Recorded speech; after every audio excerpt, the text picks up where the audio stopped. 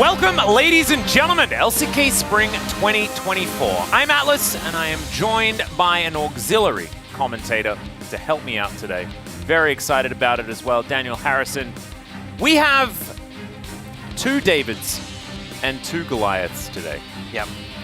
And I really hope that the David of Humble Life Esports can stand up to the Goliath that is the Bros. Yeah, you know, you're hoping. But we've seen some solid performance from Bro. They are the only team to take down Senna. Exactly. You know, and break that 17 game win streak. Yeah, unprecedented. Only Bro could pull off a feat like that. Exactly. And this is the thing. And David, he might be down at the feet, but the feet are the ones that really do control. There was something there. Let's have a look at the standings and dive into today's matches. As we can see, Humble Life Esports still in third place after their loss against Gen G yesterday. And Bro, they've moved up to the 3-10 club. Look at that, alongside FearX. And they're breaking away from Nongshim and DRX, at least for now. But today's match is going to be a very difficult one. We're drawing towards the end of the season, though. And that is when Bro really starts to find these upsets. And we'll see whether they can do it again today. Yeah, you gotta remember, last summer they took down Gen G out of the blue almost. So definitely a team that are capable of upsets. I think they kind of just, you know, Bro just play their game, and sometimes it works and sometimes it doesn't. And I feel like the odds are obviously stacked against them in this matchup, but HLE have definitely shown some issues throughout the split. They are not infallible. No, exactly right. And Morgan up against his former team once again. It's been a while since he played for Humble Life Esports, but of course it was the most successful that the team has ever been, making it to the top 8 of the World Championship. And we'll see whether he can show Doran a thing or three about how to play the top lane, because he has been looking better and better. Yep, and Renekton is back. Oh, baby. Which I think that's enough. That on its own is enough for you to kind of get behind Morgan, you know. But he has had some good performances otherwise, and yeah, we're getting some champions who can be problematic. I think it's safe to say. Smolder does some damage. 1,878 DPM, number 1 DPM in all 4 major regions. Also, I don't know if you've seen, but there was like a graphic of, I think it was from like last week, of like all the pentakills in major regions. Yep. And there was like a sprinkling of non-Smolder, and then a good 80% of it was just Smolder. Yeah, this champion's problematic when it gets to that point in the game where he's online, which is just 225 stacks. And you know, you can slow it down, you can hope to win before it, but once he gets there, it causes issues. And we've seen a lot of Smolders reach that 225 stack mark and then instantly lose the game. Envy was on that end of the stick as well in one of their more recent matches. But he has also had, you know, the 1,800 DPM game. So we'll have to see which side of the coin this is on, because of course Viper is very good at taking down Smolders. He did so with a Lethality Varus up against KT earlier in the season. And Humble Life Esports are not a team to smirk at, right? Like, they lost to Gen G, but that was a series that had a lot of limit testing in it on both sides of the rift. And I think that Humble Life Esports did hold their own until, you know, things kind of fell apart. Plus, I mean, losing to Gen G isn't exactly, you know, you can't really knock a team for that. Obviously, T1 and Gen G, even though Humble Life Esports is close to them, definitely feels like there's a gap between those two and Humble Life Esports right now. But then again, it feels like there's another gap between Humble Life Esports and the teams following. And then another gap between those teams and where Bro currently lies. But, you know, hoping they can bring out something good today. I think obviously draft is going to be a big factor in it. And I agree. You know, talking on the Smolder, I feel like a big thing that has allowed this pick to work is when you have strength in other areas of the map. If you fully commit to like scaling across the map, you're going to lose. You might not get to the stacks, or if you do, the game will be in such a dire spot that it'll just end immediately after. But, you know, if you can have points of pressure mid or top and just kind of try and create a more stable game where you get to the mid game, maybe Smolder suffers a bit, but you have advantages elsewhere, that's when you can kind of allow him to come into his zone and really start to take over. No, I actually think that these compositions that we've seen cropping up with the Karmas in the mid lane alongside the Smolder, and even with the rise of Volibear, kind of hated in the jungle, but it does help bridge that gap between the early, mid, and late games. So I'd be interested to see whether they're going to continue down that path, because I think that Bro have certainly decided that this is a way that they can win games. And Humble Life Esports is going to have to figure out a way around that. They are a team with a lot of ingenuity, and especially on the bottom side of the map, Viper and Delight are just really good at the video game. Yeah, it definitely feels like Bros, the pace they play at the game, you know, unfettered, just vibing through until the late game, definitely suits Smolder. And I think that Humble Life Esports is definitely a team who can set a faster pace and can look to shut that down early. But again, it'll just depend how things play out. We have seen like the lane bullies tone down a little bit like the Calista Varus, but it was very slight. I don't think it's really done much in terms of draft priorities, maybe just like a tiny bit more breathing room. I mean, 2 AD is a lot of AD, you know? Substantial. That's like multiple damages. It's pretty crazy. Okay, here we are into the pick and ban for game number 1. Lucian going to be the first one removed here from Brion, and I think that that might mean that they do have a small dragon in mind. Might actually be banned away, but also I have a feeling that Viper and Delight are going to have something planned, have something in the wheelhouse they can pull out against it. It's not going to be Calista though, as she's going to be banned away. Next, the Orianna taken away from Karis is an interesting one, of course. Just a reminder, everyone, that Azir is globally banned. Someone pressed E and Q at the same time, and they broke the universe. And unfortunately, the Emperor is no longer allowed to. That's honestly a big hit to Brion, because they play these Azir so frequently for Karis. Definitely something they prioritize, so a big hit for them. We see the triple sort of early pressure AD carries. I mean, Lucian tends to pick up a bit more momentum in the mid game, but regardless, like these lane bullies where you look to challenge, get an advantage, and then snowball the game, all targeted by Brion, which I think could indicate priority on this Smolder pick. Senna's already be banned. Will Humble Life Esports opt to ban the Smolder away? No, they're going to go for Sejuani. So it would not surprise me to see Envy go onto the little dragon once again. I imagine that that is probably where they're going to end up, but I would have thought that if they had have banned something else other than this Edge, then they could have got it for themselves. But instead, Polo going to head towards the Rakan. And with this amount of AD carry bans, it does kind of make sense. You know, you're not going to run into a Varus Ashe because, of course, the Varus side of that is banned. Ashe is still up and available and could be somewhat dangerous, but maybe they think they can just play around it and play back in a lane with Smolder. Of course, the last time that Envy and Polo did play, it was the Smolder and Rakan there on the bottom side of the map, and Polo does really like to have that sort of advantage. So instead, Viper just going to pick that one away, and Smolder Nautilus kind of feels all right here. Yeah, Smolder Nautilus, even Smolder Maokai. Yeah, I like that a lot. Into the Rakan. You could just leave support for now, though. You could pick up jungle, you could pick up mid, you know, Talia open. Just pick up Maokai and then flex it if you feel like it. Yeah, I mean, you have that option too. Looking towards the Rel, though, which is a flex. Can obviously go jungle or support, so keeping the options open. We have seen the Rakan early pickup punish before, but it looks like this is kind of more so the, okay, you have a Rakan, we're not going to feel that much threat in lane, we'll go Smolder rather than the concerns about early lane pressure. But Brianna fully committing to a dive focus with the Kai'Sa coming in, with a Lee Sin as well. I think maybe Envy is a subscriber to LS's YouTube channel. Potentially. We'll see from the build. Yeah, we'll have to. That'll be the telling point, depending what the itemization is. Or you'll just go AD and then... Yeah, it'll just be Kraken Slayer. Yeah. One of those things. Yeah, bans coming out here. Targeting the Karma in the mid lane. Honestly, I wouldn't mind a Renekton ban being thrown out here. I think for Brion, Talia is definitely something. Talia Vi being really popular combo, and Ahri as well. I think both those two pair really well with the Vi. I think that you are onto something with the Ahri. I think Ahri Vi is going to be coming back in a big way. We saw her picked up by Chovy yesterday. We also saw her banned away a lot in subsequent games. So I think that she is something that's going to be looked at. Maybe Talia and Ahri going to be the bans here on the bro side of things, and just trying to get rid of some of the champions that Karis has been playing recently. And honestly, that list is not very long, guys. So they don't need to worry about a second one. Orianna Karma, you get rid of those, and where does Karis go at that point is something that we're going to have to learn.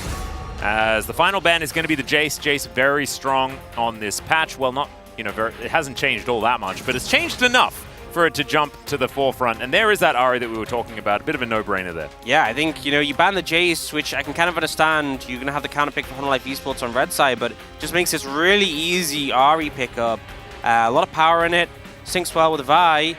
And interestingly enough, you know, we haven't seen Lissandra for a while, but she was the Ahri counter. Exactly, and this was one of Karis. This is, in fact, in my opinion, Karis' best champion that he's ever played.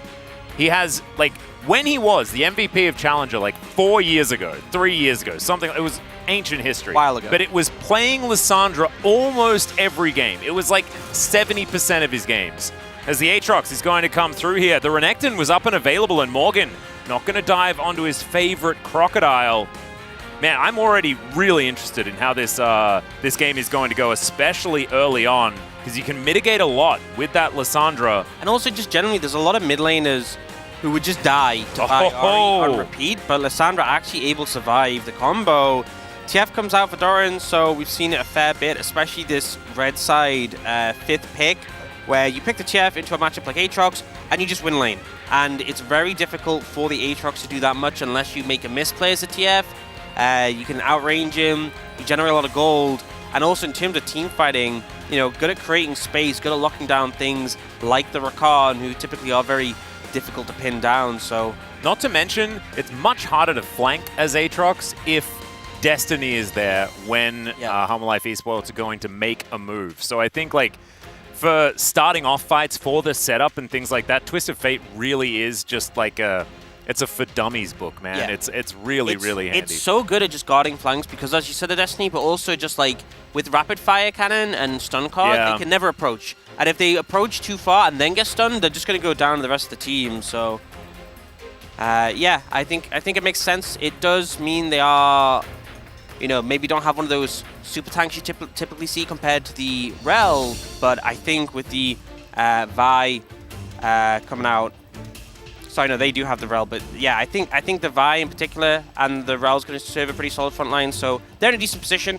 and I think, really, I give Humble Life Esports the edge on this one. I would say so too. I mean, nameplates are on and everything like that. That does play a factor. Let's dive into game number 1.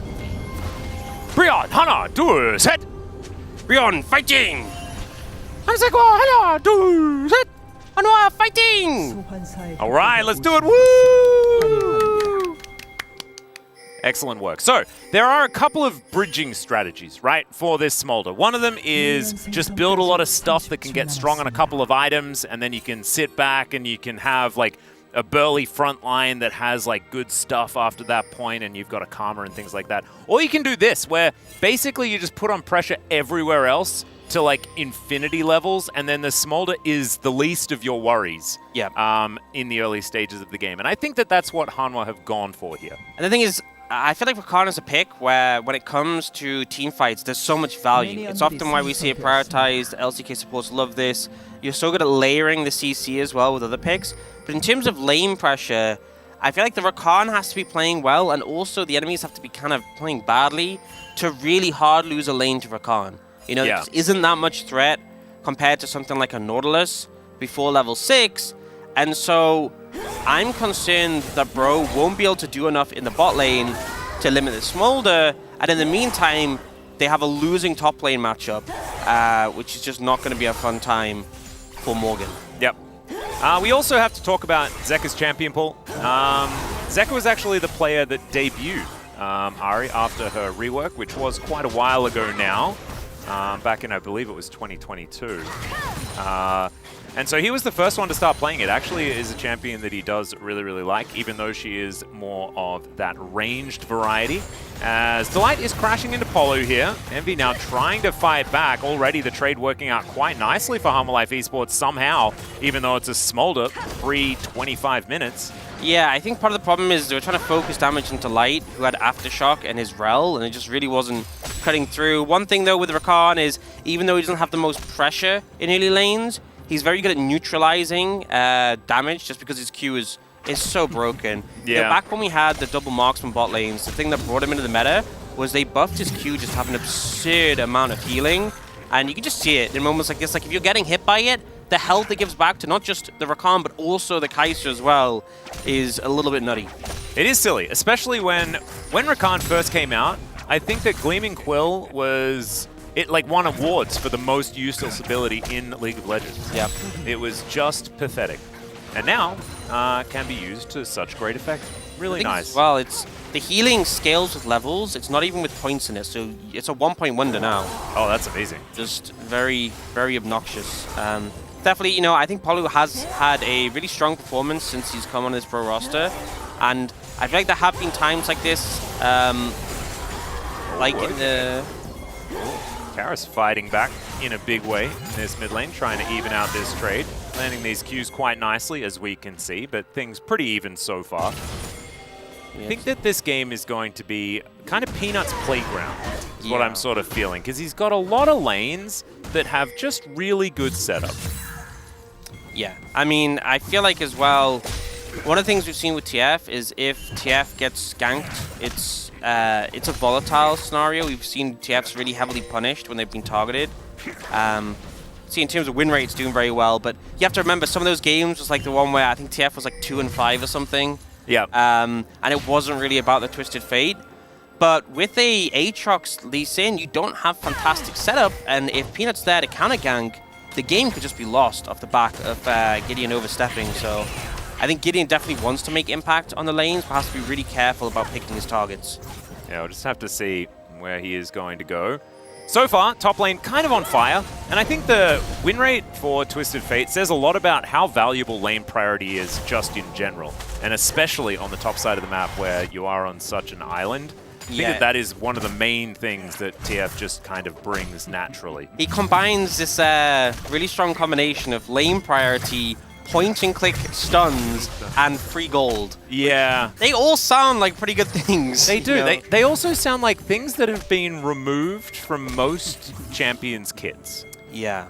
You know, I know it's the theme of Twisted Fate, but it definitely feels like he's just kind of cheating a little bit. Yeah. 12 to 8. This win rate actually used to be higher. I think that Ari, because she was in such a sort of crazy position, as I'm going to hold my thought for a moment. Karis not actually going to head towards the claw, as Zeka down to 100 or 150. And he's going to be able to wander his way out just fine. No flash required for now, but doesn't have teleport, and so will lose out on a few minions, I could imagine. Yeah, and I mean, the big thing is, even though no sums are burned, Zeka recalling without teleport available means that this is a moment where Bro have pressure. So Gideon using this to try and get the Krugs here. You know, Karis just hit level 6. They could look to contest more of these grubs. They could, but I think that this is where the Twisted Fate problem comes in. Yeah. Who's just up there with an R button, and they don't really have much of a way of mitigating that, considering the fact that Morgan was in base, has now just teleported back. Yeah, I think that's part of the issue. You know, the gank definitely provided some pressure. You know, he gets one, and the thing with the Void Grubs is you always want to get at least one if you can have. Yep. You know, the bonus XP from your jungle item only applies to the first one each jungler kills from the trio, so Gideon kind of keeps the momentum up, even though he doesn't get as much grubs. And getting that level 6 will be a big factor for this Lee Sin. You can see he's a little bit behind. Actually just took a camp and overtook, but both him and Peanut quite close. Yep. Sort of trading at the moment. Both of these junglers, of course, just wanting to try and get to level 6 as fast as possible. As Viper is doing his best to sneeze all over this bottom lane as much as he can.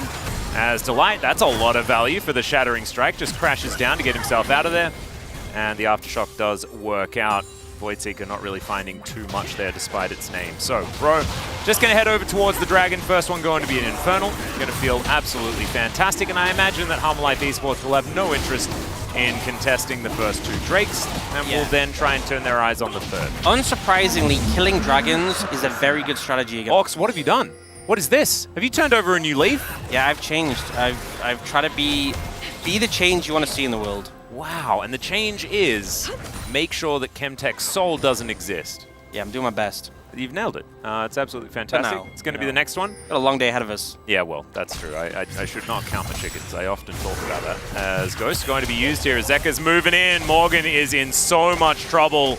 Doran just throwing card after card. There's the gold card. There's the charm. And it's just that easy, guys. More crashing going on here as You can see some Achus being thrown over towards Envy. Peanut dashing forward. Killer Instinct going to be used, but it was red. Cease and desist comes down. Kick onto Peanut underneath the turret, but he has the flash to get himself out. Grand exit there for Polu, but they're not able to save there. Kaiser, who uses both summoner spells and still goes down. Such a win for Hunter Life Esports. They make a play on the top side, and it's a risky move to make plays on both sides of the map, but they end up pulling it off without a hitch. The power of the Twisted Fate Ahri. You know, it's possible to escape the Ahri realistically with 3 ult charges, and once the stun card comes down, you're getting charmed, guaranteed. We'll see the replay of that one here. Just unfortunate the lane position for Morgan with the pushing towards Doran. There's just no way he kind of avoids this, so ends up backfiring pretty heavily. And the thing is, Karis doesn't really make use of this time at all, just kind of pushes in the mid wave. Yeah, this is the problem, because you're not supposed to be able to win both top and bot lane skirmishes at the same time. You gotta pick one, but apparently Hunter Life don't. They get both. And I like the patience as well with the ult. Basically waiting for Envy to use all the mobility before pinning him down. Peanut does get kicked on the tower, but is fine. And they don't try and chase the kill on Polu on the tower because he still has flash. So, you know, not wanting to overstep there. But already we've seen like almost a 2,000 goal lead open up. And with TF, there's always a caveat.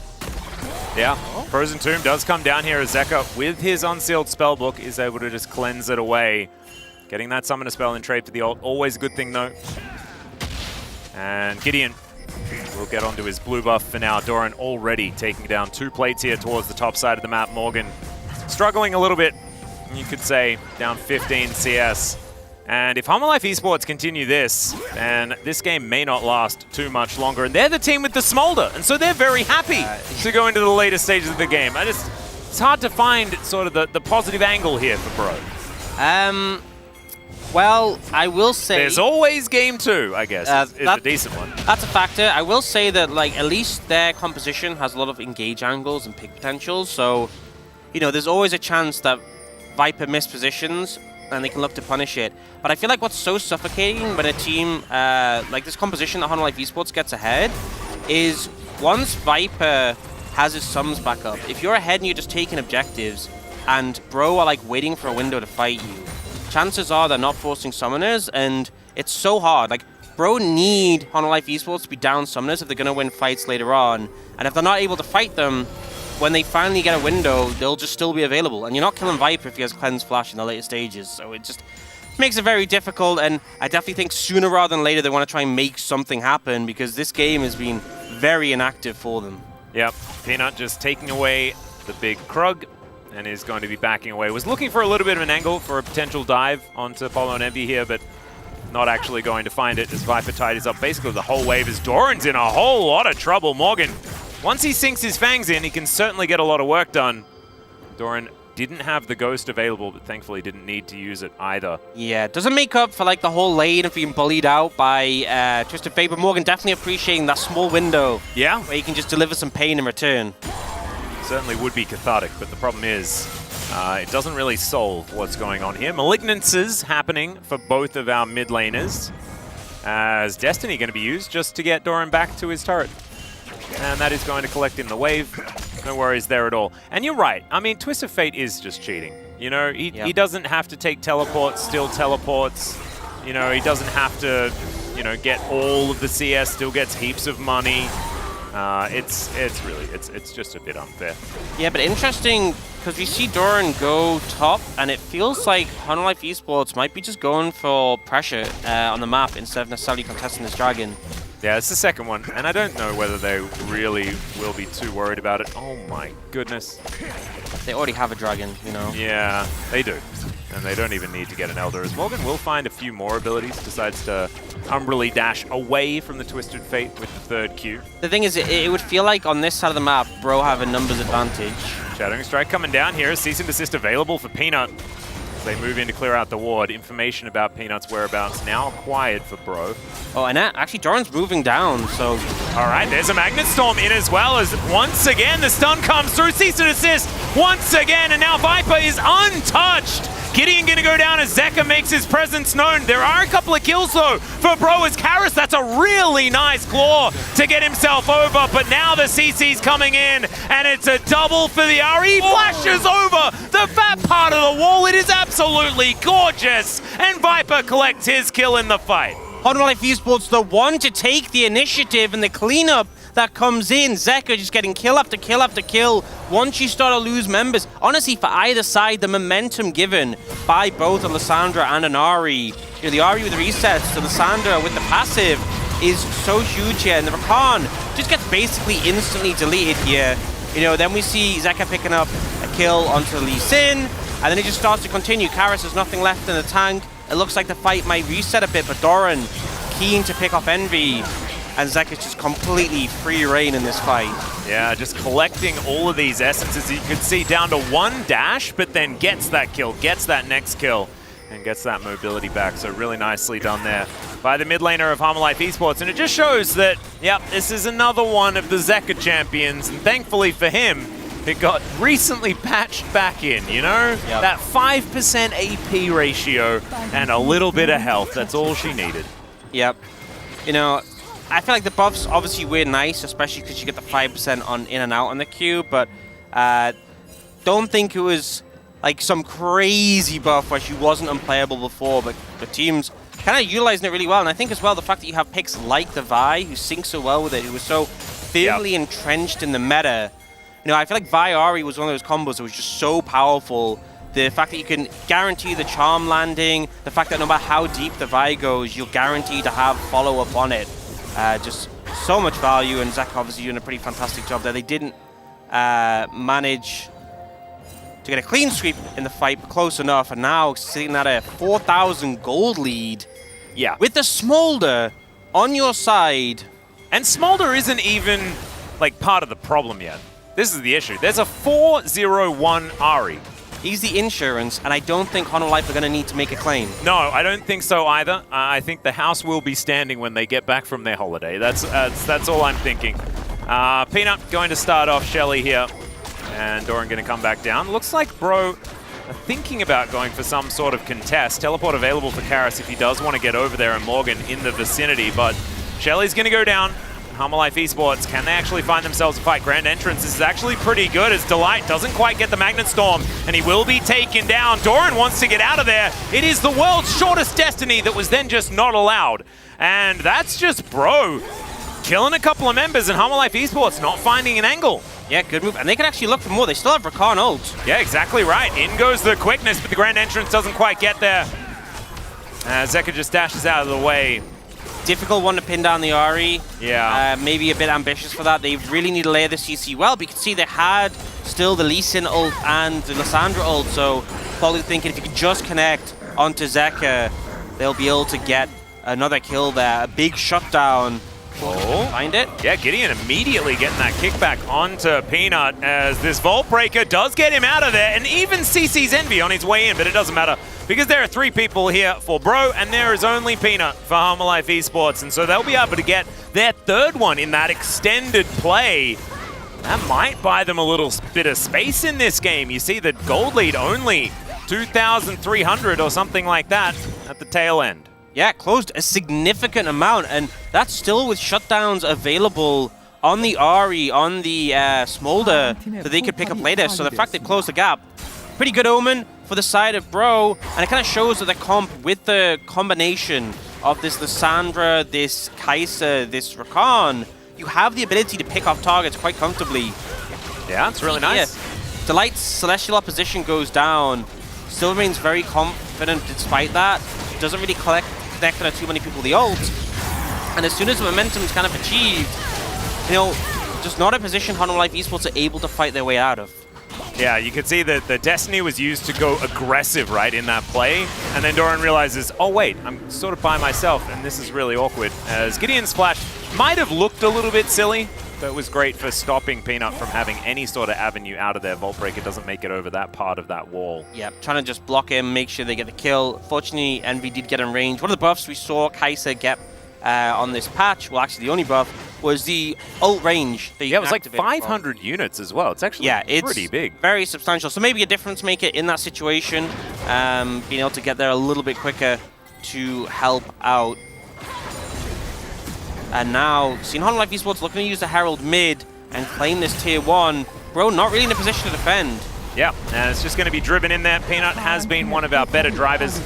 And will now go for a secondary ride and look to head towards this bottom side. Let's see how she goes. Oh, Shelly just weaving through the trees and the rocks. Look at this, just beautiful. Man, and will get that secondary charge. But now there are a lot of bad guys in the area, and so the theory was good, but maybe it doesn't quite work out. There's a kick onto Peanut, though, into safety after the flash. And so Gideon not going to be able to help grab the kill, but they'll always take the flash. Yep. Yeah, maybe not in trade for this full turret, though. You probably take a flash for that. And now, I mean, the turret's going to go down. Delight's looking for more. Yeah, there's the flash shattering strike. The Frozen Tomb used onto himself, but what can he do afterwards? He flashes away. We'll see whether that's going to work, as Delight will just get crashed into. Cease and desist from Peanut as he goes so far. But look at Envy trying to get into that backline. Immediate cleanse is great, but Viper is just flapping around, and he will be able to take down the Kai'Sa. That reminded me of another AD carry that has flown into team fights in the past. Envy biting off more than he can chew there. Yeah, a little bit too much, I feel like, in that situation. I can see the theory behind it. You know, you have the Sandra passive was about hitting the rest of Hololive Esports. Morgan got like a big sweet spot connection. You're hoping you can go in. But the way the play played out was you just end up going in 1v4, you know? Yeah. Harris ends up on the back foot here. The slow for the red card allowing Delight to follow up with the flash. So first off, you're having a self-ult in this situation. Polo gets stunned here, nearly just taken out completely. So much has been committed already. And even though you see Morgan land the big sweet spot, he's now gone. Harris and Polo are miles away. Gideon is trying to close the distance. It was just a 1v4. Yeah. Just really, I can understand why, and I agree with you, but just didn't work out for him at all in the end. And now 4-0-3 for Zeka. That's the sort of play where it's like, if it worked, it would have been sick. Yeah. But it didn't. It really didn't. As Destiny going to be used here as Morgan. I don't think this is a fair fight for our Lord. He's really having a rough time. Destiny's actually going to be used towards the top side. A little bit of a weird moment there, as I believe maybe Doran was no, he wasn't. So he just decided to press the button to make sure that they had all the information that they could. And Gideon and Karis are going to get to work here towards the top side of the map, utilizing the couple of buffs that they picked up earlier on to knock down this outer turret. That is going to be in trade for an inner, though. And I don't need to be that good at on-cast math to understand that inner for outer, not good of trade. Yeah, a lot more money going over to Hololive Esports, and they already have such a substantial lead right now. It's going to be 5,500, and this Ahri for Zeka so fed at this point. And, you know, I feel like it kind of gets, especially with the fact that your Ahri is the one getting resets in these fights, carrying the momentum forward. If you're this fed already, closing in on Rabadons, you're just going to do absurd damage. Every reset's going to feel even worse, and it's going to be easier to get. And we can see here, once again, there is so little counterplay. Yeah, combo. You're never escaping when you're this far away from the tower. And that Orbit Deception, now that Zeka has so many points into it, really doing a bunch of work here. There at the end. True damage, really kind of helping out there, as Morgan, of course, doesn't have a Hex Drinker this time around. It's ADTF that he was up against, and even that wouldn't have helped for the return of that orb. So Homolife now with a whole host of control. You can see they're focusing on the Baron side of the map. It's been up and available for about a minute and a half for now. But they're probably just looking to make sure that Bro can't do it and maybe go for something else here. And to check back in on the Dragons, as I believe we barely even spoke about the fact that Homolife Esports managed to get the second one and the third. And we only need 3 more stacks, and Viper is, you know, towards being the little elder that he can be. And Bro know exactly what that is about. Of course, Viper had the fastest of the 225, and now he's going to grab it even faster. There's a Magnustorm onto Gideon. He's just exploding, will burn down, and will get executed as now Zeka down to 50%, but Envy's looking for him. Not going to find it. Polo has no damage. He has no options, and this might just be a clean ace here for Homolife, but it's not. because Morgan's going to be able to take down the support. Still won't stop Armor Life Esports from grabbing a triple for their Dragon. 6-0-6 now for Viper, and they'll take a Baron. Yep, you know, now with Viper being online, feels like the comp's even stronger when they already had such a big lead. Gideon, I think he was trying to go in, maybe look for a Warthog. Not sure what the angle was, but he gets locked down immediately, basically just delete off the map, and then here, the Vi-Ari combo, you know, with the Chefdo on the card as well. Envy is just gone, the resets come in for Zeka to finish off, and in the meantime, you know, they nearly killed Delight, they finally get him, but Viper's full HP, he's not even just full HP, he has the overheal shield as well. Yeah, no one was looking at him, because they couldn't worry about him, because there were these Bash Bros in Twisted Fate, Vi, and Ari just chasing down anyone that was trying to do any damage and chain CCing them and then having infinite mobility, and it just seems a little bit unfair. I'm pretty sure, like I think I just saw Viper buy a rapid fire and he had no components beforehand. No, I think he may have just acquired a bunch of money. Yeah. And he also, it was a 21.5 minute 225 stacks. Yeah, pretty good. And on top of that, you have this Ari who now has a Rabadon's. This is a difficult one. I think Bro's angle needs to be find someone, a singular person with no one else near, and kill them very quickly and repeat that until the enemy team isn't 10,000 gold ahead. Which, you know, is easier said than done because Honor Life Esports are grouping up with the Baron. Yeah. And even then, it's going to be like if a bunch of people group up and try to kill Zeka, I think he takes one with him. I think that's probably how it's going to go. I don't know if it'd only be one. Yeah. That was more of an at least scenario that we're talking about here.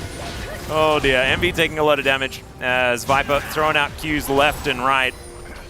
And Elise Karras is there with a decent amount of wave clear, but with the Baron buff, really does make killing these very, very tough. And this Siege Minion is just going to survive because there's just not a lot of AoE damage just in general. They're just losing bot tower and mid tower is very low. Oh, TP flank coming in. All right. I think it's a double.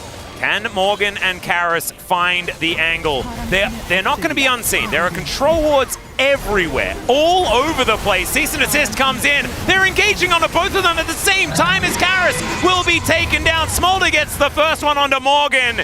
It was a cute idea, but Honor Life Esports just read it like a book. They had vision all over the place. Yep, so good at defending against these flanks. They have the TF, could obviously pop the Destiny as well, but... All right, there's a Magnus Storm to bring Delight in there. He will be kicked into the fountain as he's been a sacrificial horse lady this entire time. It doesn't matter though because Bro are now relegated to this one as, okay, they do manage to take down the TF. But Zeka and Viper are still alive. They should be able to take down this last remaining Nexus turret. And a 25-minute victory for a Smolder composition is not what I had on my bingo card today. As they just explode. 9-0-6 in the end, 6-0-10 for Zeka. And I mean, I think the POG is pretty obvious, but this Smolder performance as well from Viper was absolutely amazing. It was pretty ridiculous, and honestly, I feel like the fact that they won so hard with a champion that also scales so excessively is just insurmountable. And, you know, I think Bro made the right call trying to go for that flank, even though it backfired massively. The game was pretty much over. Yeah. You have to go for a Hail Mary. It's a Hail Mary, yeah. But the thing is, Honor Life Esports did a great job of putting control wards behind them to cover any flank attempts. They had the TF, who's great at tracking down those flankers and also locking them in place. It felt like there was no real outs in that situation. And I gotta ask for Bro, was the Rakan first pick worth it? Because it felt like he really didn't get to have that much impact, especially against the TF. Yeah. You know, you try and go in, stun card gets thrown out. Most of the times, Polo just got one shot in team fights. Yeah, it just didn't quite work out. And when you're up against Delight, right, maybe you think that you have to pick it away. Perhaps with all of the 80 carry bans, they felt like Xayah Rakan was going to be something that they could worry about. Of course, something that Viper and Delight have played together many, many times. Then their answer is, oh, we'll pick away the Rakan. They're going to still go for the Xayah, and then we can Smolder them. But of course, Viper can play Smolder as well. So the whole idea, if that was the theory, has holes in it. Let's just say that. And this game just went out of Bro's control extraordinarily quickly. Yeah. Plus, I'm going to be honest, I think Jace would have been less of a problem than the TF was. and you could have banned Ari. Yeah, I think the Ari was the biggest issue in this game. Vi Ari too strong, and Zeker and Peanut just showing us how. We are going to go to a short break. When we get back, the space will break down that game, and we'll have game number 2. See you there.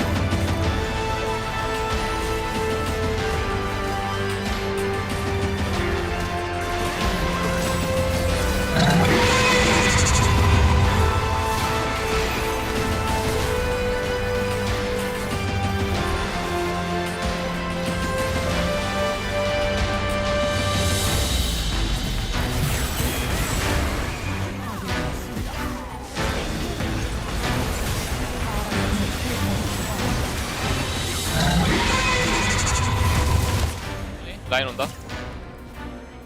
아래 타워부터 깰게. 볼카 이거 한번 써볼게. 볼카 3초. 현준이 형 타워. 볼카만 들고 있어도 돼. 낙한? 이신 높을 로고. 타워? 살짝 끝내자. 뭐 할 거 하고 타워 칠 사람 치자. 나한테만 다 푸시. 걔공 아직 있을 거야, 가이사. 웨이브. 끝낼 생각해. 아예 끝내주는 게 좋긴 해. 끝내자. 타워입니다. 안 끝나나? 이거 안 끝날 수도. 아 이거 뭐. 아 쳐봐. 타워 좀 쳐봐. 서영. 타워 치자. 무조건 끝. 나이스. 다음 게임 잘하자.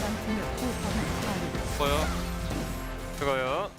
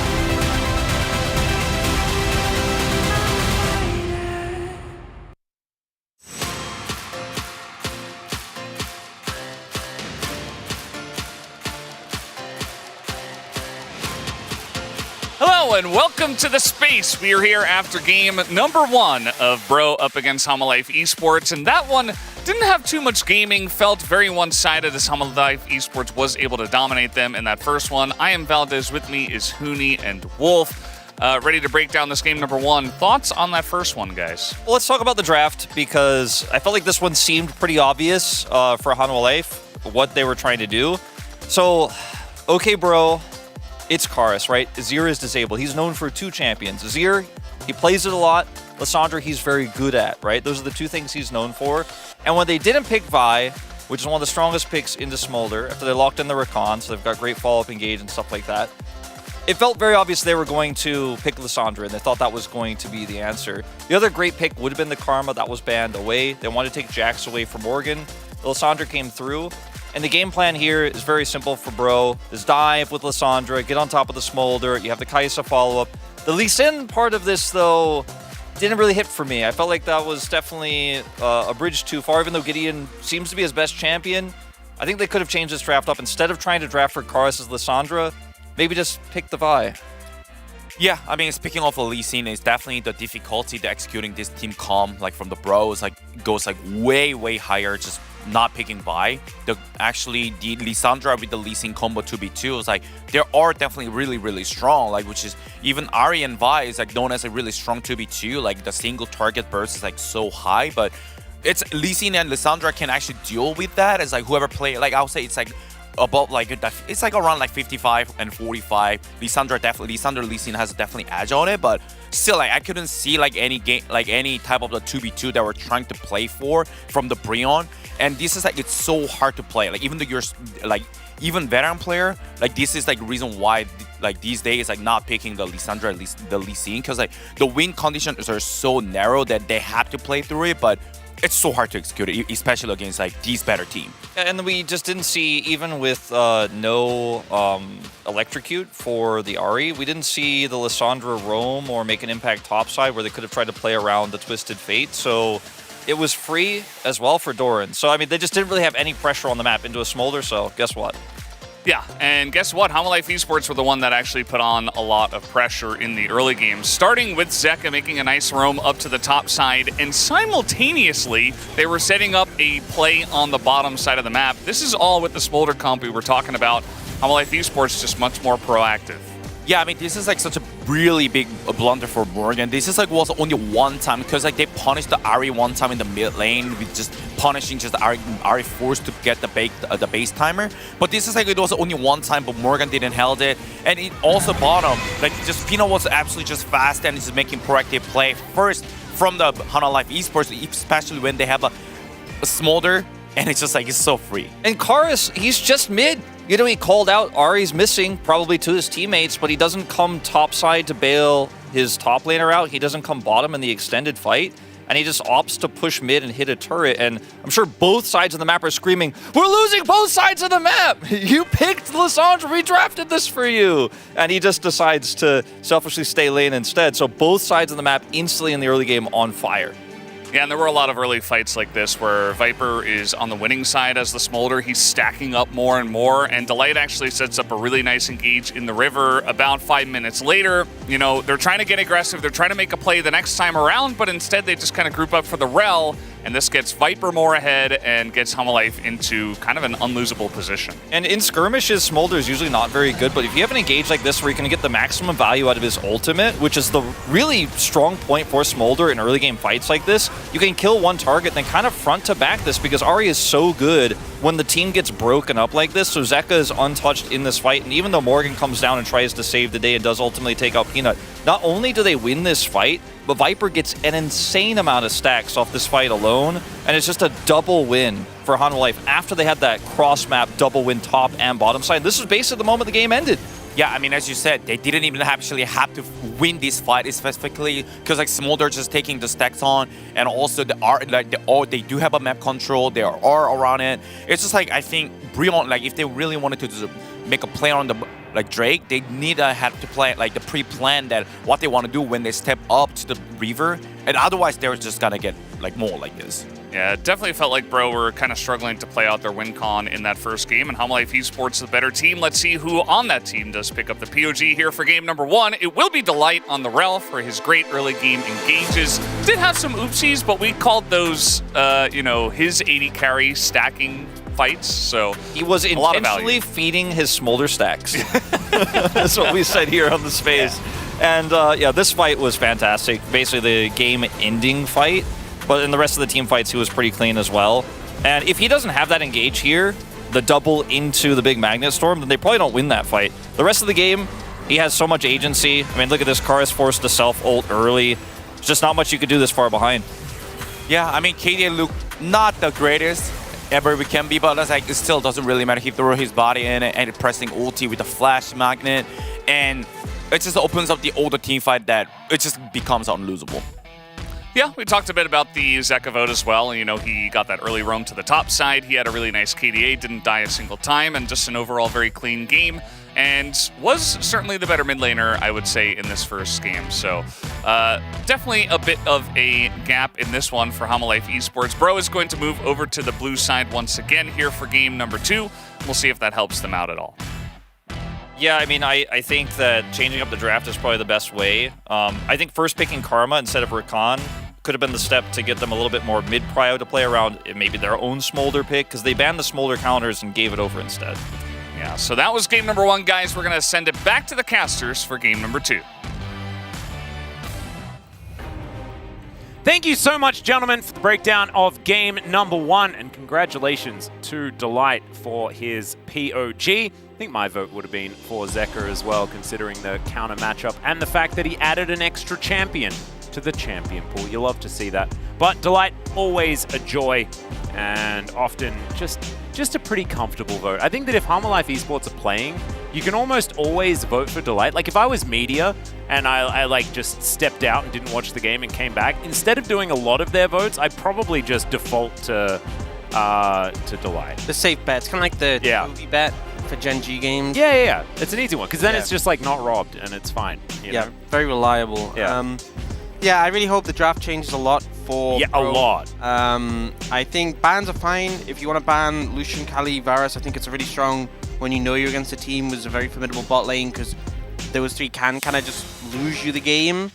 But the Rakan Facebook I really didn't agree with, and it kind of all went downhill from there. So if you are going to ban these, kind of as Wolf said, like you're banning counters to Smolder to then not pick Smolder and go over to the other side. Just a dangerous move. And the thing is, we could have a situation where Brion picks Smolder here, lose anyway, and we don't see it pop off. Ooh, I like the vibe. I like the vibe. But at least it would mean that they'd have a chance to come back in the game. Because I think the problem with the last game was they lost early and they weren't outscaling ever in any iteration. Doesn't mean that the Varus is open and available. And we've seen Viper play Varus into Smolder and somehow outvalue a 600 stack Smolder. Which is mind-boggling. So, okay, Brianna gonna go for the Varus here. Does this mean that HLE Esports are actually going to be scared of the Varus Ashe that could theoretically come out at this point in time? I'm interested to see whether they're actually okay with going for another Smolder pick and just hoping that they're not just, left in the dust when it comes to that laning phase. Instead, it will be the Maokai locked in for Peanut. Or maybe the Maokai locked in for Delight, as he's going to be hovering the Lee Sin for a moment. Yeah, I don't think you need to commit to a jungle pick here, because you want to kind of keep the Maokai open as a flex, so you have options. If Brion were to pick up Rakan here, Maokai is a really good matchup into it. If they were to go Ashe, you could pick up a Nautilus instead, which poses a lot more threat to those double marksman lanes. And it looks like Brion are going to take the Nautilus themselves, which I think, it's obviously, especially with Vi off the cards, really good answer into a mobile pick like Zeri, but I think HLE are pretty fine with that. Yeah, the Maokai can do okay in that matchup. I also really love that they pick up the Zeri instead, because I feel like that baits the Nautilus pick a lot as well, because Depth Charge gets all of that value into the Zeri that is so incredibly mobile, but it means that you can get through the laning phase theoretically a bit easier given the fact that it is going to be the range melee instead of the double range that you can find yourself up against if it is that Ashe in the lane. So really cool stuff. Lee Sin going to be picked up once again for Gideon. Let's hope for a better performance this time around, as Alistair going to be locked in. That confirms that Peanut will be playing the Maokai. Yep. Bit of funny business there with the Lee Sin hover, but not going to be happening. I think it's pretty easy to remember last summer when Delight was just having monstrous performances on Alistair, so definitely a comfort for him. And we've seen it picked a lot into this Nautilus in matchups. One thing I'm a bit concerned about is that Brion didn't opt to take mid until the second rotation. And once again, we're going to see targeted bans in that area.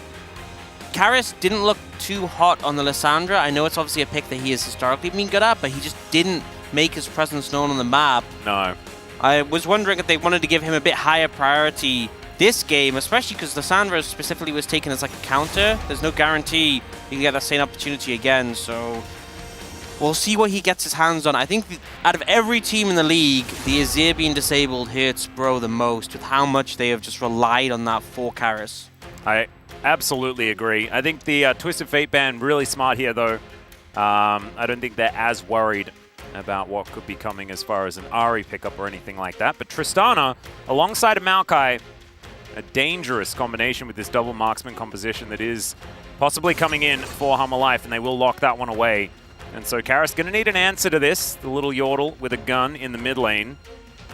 And Talia is a pretty comfy one, although we do see Tristana picked into it quite a lot. And there is the Aatrox once again for Morgan. So not necessarily making us go, oh, it makes sense now. But strong picks just in general, and this time they've banned away the Twisted Fate. Yeah, I would say it's better than the previous draft, but that doesn't say a ton. It was just really the previous draft was pretty rough, but they have pressure in the bot lane. Not sure what the top lane matchup's going to be, but they've eliminated 2 heavy lane bullies that could cause problems. Oh, okay, this does give them a fair bit of magic damage now. Yeah, so I think as the game gets later, I think Hollow Life Esports is going to look very comfortable if they don't fall behind. But I think Brion have a very strong mid-game spike, a lot of power between like the Talia, Lee Sin, the Varus, presumably going lethality. So a lot of power for Brion, but they need to set a pace to this game, and it's not a characteristic we typically associate with them. Yeah. It's kind of pushing the pace forwards. And it's also something that Bro have been doing for years. They pick early game compositions and play them like late game scaling drafts. That's what they do. And it has been endlessly frustrating for this entire time, but they've never changed, and they probably never will. And we'll see whether this is going to be the one day where maybe it does, or whether Hummer Life Esports are going to comfortably move towards a victory, as Morgan there just picking oranges. You love to see it. I wonder whether that's Jeju, because I know that they've got absolutely amazing oranges down there. They're not actually oranges, but they look like them. And this is the global broadcast, so I'm going to abbreviate just a little bit. As Brion, better draft is what we're thinking here for this game, especially with a fair bit more power towards the bottom side. No dragons to worry about as well, outside of the ones in the dragon pit. And Viper is on a Zeri, so it's the electric lady that they're going to have to be concerned about here. But also maybe a lady with scissors and the Yordle with a gun. We'll see how it goes. Okay, Brion, 하나, 둘, 셋. Brion fighting. 어느 색과 하나, 둘, 셋. Hanwha fighting! All right. Woo! Nice work. And here we are, onto the Rift. Already, Bro grouping up. Looking for Viper potentially, but he is going to drift away into the fog of war and is not going to be spotted. But I believe they did get information, and Delight, of course, now knows. They do keep themselves away, though, so they know what's going on, and Bro are now in a slightly awkward position. Never mind. They'll be okay.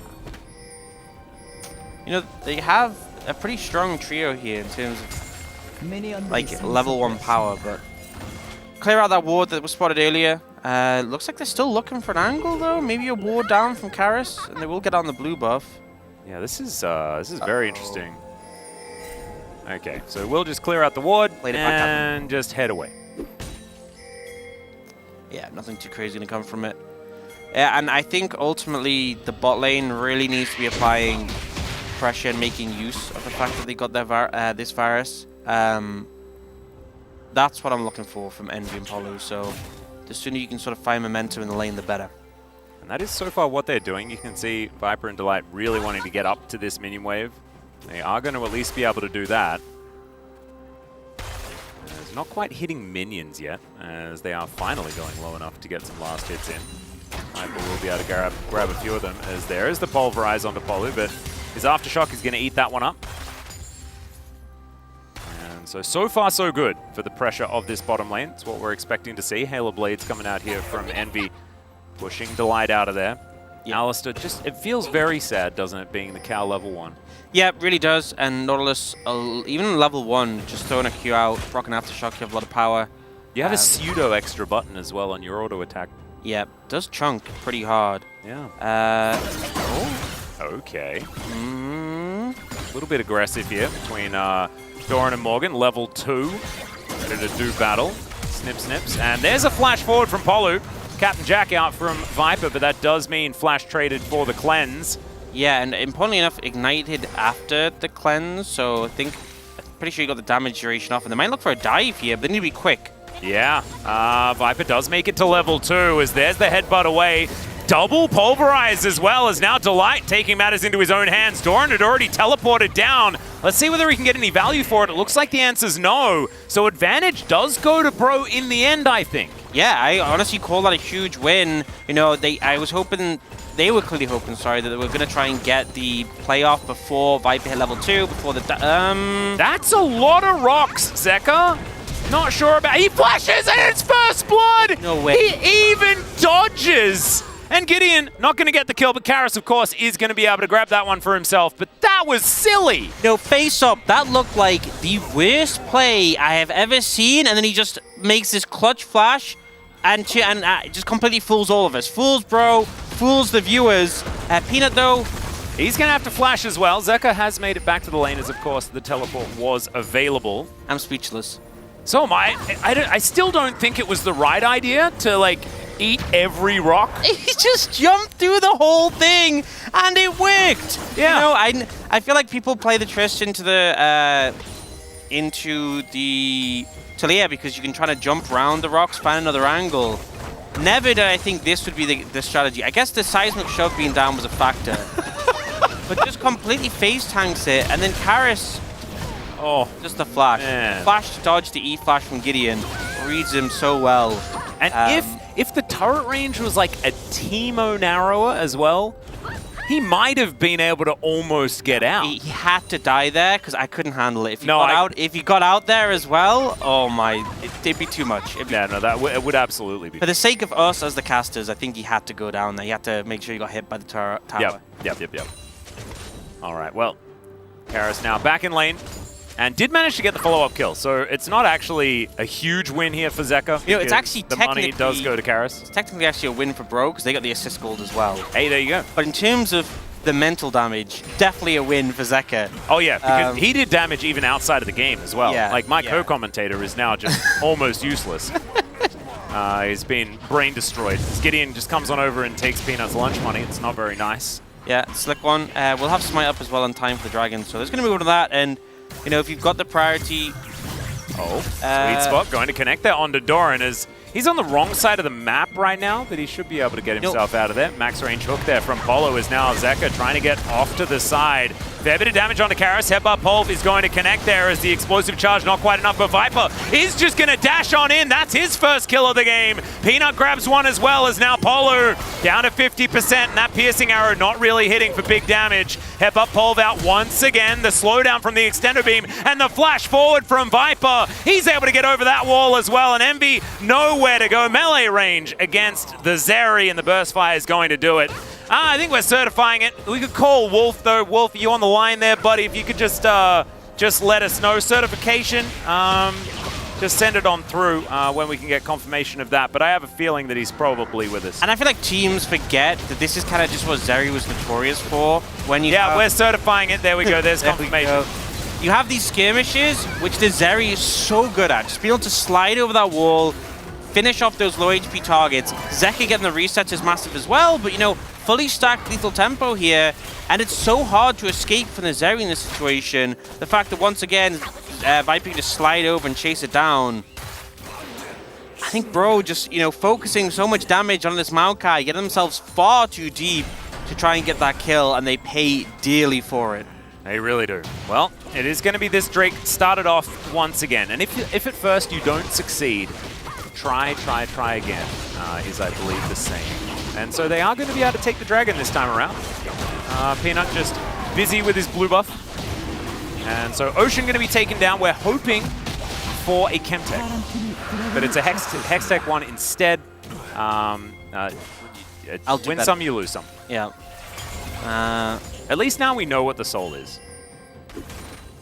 Don't even say it. It's just no way it could be anything else, right? Yeah, I remember that time. It was like I think it was last week, and it was a 5 out of 6 or something like that. It was like the chance of it being a Chemtech was like so slim, and then it just was. Yeah, that's just how it goes. This heal is going to have to be used here. Viper just pushing in a lot of damage. Speaking of which, Doran throwing out some needlework here as Morgan has tried to end the world, but it's not really going to be doing too much. As Hook going to land max range. There is a cleanse out from Viper. High value on that one. As Delight finds himself in the brush, unable to really move. Gideon comes on over. And Chains of Corruption did at least get something done, but they had no vision in that brush, so they couldn't really do anything to Delight to follow up. Got the cleanse from Viper, but ideally Gideon would be there, but also Gideon not even level 6 yet at this point. I feel like just in the midst of all this fighting has kind of gotten a little bit distracted. Oh, there's Nature's Grasp as Polo nowhere to go. Titan's Wrath Shield is going to be coming out there as Envy. I don't know about that one. He gets slowed down, and look at the pile up. Twisted Advance, Headbutt Pove. He takes the kitchen sink, and he cannot hold on to it. And Envy is in the death chamber once again. Yeah, I feel like that is the textbook jungle Maokai play, is you just walk bot, you ult, and it covers like the whole lane, and it's just so hard to play against. Polo obviously got a position there, but then, they make the quick decision. Why would we kill the Nautilus when we can just kill the Varus? Yeah. And it really paid off. They did. They definitely killed the Varus. And so now I think Envy is going to lose that advantage as there's Flash Twisted Advance. Seismic Shove going to push Peanut away. As Karis, a few more autos and he will be dead. And Polo tries to pick him up, but Zeka does have the flash. He gets the reset and he gets back over the wall and back to farming once again. Yeah, I mean, it was a good attempt from Polo to turn it around, but just too little too late. And the reset's coming for Zeka, able to get out. And yeah, Hanwha Esports really starting to take control in this game. And again, this is a composition where they have a Gwen in the top lane. They have this double AD carry combo and a solid front line. They're winning now. It does not bode well for Bro's chances in this game. And do you know what I'm thinking about? Like, as far as boding is concerned, Zeka is playing far too well for this early in the year. Yeah. Like making these sick outplays and cool stuff like that's more of a November style of Zeka. I feel like we saw issues with Zeka when, he was playing things like the Corki. There was definitely some other picks that, like his Azir and Orianna weren't super convincing. I feel like they've just adhered to it where they're like, okay, we're just going to stick him on his happy pool of champions. Yep. And it's working great.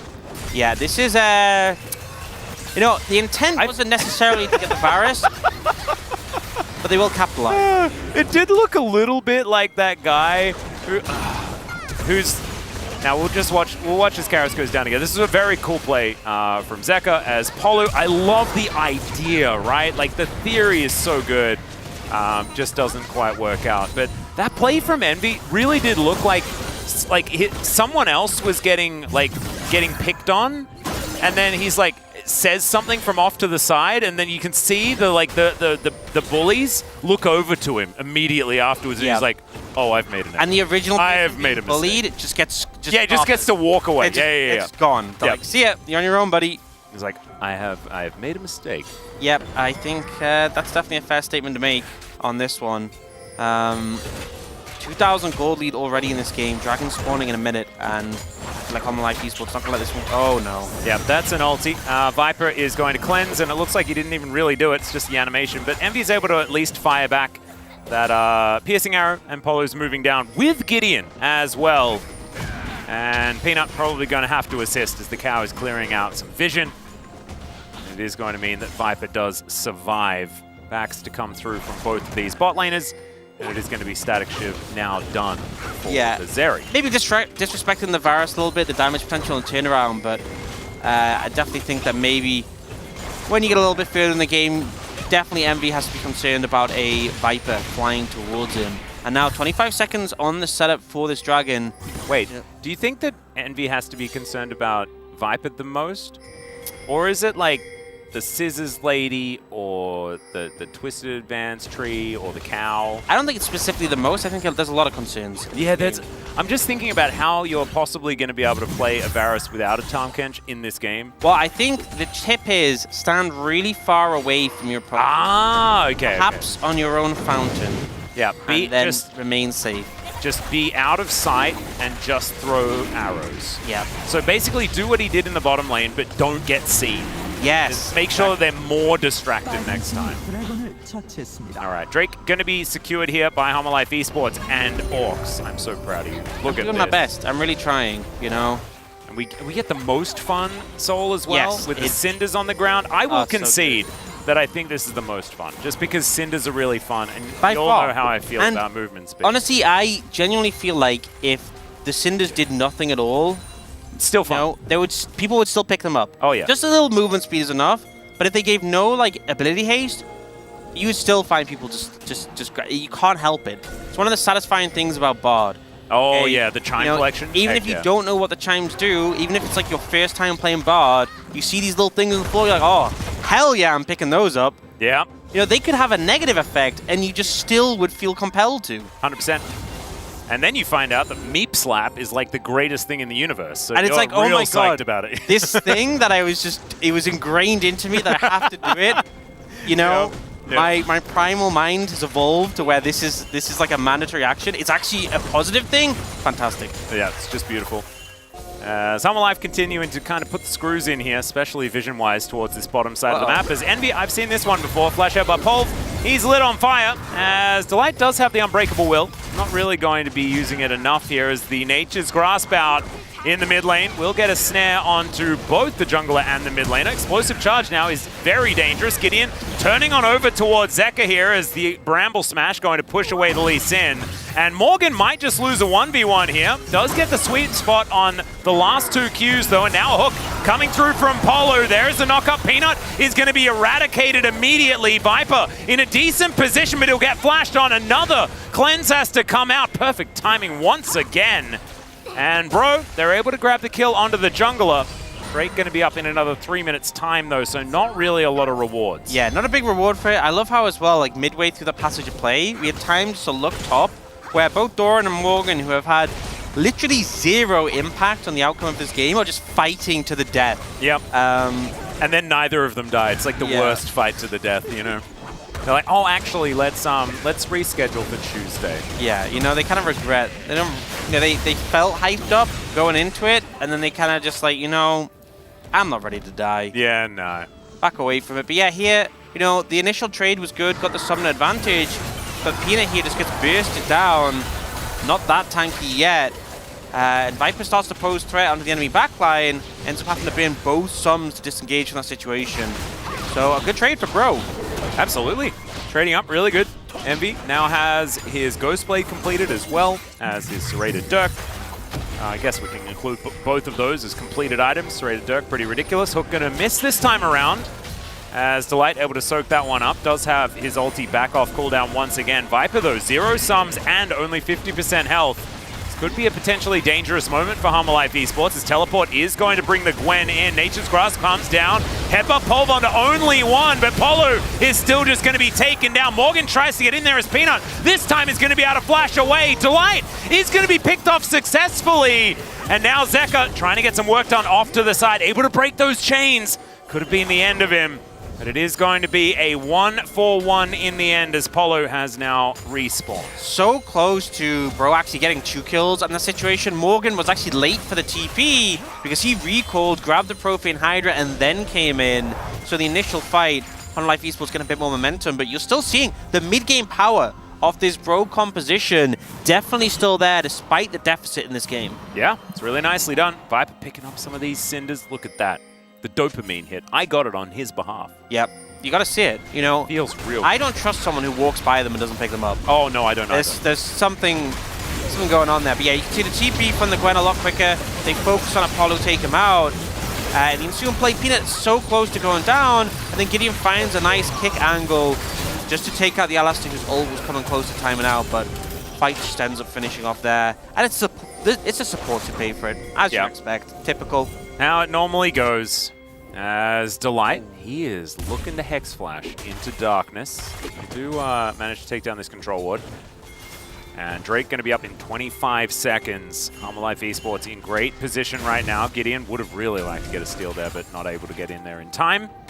And Viper and Envy just on clean up the mid lane duty. Yeah. And Doran, oh, we didn't get to see him pick up the Cinders. He definitely did though, guys, don't worry. Yep. I'm going to assume. Oh, Seismic Shove going to connect as that's an immediate ulti from Delight. Absorbs a lot of damage. That Extendo Beam does so much work. He can't quite get back in there though, as there's the Nature's Grasp. Viper has to get out of there, and Gideon closes the gap. Really beautifully done. Another Seismic Shove from Karis, who's playing really well, but Envy just can't do anything. There are blast cones everywhere. This is Valdez's worst nightmare. Doran could take another one. He doesn't have to. And they have a backup 80 carry. So yes, you've managed to take down Viper, but Zeka is now there. And he even gets bored of trying to kill the remaining two players because there's a dragon to be taken down. Honestly, that fight looked so good in the offset for Bro. Really nice engage found. It kicks off well, but they had no answers to the solo laners coming down the flank. Doran in particular has just ascended to this point where he is a major issue. Level 13 has the Riftmaker in pocket, and they just had no way to conceivably deal with him. And now he's 2-0-2. It's only going to get worse news from this point on as Peanut, woohoo, careens towards this outer turret in the mid lane. He's going to try again? Yeah, where is he going? Yeah, he's practiced. He's on the same path. He's like, oh, top of the morning, he's gone into practice tool, and he's done this maneuver several times. Oh, he knows some maneuvers. And now he's just ready to bring it out every game. Gorgeous. That was clean drifting. Yeah. Really beautiful stuff. Okay, Delight. He's going to soak a Q, but he's not too worried about it. Zeka will collect this red buff. You know, I'm not gonna lie. Able to split. If I was leaving work, and you know, I was offered a ride from a player, I would trust Peanut the most. Oh, 100%. Especially after this. You know, if in some weird situation that arose, I know he's got my back. Well, he has also got a lot of brambles. They're going to head towards Morgan, who does have to flash to get himself out of the way. Shout out to Peanut as well, because he picked Totemic Maokai. And no one really plays that skin. And I think it looks great, especially after the rework to Maokai as well. I really did. Honestly, that's the upgraded that skin. It's when they rework a champion and a skin that, you know, maybe was showing its age a little bit, just ends up being like... Yeah, especially when they were like, they used to be just recolors and it was super boring. And now they look like even more cool. Yeah, I agree. Yeah, great vibe. So we see the fight starting off here. Even though it's hard to burst a Alistair, they end up being able to take him out. But I think maybe the ult from the Varus was an overcommit. Envy ends up on the backline share, but look at Doran just beelining in. The ult connecting on both the backliners, and then the final charge just one-shotting the Varus.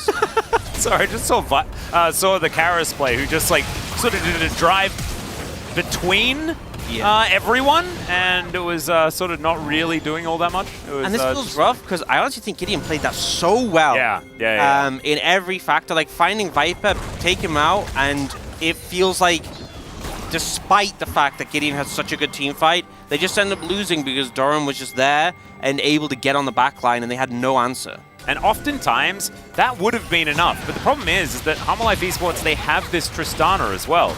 And she's really fun. Now 4-1 and 3. And Zeka is able to do that consistent damage that often it's in these Zeri compositions just the Zeri's job to do. Life able to utilize both. So nicely done. Bro still wanting to scuffle though. You can see Gideon staying in the area. Peanut cannot lock down the blue buff. Can they win the fight as Nature's Grasp coming through once again? Viper, better position. Chains of Corruption go wide. And now Viper's looking for the ulti. He gets it. Gideon gonna have to use the kick to disengage. But now Life Esports have a clear line towards this Baron and a softened up Bro that they don't really need to worry about quite as much. Yeah, really big at the end. They actually got a little bit of extra poke on a Gideon, so with him being low, potentially sets up for them just to go for this Baron. Gonna be very hard for him to approach. The reset's coming through, but they're holding their... Yeah, waiting for a little bit more. He's very dead. Were they using Cinders as bait? They almost were, as there's a Seismic Shove onto Zeka. Morgan has to use his teleport to try and get himself over here. Bramble Smash Tries to get them away as Delight almost does too much, but there is the Buster shot used, and the flash out from Zeka gets over the wall, but it is going to be Karis taking out the cow. Let's see whether Envy can be so lucky, and it looks like the turret is going to deter them enough there. So Bro actually able to offer a counterpunch to Humble Life Esports, looking for a more guaranteed Baron angle. Yeah, unfortunately, you know, Humble Life Esports not able to make the play work. The TP comes in to defend, but they do get summoners from Envy. Bro, not in the best position still, 3,000 gold behind. We'll see a replay of this top play coming out. It looked pretty doomed for Karis. They were just like, Delight's a bit concerned about headbutting into the rocks, understandably, and once the wave is clear, the TP comes in, able to turn it around. And Zeka tanking the turret there for the entire time. That was a big problem. I was wondering what killed Delight. It was Unraveled Earth, just caught at the end, and then Leandri's finished him off, so... Not to mention a pretty charged up turret shooting him a couple of times. That definitely contributed. Yeah, wasn't great. Yeah, it wasn't the best situation. Dragon coming up in 30 seconds, and I feel like this is kind of the critical mass point. I think Humble Life Esports are in a fantastic position to fight this. If they win, it's just Baron. If they win the fight, it's just Baron, the game is done. So Bro have to figure out a solution, a way they can manage this team fight. And ultimately, I think the biggest problem right now is the Gwen. You know, I think obviously the AD carries are outputting that constant DPS, but you don't even have a chance of winning if this Gwen is just able to slide into your backline and kill everyone. Yeah, and she has the 2-item spike that you're looking for. It might be like Criploom and Zhonya's to come through next, and they'll feel great, but once you have Nash's and Riftmaker, you're feeling absolutely fantastic. Because, Bro, they're looking to go for a trade. They'll give up the Drake. That is going to be soul point for Humble Life Esports. But can they do this fast enough? I don't think so. Dragon's already gone. Like, they're starting it. The Dragon has already died. Like, there's no chance they're making this work. And now, they're kind of routed here. They can just push in and take this tier 2. Bro kind of licking their wounds. They want to take the Bass Cone. Peanut's going to deny it. And Nature's Grasp can always stop them from trying to defend this as well. Not going to happen, so the inner turret does go down, and that is just more money. It's ballooning now in favor of Humble Life Esports to the tune of about 5,000 at this point, as there's the Pulverize. You can see Delight looking for that angle onto Polo as now Doran dashes in. I think the Gwen may be immune to a lot of the damage that they have available, as Chains of Corruption somehow gets onto Doran, as Gideon was looking for the backline, but he just explodes into a plume of cinders. And he just got found out. And it's Zeka that's able to lock that one up, and that should guarantee the Baron, because they just got the jungler for free. Yep, feels like they've hit this desperation point once again, where very clear they have to go for an aggressive play, find some angle to make it happen, but Humble Life Esports are doing a fantastic job at shutting them down, tracking flankers who are coming in, and quite frankly, this Gwen is just ridiculously powerful, and that's, like, you have a Zeri and a Tristana who are also fed, and it just feels like you have this triple threat composition with a really strong front line. You're one Dragon away from Soul, and you just got Baron. Bro staring down a, similar to game 1, almost impossible circumstance to deal with. Yeah, let's have a look at it one more time here, as Delight just wondering where he wanted to go. You could see looking for that Pulverize angle, but wanted someone else other than Polo, I think. Yeah. But even then, he was just far enough away. They didn't need the extra CC. And that was enough to lock him up, holding onto the cooldown, and then Gideon spotted. Yeah. And Zeka pounced immediately. I think there's another route he could take where he wouldn't get clocked on the control ward, but obviously didn't have the information there. And that is something that we saw in the previous game as well, is that Humble Life Esports actually do a really good job of covering for flanks with control wards. Yeah. And so this is the second game in a row where we've seen a flank come in, they've tracked it down, they've shut it down, and they haven't allowed a comeback play from Bro. Just doing their homework, and they're doing it very, very well. As Delight blast cones his way into the enemy base, they will break it open here, as Viper and Zeka will make short work of this inhibitor. Doran getting to work in the mid lane as well, as they're looking to try and turn onto the solo Gwen. He gets kicked, but of course, he has the circle, so it's not exactly the optimal maneuver. Nature's Grasp is going to lock down Gideon. He's first on the chopping block, gets smote, and then Doran able to take him down. There is the depth charge, but onto Viper, it doesn't really do anything, and Doran has found Envy. It's the Tristana that locks him up, and then Viper, he's going to celebrate with a big ulti. He was tanking up 2 turrets, and that's probably suboptimal, and that is going to be the same thing for Zeka, but they have enough with Doran still here. They'll say goodnight to this game at 26 minutes in, and Peanut almost died, but he's going to sip some sap. He'll be just fine. Nexus goes down. Humble Life Esports, that was a shellacking. Yep, honestly, just completely dominated them in the fights there. Really felt like this was a situation where, once again, it felt just unlosable for HLE Esports at a point, but any attempt by Bro to kind of bring it back, they just didn't let come through. So, you know, I'd say really strong performance from the side of HLE Esports. It is a weaker team they're going up against. The expectation is they'd win, but the manner in which they did it was really strong, really convincing, and they just didn't leave any room for Bro to breathe. And I think that a lot of this game, to me, felt like HLE Esports having that extra pressure point that Bro didn't have. And I think a lot of kudos needs to go to Doran for his Gwen performance. He's going to be the first one that's able to bow to the camera here, and I think that he was absolutely pivotal in this game. Really nicely played, and we've seen compositions like this. In fact, we saw them 2 days ago by HLE Esports just not work, right? With the Tristana Zeri that they were trying to utilize against Gen G. Of course, opposition, very, very different. But they did demonstrate exactly why they wanted to draft something like that, right? Because when it works, it looks really good. Yep, and I feel like these compositions as well, particularly into a team that you're expected to come out comfortably against, you know, they have the pressure points in the early levels that they're comfortable with, and then on top of that, they also have these scaling elements as an insurance policy. It really is giving no outs. It's not like there's been I don't think in either games I've really been able to look at it and go, oh, well, if Bro lasts this long, they're fine.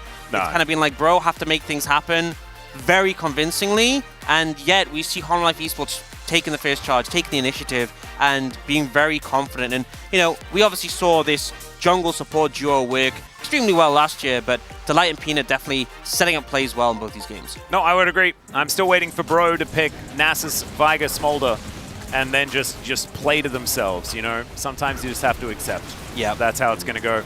This play from Gideon definitely was one of the good parts. Actually, no, this wasn't it. It was the next one. This was one of the cut the video type plays, as Hanwha did find just a lot of really good team fights. But there was some elements like this one here, Gideon being able to even follow in order to keep himself safe as well. This is the one I was talking about. Gideon's Lee Sin is now 0-7. I just don't think it really does justice. No, I don't think so Obviously, either. they're struggling as a team, but like this play was really strong performance from him, tracking Viper, ward hopping in to finish up the kill, but just look at the impact Doran's having on the backline, able to chunk both carries, burst out the Varus, basically solo them, and it must feel like in a fight like that so frustrating, where your front line is like, oh guys, we got the Zeri, things are looking good, got the shot, and then you just look back and it's like, oh, never mind. Yeah. Swift retreat on that one, and the game kind of ended in that way, just trying to retreat away because HLE Esports firm control. And again,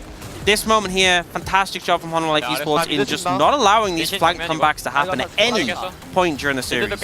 And Doran just hit that critical mass, right, where 4 members come on over, they try to pin him down, and sometimes Gwen's can not quite be in that position and they blow up a little bit too quickly, right? So that sort of turn does work. The game was way too out of control this time, though, and Doran having a great game. Just in general, I think that HLE Esports really tidied it up. And sometimes with, you know, the manner of which they lost against Gen G, I feel like Gen G had an amazing series earlier on this week. It can be difficult to bounce back. It looks like HLE Esports didn't have any issues. Yeah, and I think you have to have that mindset. Gen G and T1 are really, unsurprisingly, kind of consistent theme with these teams. Very formidable forces at the moment. And I think HLE Esports, you know, getting shaken by a loss like that is something obviously you want to avoid, and just looking forwards towards playoffs, because I think they've shown they are very firmly our third best team, and they're just looking to try and see by playoffs if they can move above that and look to challenge the teams above. And we also know that they've got a lot of clutch players when it comes to domestic playoffs as well. So with Doran there, Peanut there, this could be a team that could be even scary towards T1 and Gen G once we get to that stage. We're getting ahead of ourselves though, and it is now time to turn our focus back to that last game, over to the space. The boys will break it down. Thank you, Atlas and Ox, for that wonderful breakdown of game number 2. We're going to break it down from here, as it was a game of League of Legends. We did have Bro up against HLE Esports. HLE did take the 2-0 tonight, and that one, guys, was... you know, there were some moments for Bro. I think that they were a bit better than game 1, which was kind of a wash from very early on. This one actually had a bit more action and a bit more back and forth. Yeah, I think that Bro definitely had their moments, and Gideon looks really comfortable on Lisa, and I like what Ox put there. You know, he's winless on the champion, but he clearly knows how to play it very well. I didn't have major problems with this draft, but I had kind of an issue with how it played out for Bro, because Paulo is great on Nautilus. His engages were fantastic. Also, Gideon finding backline access a lot was really great, but you're playing Lethality Varus, so sometimes when you get to the mid game, you're going to have to just play it slow and play poke and play neutral. And it felt like they were always just trying to hard force team fights around objectives, where Varus has to go so deep to actually secure those kills that he also just instantly dies. The damage is gone. And I felt like the way they played it out could have been a lot cleaner, could have been a lot slower, but they just kind of felt like they were against the clock against an insane scaling composition here from Hanwha Life. Yeah, I mean, to me, I think it would have been like, I'm fine with the TF ban, obviously, because they're gonna be just the blind pick no matter what on the Aatrox, so that's how I felt. But I just didn't really like the not, you know, banning the Tristan. Like, it was like kind of really abused. Like, you know it's coming. The jungle's in Maokai, and enemy mid laner is Zeka. And it's like, if you don't have a champion that is like you're gonna do well into Tristan or it's uncountable, I think it was like right way to ban, or just like try to just drop one of the bans on 4-5 and try to pick like other champ, right? Like, sure, they ban Jax, but there's a lot like other champion that you can pick. Like Casantes is also the one. It could be the one options, and it's just like this way. It's just like so tough to play. And I think the Doran shown great performances with the Gwen. I was kind of worried about because these days Doran Gwen especially was not performing specifically against a stronger top lane. So I think this time at least he did prove that he can actually lock it in and play it out. Yeah, a couple of games of Aatrox for Morgan. It kind of looked like he was not very comfortable in this couple of games that we did have, and Doran absolutely was able to take advantage of that, had a very free scaling lane, and was a big impact on the entire map. As we're going to take a look at this first fight we did have on the Drake. This is very early on, and already Hanwha Life Esports were getting some wins. It's kind of a deja vu from the Drake fight in Game 1. Obviously, this time it's not started off by a fantastic engagement Delight, but this is the kind of hard forcing that I was talking about for Bro. You have to go so deep for this against champions that are then going to be able to run you down and win longer skirmishes because they have better damage throughput than Varus does. So as it turns out, like Envy, he kind of did everything Varus can do at level 4, and then you're getting chased down by a Tristana and, more importantly, a Zeri. And I did give the thumbs up on the cast to certify this moment because this is just not the fight you want to force at this point. I think people really underestimate how strong Zeri is in longer fights when your AD carry can't match her damage output like at all. Yeah, I mean, this is like the 5-minute-ish the skirmishes actually happened 4v4, and Zeri pick up the double kill, and all the balances like got so scuffed on from the bottom especially. And even mid lane after this, like the Zeka was be able to find out all the opportunity, actually solo kill as much as he can, and bottom all the prio just got, you know, it was like 100-0. And even Drake, like sure, like I respect the Brion this time was making proactive play from the Drake. They have a clear plan. We're gonna pull the Drake and we're gonna just engage. It's just like where the target selection, where the location selection was like actually was really poor. So I think next time it just have to be more it has to be the crease size is done and had to be more delicate. Yeah, absolutely. Especially when you're going up against Hanwha Life Esports. I think that obvious coming into this series, we knew that Bro was going to struggle. It is a bit of a couple of tiers above Bro in terms of Hanwha Life Esports and their position right now. But yeah, just a bit crisper, a bit more calm, and this was kind of the opposite of that, Wolf. Yeah, this was a really late call to try to trade Dragon for Baron, so they end up missing the Dragon here, and then try to start Baron, but don't have enough control, even with the vision they have here in the River Brush. And so they decide, okay, maybe we can group if they walk into this brush, we can get something. Hanwha Life Esports not going to make that mistake, so then they lose control of the mid wave, lose a turret, and then kind of make this last-ditch attempt to kind of group up and look for a pick. Gideon's Q misses. And then disaster strikes as they walk into an Alistair, and then the follow-up is there. I mean, this is like where they don't have a vision. They just had their HLE just done the Drake. They have a full control around the bottom side jungle. They have to know that this is not their area. Like, it's already they make a so big, huge mistake. They just go to Baron so late. Hey, what's up, Baron? I'm just gonna touch you one time, and let's see what's gonna happen. And that's not how League of Legends works, you know, like there's a mid-wave coming, there's a mid-tier 2 live, you have to defend that. It's crazy to me because we just had earlier this week Genji take on Hanwha Life, right? Genji absolutely dismantled Hanwha in terms of macro, it wasn't even close. And then you look at this game and you're like, well, Hanwha is just so much further above Bro, obviously. Even though they got crushed by Genji, their macro is good, right? And there are just a lot of different tiers right now in our LCK. Yeah, definitely a bit of a struggle, especially that highlight number 2. But guys, let's take a look at the POG here for game number 2. It will be Zeka, as he does move up to 8 POGs for his 8th kill, Tristana. Yeah, I mean, we didn't really make the individual highlight because, we know he's gonna get it. We kind of knew that he's gonna get POG. He solo kill here in a 1-for-1 with the first blood, and after these, I think this game is completely over. He didn't even die after here. The Nolas go had a really great hook, just interrupted the jump, but doesn't really matter. Gets the big flash into the Raptor pit, gets another jump. I mean, his early game kind of allowed some of the fights that Hanwha Life were able to take early to help get Zeka, or rather help get Viper accelerated. So he did a lot of work. I think there was a lot of players you could vote for on this one. I don't think it'll necessarily be an 8 for 8, but it's 8 on the POG. So we got Genji mid laner, we got T1 mid laner, we got Hanwha Life Esports mid laner. The mid lane having a big impact on this one. We did have one Dorn voter, which was Ox. He's no longer on the desk, or maybe we could get a big zoom in on his face. But yeah, 7 out of 8 vote's fine. Is good enough. Yeah, I think it's fine. He did do the snip, snip, boom, boom damage quite well. But guys, we do have the interview ready. I'm going to hand it over to Ji-sun for the translation.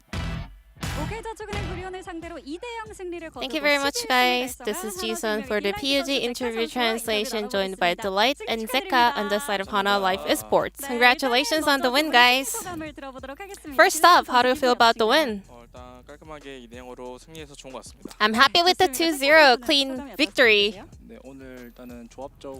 Yeah, today I think we had a very snowbally draft in both 2 games, and I think we were able to execute it pretty well, so I'm pretty satisfied with that part.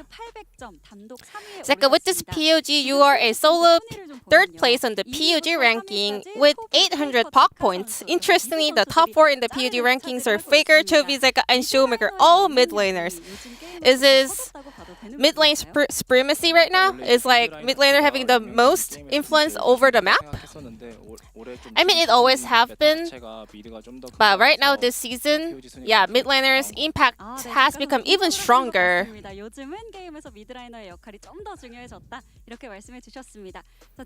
And Delight, you had a very clean performance today. Well, last time up against Genji, Hanwha Life left a lot to be desired.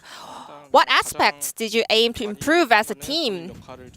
The main focus was, kind of playing their each other's role perfectly, like doing their job perfectly as individual players, and that was what we were doing our best to improve on. And Delight, in the first game, your iconic recon was taken away as the opponent's blue first pick, and then your reaction was Ral. Ral is a really good, multi-position champion, so we just went for the Ral, which is also a really good just blind pick champion.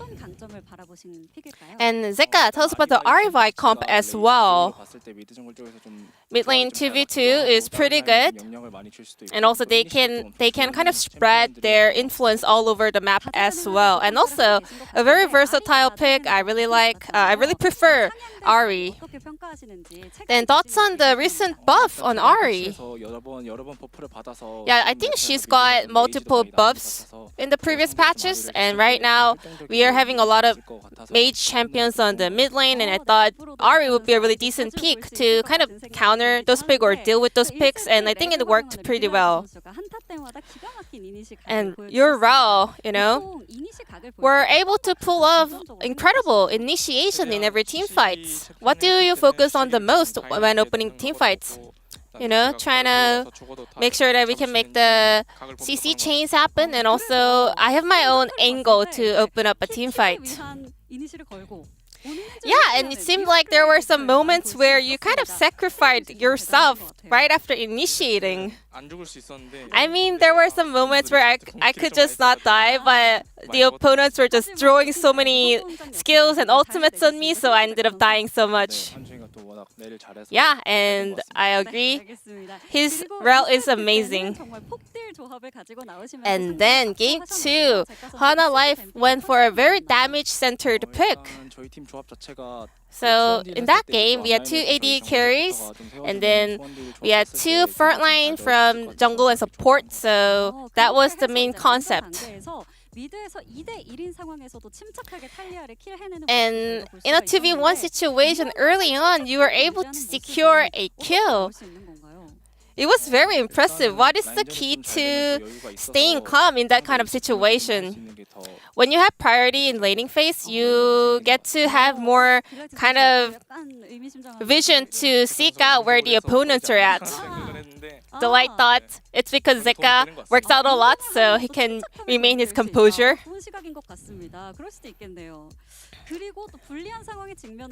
And then,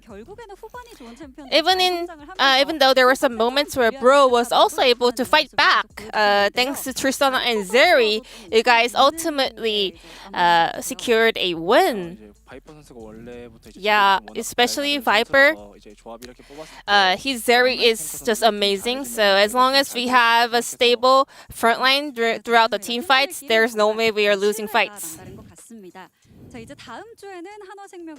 And next week will be the most important week for Hana Life this season, maybe. You guys will be facing up against Kwangdong and T1. Yeah, I think round 2 is almost about to end, so we want to make sure that we can display the best performance possible. I believe both 2 teams are very strong. I hope we can focus on the issues that we displayed this week and come back stronger. And this will be the end of the interview from Delight, Zeka, and back to the space. Thank you. Thank you, Ji-sun, as always, for that awesome translation. Let's take a look at the standings now after that win from Hana Life Esports. Still just 1 win behind T1 and Gen.G, who have 1 fewer match played.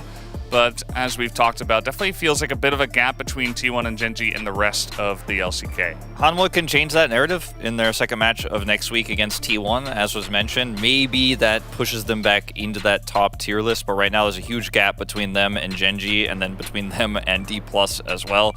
Bro is just down there in the I really want to contest with Kwangdong Freaks, but it seems unlikely zone. Yeah, I mean, so shout out to the Brion. Like, I think they shown pretty good, like, the aggression today, and wasn't really enjoyable. Yeah, you know, nice try from Bro, but unfortunately, Hana Life Esports a bit too strong today. Guys, our next matchup is going to be Nongshim up against D+ Kia. Stay tuned for that one. We'll be right back.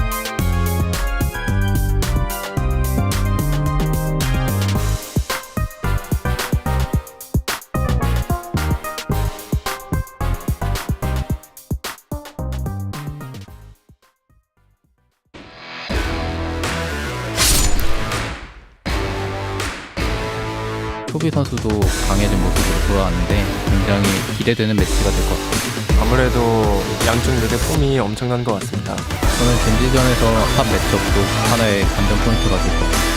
중요도를 따지자면 바텀일 것 같은데 평소처럼 잘하면 될 것 같다고 생각을 합니다.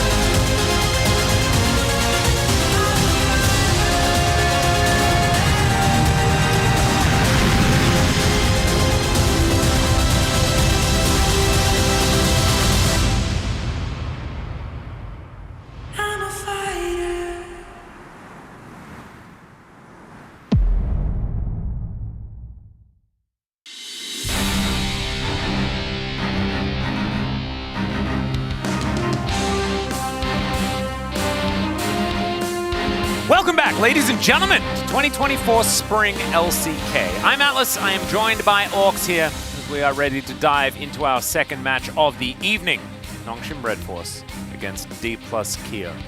I think there is a favorite in this series, but I don't think it's necessarily one with as wide a gap as we saw in our previous one. What do you reckon? Do you think am I on the money, or is it similar? What do you reckon? I think that's a fair statement. I think D+ has definitely kind of brought up their level since that little rough spot they had in the middle of the split, but they still don't look infallible. You know, not every performance has been completely standout. I think the gap is smaller, but I still think Nongshim have definitely been a team that, you know, despite the fact that we love the roster, definitely had issues that have plagued them. Yeah, that's the thing. It's the best friends club, you know, and we do... Our hearts go out to Nongshim, but they just aren't quite able to find the results. As we can see here, sitting in 9th place, only DRX behind them. They have the extra loss. Of course, they can get a little bit closer, but not close enough to make them fall to 10th. D+ looking to try and chase after the top dogs, and that is a difficult task. As you can see, only 3 losses have been picked up for Humble Life Esports, so they are well and truly ahead. But holding on to that 4th place is what they want to do. Create distance between themselves and KT. And they did manage to get back on the horse, and I'm hoping to see more from them as we move through this patch as well, especially with Azir missing. I think that Showmaker is a great Azir player who's found a lot of success on it recently, especially with the grasp, but I don't really liken Showmaker to the Azir guy, you know? Yeah, I don't think he's the one who you necessarily associate the champ with, even though he has been good at it. And Sylvie and Lucid, obviously 2 players have gone head-to-head a fair bit in challenges against each other. So interested to see how the matchup goes. I think Sylvie had a recent pretty solid performance. Yeah. But Lucid, I feel like, has probably been, for me, the second best performer of D+ overall for the course of the split. I think there's been rough patches for everyone, but I think Showmaker's kind of been number 1, and then Lucid has followed after in terms of performance. Yep. And Fiesta is going to be starting here, no call me, in game number 1 this time around. Completely unrelated. Everyone should go and watch Who Are You Man? Episode 2 is out right now. Very important that you go and watch it. What is the greatest content the LCK has ever? It is such a banger. It is such a banger, honestly. But I do want to say, you know, even though this is obviously favored towards D+, I can't illustrate enough how important this series is for Nongshim. Because if they lose this one, they end up put in a position where to make 6 wins, which is where Quantum Freaks are in 6th place, they would have to upset either T1 or Genji. They still have yet to play them in round 2. Oh, God. So if they want to have any chance of making playoffs that doesn't require upsetting one of the top 2 teams who seem very unbeatable at the moment, they really need to claim an upset here and then see how things go. They won't be technically ruled out of playoffs, but it'll become incredibly hard if they aren't able to take down D+ today. Yep, so much of it relies on mainly the Kwangdong Freaks just having a complete and utter collapse and not finding any more victories ever again to open up that 6th place. But let's have a look at our key player matchup, Sylvie against Lucid. Lucid, the man who's had Rel banned against him almost every single time, and that is because out of 8 games, he has like an 83% win rate or something like that. The guy is just really, really good at a lot of champs, and him and Sylvie, I think with different vibes as far as those 2 in the jungle. Of course, these guys have known each other for a very long time.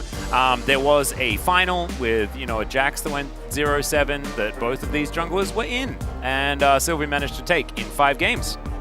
Yeah, so obviously, you know, in the challenges, different sort of dynamic that we see here, where there was more even matchups between these 2, whereas right now, definitely feels like Lucid has the easier task being backed up by D+'s current roster. But Sylvie, I think you can kind of see from the stats as well, the kill participation at 14, very high. Yeah. It feels like a lot of what happens for Nongshim comes down to him making things happen on the map. Yep, just revolves around him.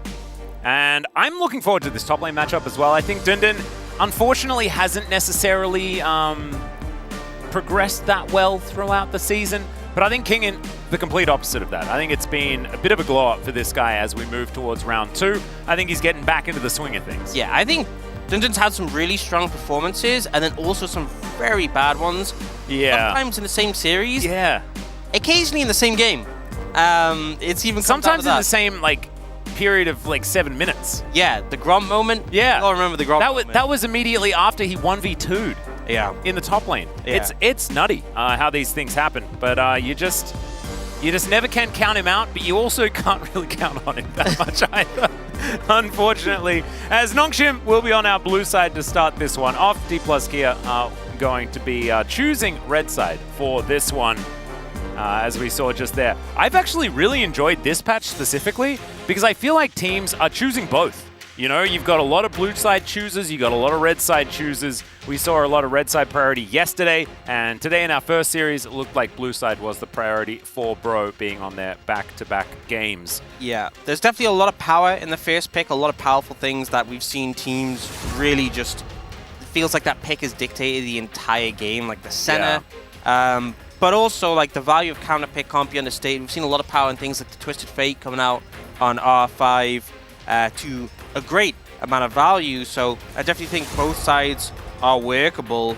See the Karma ban coming out, you know, earlier today we saw very heavy focus towards all these lane bullies, things like the Lucian, the Kalista, the Varus. Haven't seen a look towards any of them yet, and the assumption is that we will see D+ ban the center at some point. I think especially against Nongshim, as a team, they feel like the sort of team who would have a lot of variations to pair with that pick. And I think that banning it here would make... Oh, never mind, they're not going to. But I think banning it second would have been better, because then you're not trapped. You don't want to be trapped by a center ban, unless Aiming and Kellen have something planned. Because, of course, Vi and Nautilus have both been banned. That screams to me, Zeri. I am going to play Zeri, whether you like it or not. Or they could just first pick the Zeri away, I guess, in theory. Something that they can do now, considering the fact that, you know, Varus Ashe is now off the table. They are going to ban that one for themselves. I mean, Zeri is just such an aiming pick. I feel like a lot of people talking about how, for me, aiming is a very meta-dependent pick. He definitely has his picks that he's very comfortable on. Yeah. And with Zeri coming back in, there's a lot of talk about, oh, this looks really good for D+, actually. If aiming has another one he can add in, that we've seen a bit of Kai'Sa as well, which is obviously a pick he is very high on. So I think definitely they would lean on the Zeri if it's open and available, and especially if Nongshim go for the Smolder, I think it's going to be a no-brainer response, although they definitely could look to play for something to punish the Smolder in lane. Yeah, like this. It seems like that might be the direction they go. Kalista Renata is an opportunity here if they'd like to go towards it. We'll see whether they do decide to go somewhere like that. Kalista currently being hovered, Aiming still trying to figure out exactly what he wants to do. Of course, it's a very different playstyle from that of the Zeri. You can still play that alongside the Rel. You can also just not play Rel in the support position and give it to Lucid because he's really good at it. We were talking about that before. One thing with this is they obviously secure the Rel for Lucid, which is big, but you kind of hamstring yourselves a little bit because we know that on that third pick, it's almost certainly going to be the Nami. Yep. So I feel like you give less opportunity to respond to what Nongshim pick. And Nongshim are hovering the melee. I'm not a big fan of this, if I'm going to be honest. I don't think the denial needs to come through. It has been Lucian Nami pretty much every time we've seen Lucian recently. I don't think the denial of the melee is a big deal. And I don't think it's the best pick to sync up with Smolder either. It does also kind of pigeonhole your draft a little bit as well because you need a lot of engage to come from somewhere. I assume that that's going to be the jungle, but that means that the amount of picks that Sylvie can go towards are outside of his wheelhouse a little bit. He does like his Viegos and things like that, as Renekton for Dundun, and it's just going to be locked in. Yep. I mean, I like this more because I feel like, as you said, with that third pick for D+ being kind of locked to Nami, it means you can pick a top lane like Renekton and then go to the next ban phase. You can start to ban things away. And look to target out any matchup you don't really want to deal with in the top lane, give Dundun a significant advantage, because something we've really said about the Smolder is that you need strength in other lanes, you need power in other areas, but it does beg the question, could they not have just gone Smolder, Sejuani, Renekton in these first three, and that'd be a really potent trio. So I think Sejuani probably going to receive a ban from D+ in these next two.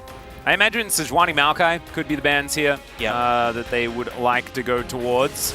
I'm expecting as well that D+ are going to continue down the very aggressive route. Aatrox ban to come through here, maybe Aatrox Twisted Fate. Yeah, I mean, King has kind of been following the Zeus route of just picking Aatrox every single opportunity it's available.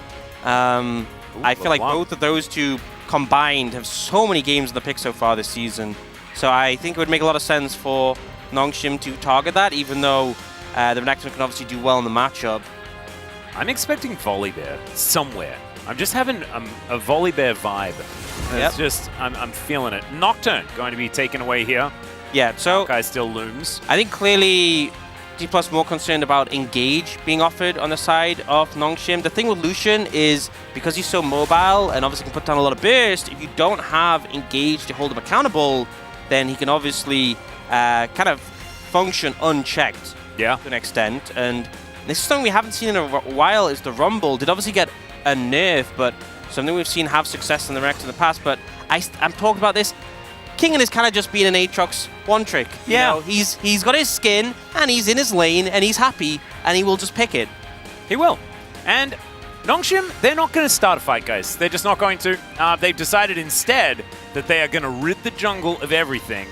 They haven't actually decided yet, so I will hold my thought. It is just a hover. It's probably Katarina, let's be honest. Maybe they were actually hovering the Katarina to say, hey, Showmaker, you haven't had a Katarina game for a while. It was, of course, a known Katarina one-trick Plus, it was in the day. into the Quay as well. It was played in challenges by Poby. So maybe that's kind of the call-out. It feels like Nongshim have decided, look, we want to play to have a very strong backline, and instead of opting into Engage, we're going to just try and play a appealing game. Obviously, a lot of tools offered by the Hui to create space, but the Poppy, I think, is the one that really brings it together. They want to maintain distance from D+, and try and avoid them closing the gap on their critical carries. Yeah, kind of forever.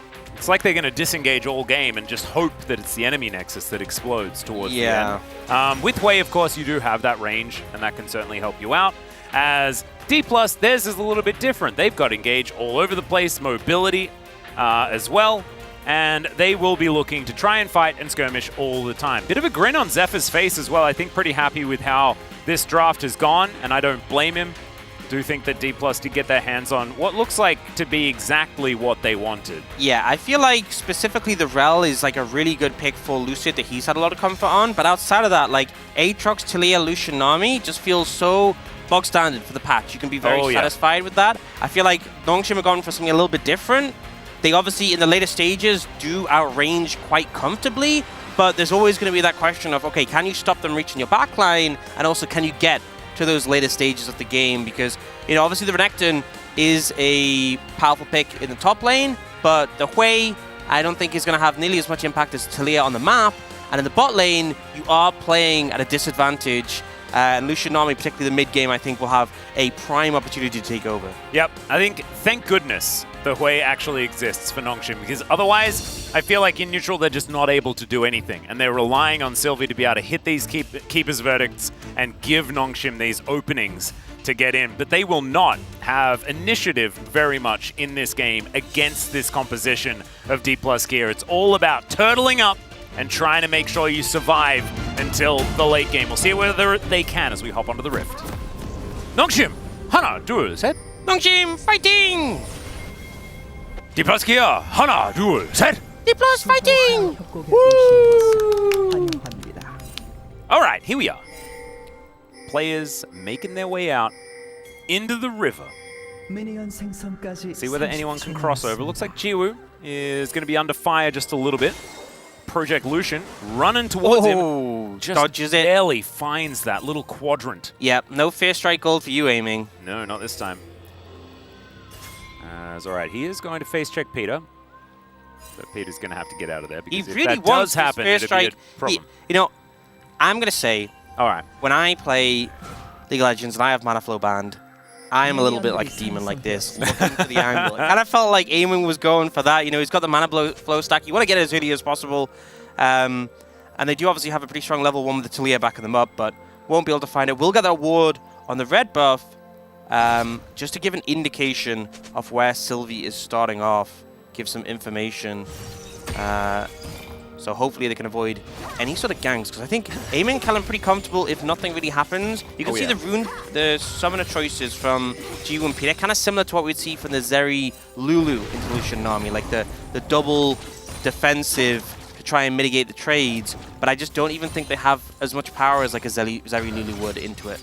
Yeah, it's just a bit of a stay alive type option. Showmaker throwing around some rocks here in this mid lane. You can see bottom side of the map already. The Lucian Nami are pushing up.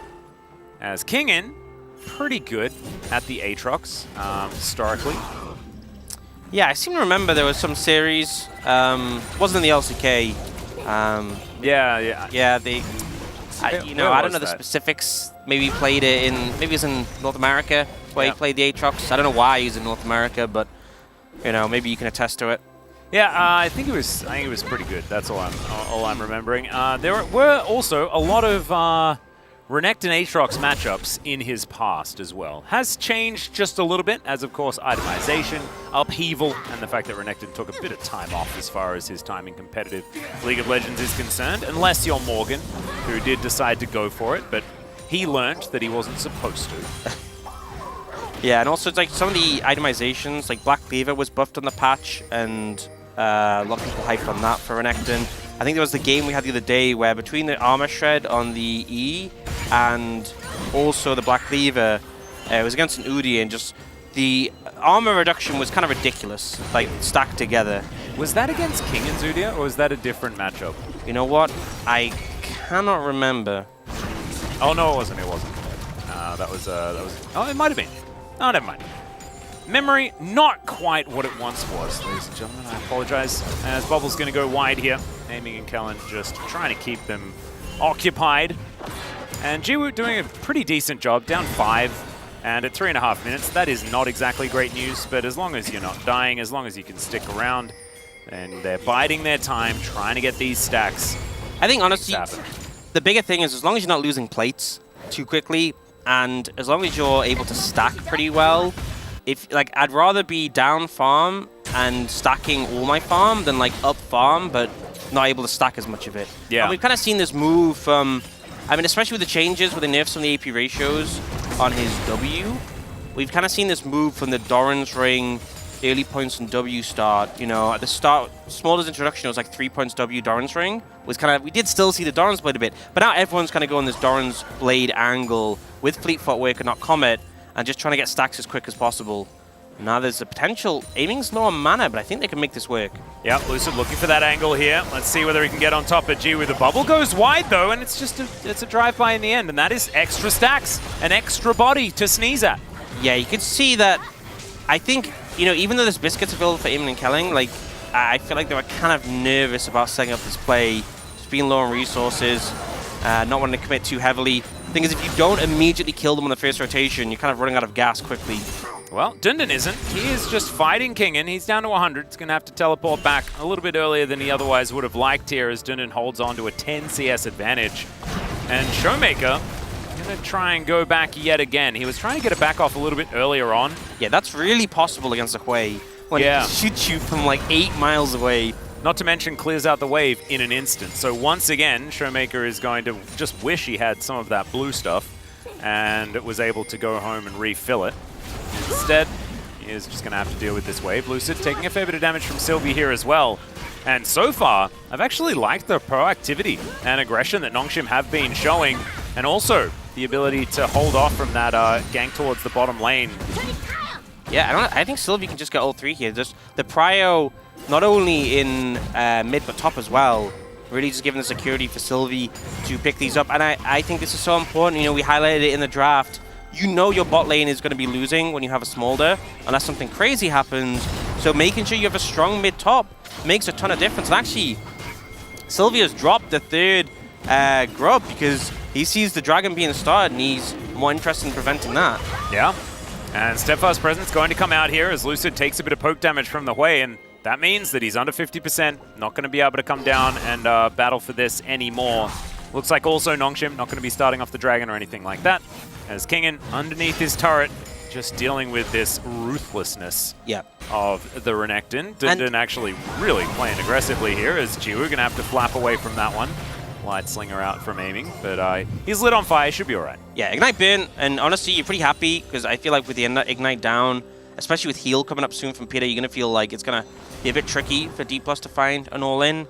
And also, I feel like it's a big win for Nongshim denying that dragon, because obviously we've talked a lot about the strategy of a Smolder is to stack dragons.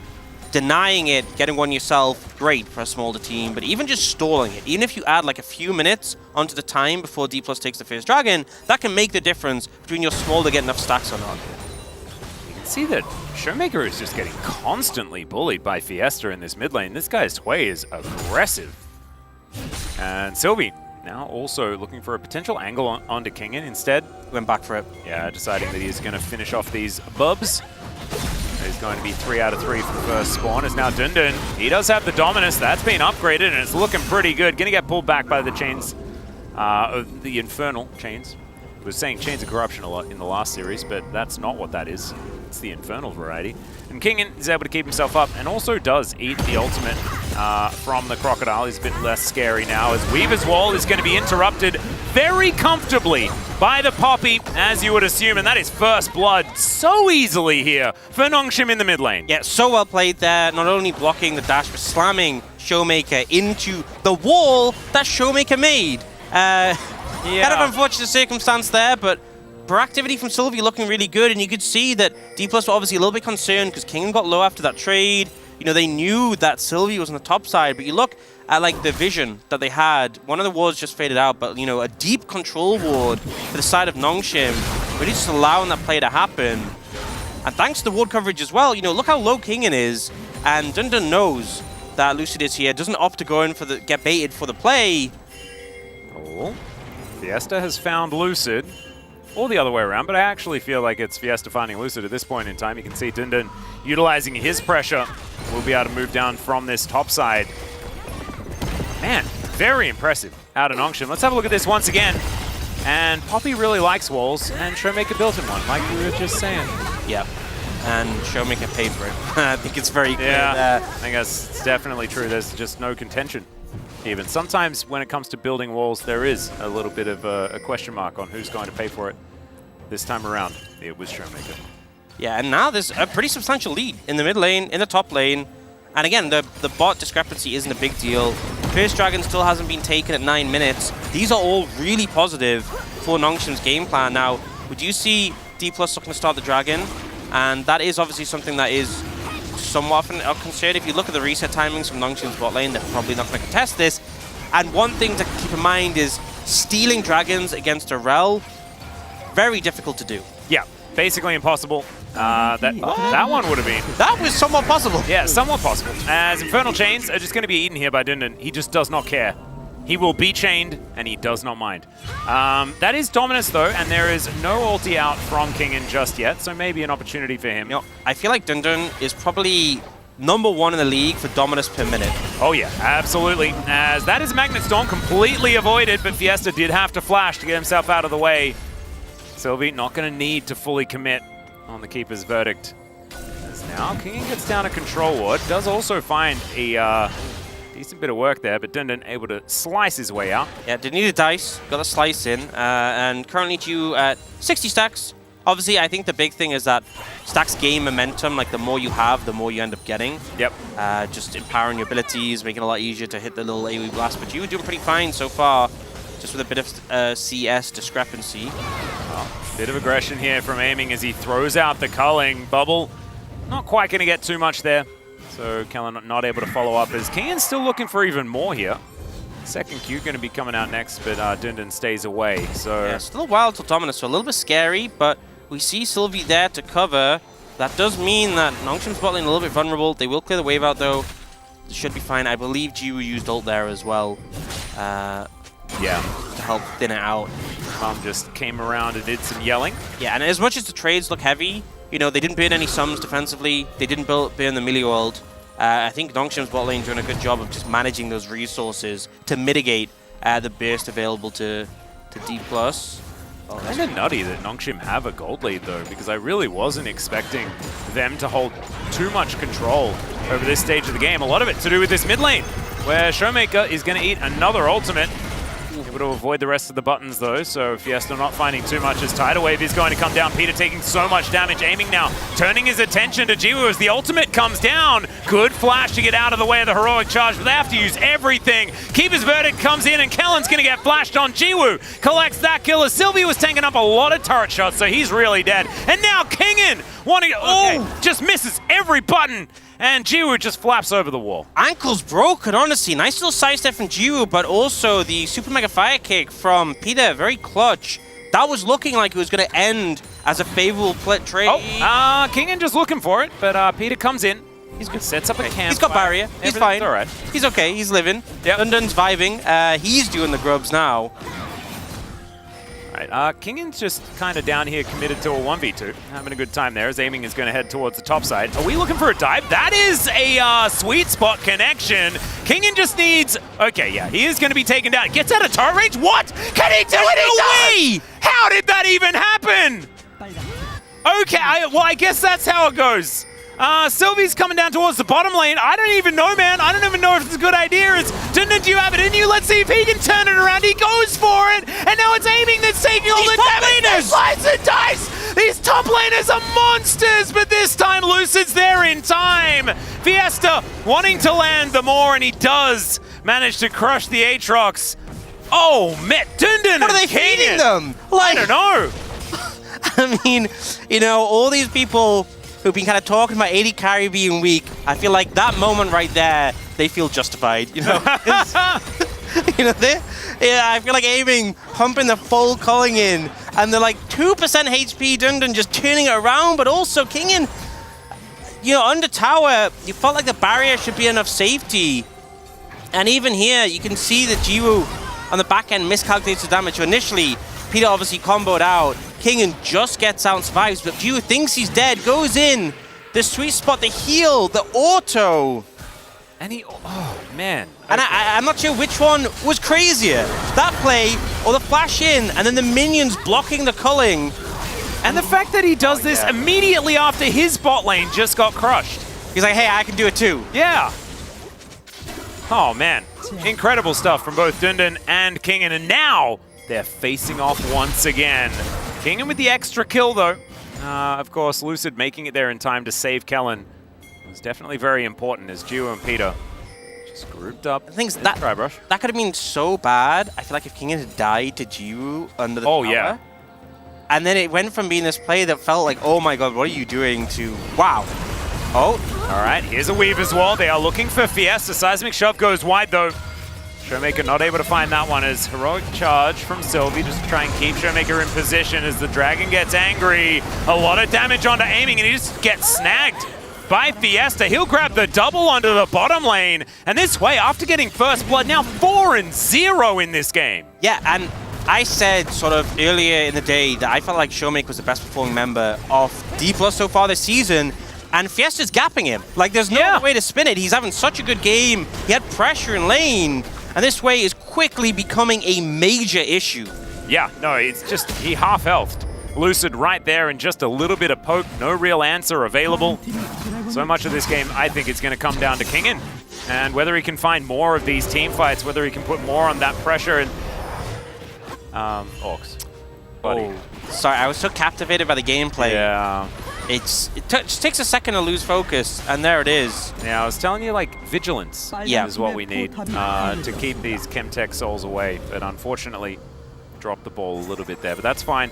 2,000 gold, going to be the lead here for Nongshim, and they're the team with the Smolder. This is just looking absolutely fantastic. Just mid! Look at that, 2,000, literally 2,000 gold in mid. There we go. Yeah, and the thing is as well, also, Jiwoo has a lead. You know, it's not nearly as big as the mid lead, but having a lead in the Smolder already. And we're going to get the replay. The ult here from Sylvie, really good at just mitigating the play here. But also, when they... that was a gank. That's a gank. That's a Dundun. A gank onto Dundun. But I'm sure he's okay with that. Profane Hydra probably now going to be completable by Kingen. Try and match the Eclipse that was already done there as Showmaker throwing rocks around, and aiming will pick up the rest of the farm. It's like Rift Herald going to be on the minds of D+, but one Drake apiece as well.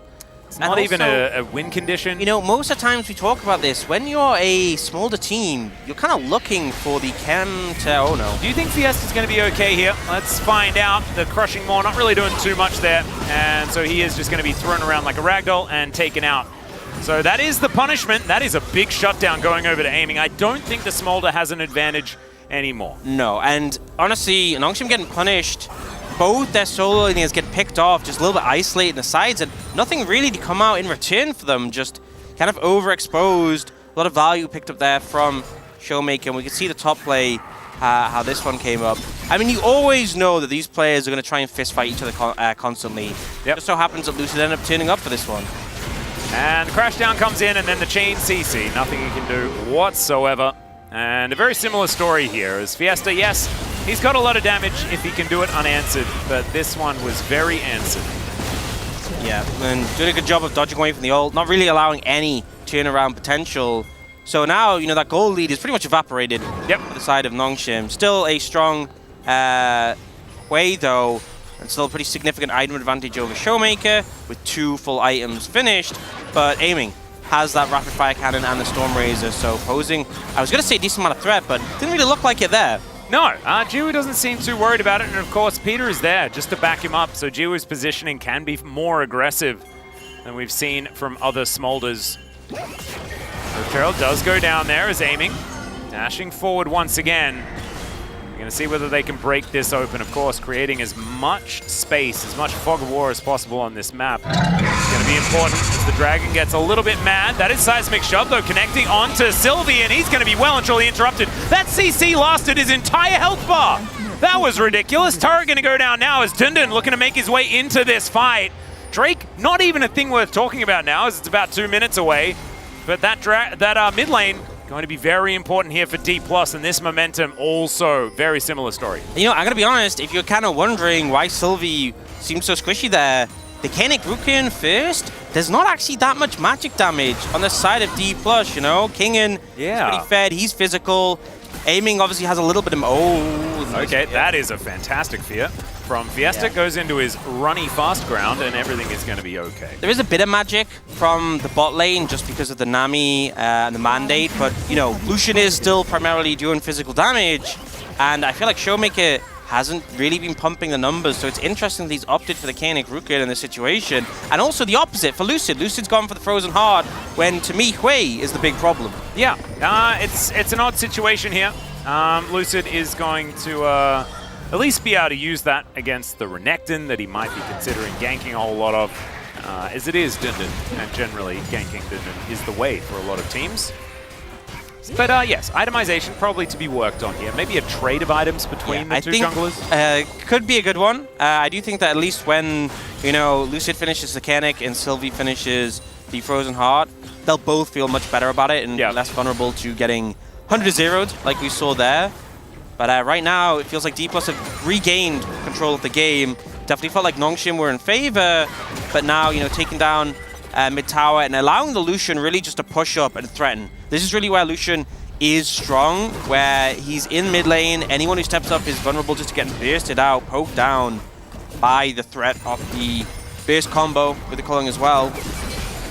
And this is sort of D+ really showing that they did have pressure in the early game, and now they can reap the rewards, right? By being able to take down that outer turret in the mid lane, and showing that with the entire outer ring removed, much less safety for Fiesta to stand back towards, right? Not able to land the artillery shots without the rest of his team in perfect position. And that should allow D+ to get some considerable control around these Chemtech Drakes, but it's Chemtech Drakes. Yeah, I mean, this is such a high roll for Nongshim. It's a Chemtech Drake, but also think how late it is. We're past 20 minutes, and it won't even be the it'll be the second Drake for D+. We're still 10 minutes. We're not going to get a Chemtech Soul till 30 minutes. We're not going to get an Elder till much later, which gives Nongshim so much time. And Jiwoo is at 195 stacks. He's almost there, and I don't feel like Nongshim need to be in a rush. So D+, time is against them. They need to be the ones setting up the plays, initiating. Nongshim just need to avoid making a big mistake. Yeah, aiming, getting tagged here. As you can see, Jiwoo very happy with the state of the game. 201 at 21 minutes, ain't too bad at all. Wanted to grab that last 24 as soon as you know. Obviously, aiming doing really good in terms of gold because of the kills he picked up, the shutdowns. Yep. But the CS has been equalized. Yeah. And it's only going to get more and more difficult, right, for aiming, just because Jiwoo can insta-clear waves. As you can see, throws Qs, and they die. So these mini-waves are going to be consistently shoved towards D+. Aiming goes back. He does augment his build with, you know, a pickaxe, BF sword, going towards the third item, Infinity Edge, once again, that he has been really enjoying recently. And D+ now to try and take some control of the Baron area. Which flip is going to win the game? Is it going to be the Baron flip or the Elder flip? Or the Soul flip? I feel like it's going to be the Baron flip if it's D+. It's going to be the Elder flip if it's Nongshim. Got it. That's what I'm thinking. Just don't give them a Baron for free, and Nongshim should be okay. But also, like, if you end up in the pit against Hui Smolder, that is not a good place to be. No, I think grouped up in general is Yeah. a little dangerous here. The ult from Hui seems like it fits well. That's heroic charge, as Lucid will take a bit of Hui damage also. Looking to try and get back in, as Sylvie may have overstepped just a little bit. The culling going to be soaked, but not actually the kill opportunity. Yeah, and Sylvie still hasn't picked up any armor, by the way. Yeah. And not going for the Frozen Heart. It sort of looks like that too, doesn't it? As he did take a lot of damage from that, from the culling. And then also, yeah, struggling into Kingen at this stage of the game as well. 227, as you just saw from that lower third. So Jiwoo has managed to hit that mark, and he's getting more and more dangerous. And it really is just to sit back and wait until Jiwoo can hard win the game, just by himself. A solid strategy we've seen implemented. Yep. And so how many? He needs like 3,000 stacks to just insta-kill everyone? Yeah, I haven't done the math, but that sounds like a good number to have. Yeah. A comfortable That will amount. up his chances of victory, you reckon? Yeah, I actually haven't seen any games where Smolder's reached 3,000 stacks, but based on my analysis, I would suggest that would be promising for Nongshim. Well, I would, yeah, I've actually, it's 0% chance.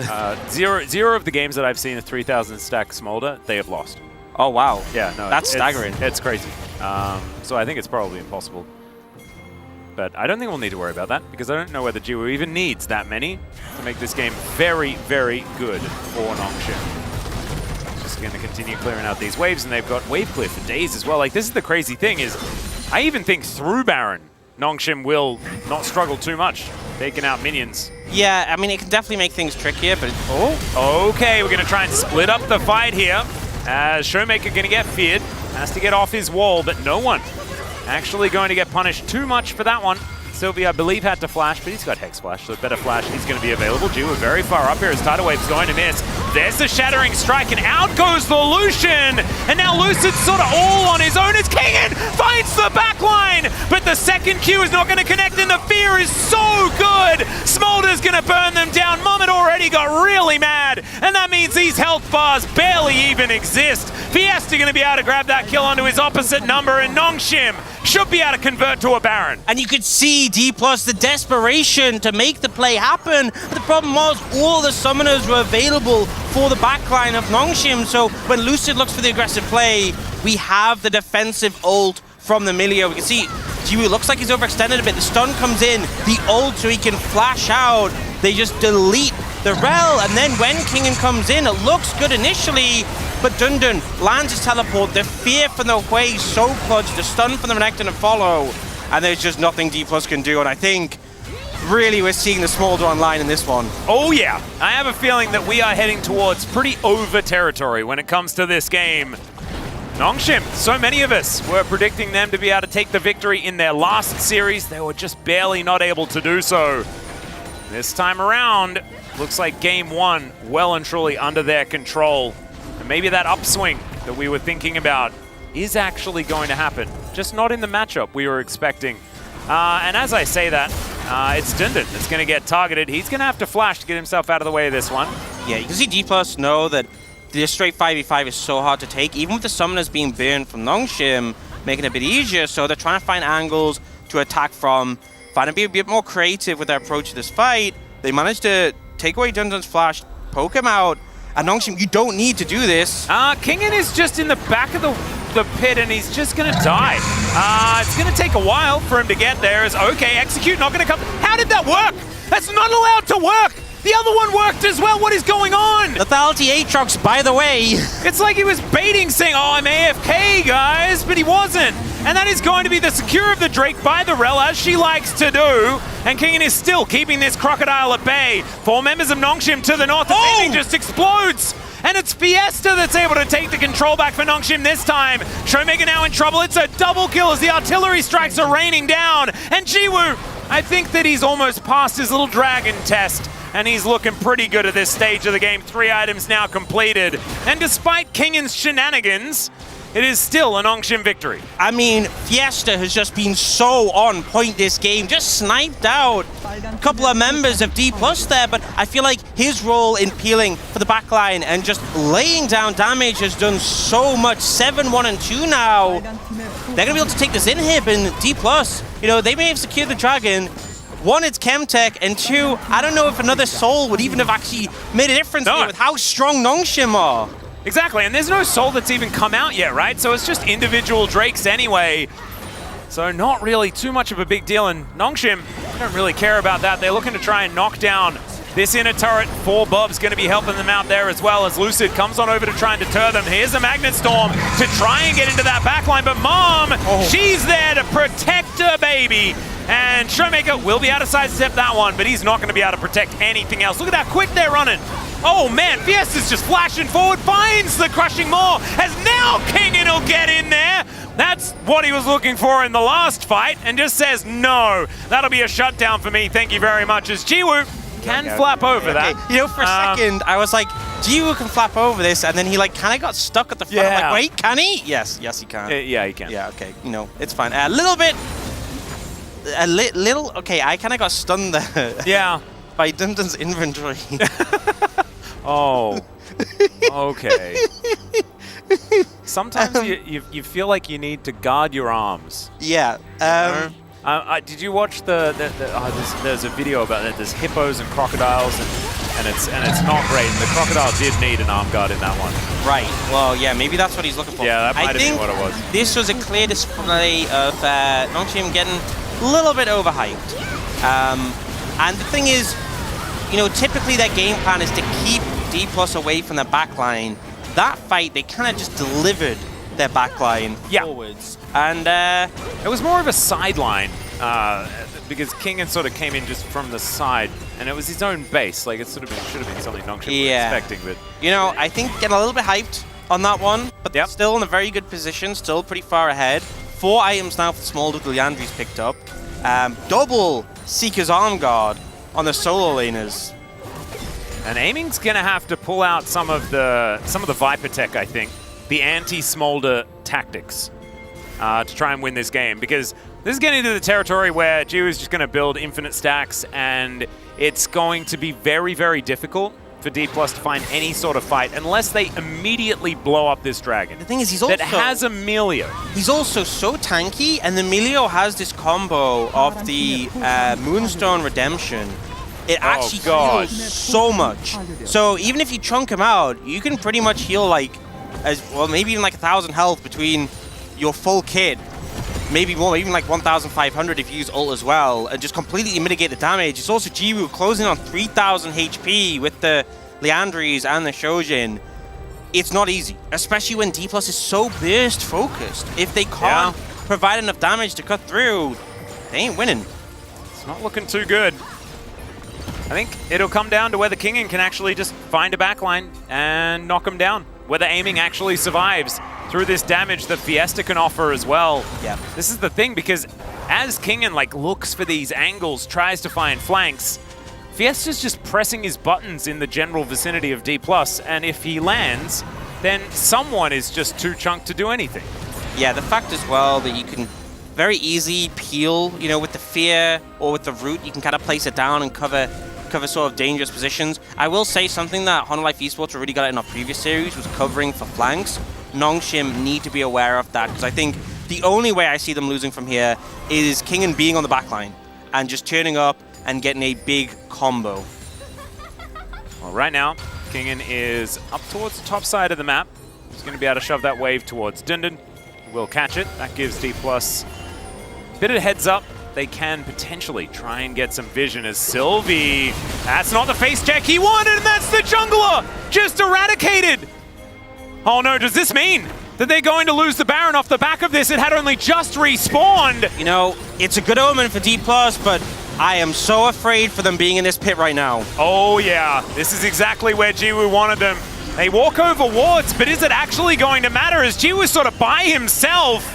No one's really going to be able to stop it. Oh my god, the damage onto Kellen was disgusting! Okay, Lisa just explodes! Because they can do damage from 15 screens away! Showmaker gonna have to flash to take a Mega Cone to safety! That was all they needed! Maybe it was a bait the entire time. Jiwoo presses Q, and their health bars just melt. Dundun is flashing in, slice and dice, and getting the work done. He's gonna have to use that arm guard that he purchased earlier, of course. Now King in, can he actually help out here as Jiwoo, as soon as he flashes in, they are going down, and there's another one. Is there a Q for Kellen? No, I think that he wants to head towards the enemy base, because Jiwoo might just dictate that this game is over. That whole fight was just them running away from Jiwoo. Jiwoo trying to get in the range just to one-shot them, and... oh no. Oh, aiming. He's gonna be alive. Yeah, He's okay. Ebb and flow. He's fine. He's cool. I mean, fine. is he fine? No. The current game state just really doesn't tell me so. Yeah, this is beyond critical mass. Dundun has sold. I was very curious if he was gonna just build a full Zhonya's, but he hasn't. He sold it. He's not a lizard wizard. He's not fully committed. Which is a bit of a shame. I think that was season 2 tech. Yeah. Darian knew. It was obviously nerfed. You know, he has an AP ratio on his ult, is all I'm saying. But yeah, I mean, Lucy just doesn't get to play the game. And then Jiwoo is just like, Showmaker's like, I'm out, I'm blast coding, see ya. And then it's once again, this dragon's just still coming and they're just running away. Like, yes, they are trying to kill Dundun, but they're just so afraid of Jiwoo. They just don't have an answer. You know, there isn't one available. Kingen tries to flash in to catch Fiesta, it doesn't work. And at no point do I really see anything they could have done to deal with Jiwoo. They just try and not be there. Yeah. That's their game plan at the moment, which it works until he's at your base taking your Nexus. And they had to do that, right? Like that was the best opportunity they were ever going to find. Oh, 100%. You know, they got a good pick. Yeah. Not Baron there. It's just, what are you supposed to do? You can't not Baron there, but you also definitely can't Baron there. Yeah, there's no winning. No. Unfortunately, it's a rigged game. Well, Seismic Shove not going to find the target onto Sylvie this time around either, as Nongshim will just grab themselves the Bramble back, clear out vision, and then Baron, and then take down turrets inside enemy base, and then hopefully kill a Nexus and take us to a game 2. That is the theory. Yeah, Can D+ stand in their way in any way at all? Because look, like, Jiwoo's Q is soon just going to be an actual circle. Yeah, and he has Seekers, so does Fiesta, so making this work way harder. All right. And I think something to praise Jiwoo for, because obviously when you get this late in the game, yes, Smolder looks super strong, don't get me wrong, he's also fed. But Jiwoo's been so good with his flap, whenever there's like the slightest threat from D+, it's preemptive. He doesn't let himself get caught by a CC chain because he flaps early. Unless he's the one that's actually going to get shoved back. Magnus Storm, but he breaks his arm guard, and he's going to be absolutely fine. The Nami is thrown away, so not exactly priority target as they're walking the wrong direction. The Hui abilities this time around, though, are not landing as Nongshim take position around the Baron. It's their turn to start this one up, but without a pick necessarily. They just have a gigantic, very small dragon. Yeah, I mean, they managed to get some big cooldowns. You know, the Seeker's Arm Guard burn and the Redemption to keep Jiwoo healthy. All right, Dundun may have found Kingen, or Kingen's found Dundun, one of the two. Mega Cone going to be there to stop any sort of real action, don't worry. Valdez will tell you that that's precisely what it does. As this Baron down to 50% now, Showmaker looking to try and assist his top laner. They don't need to do this. They can just, they know that they aren't forced into making a rushed Baron decision. So they will back away from it, which is, I think, the right call, especially against Sorel. But now they're looking for an angle here to find a fight. All right.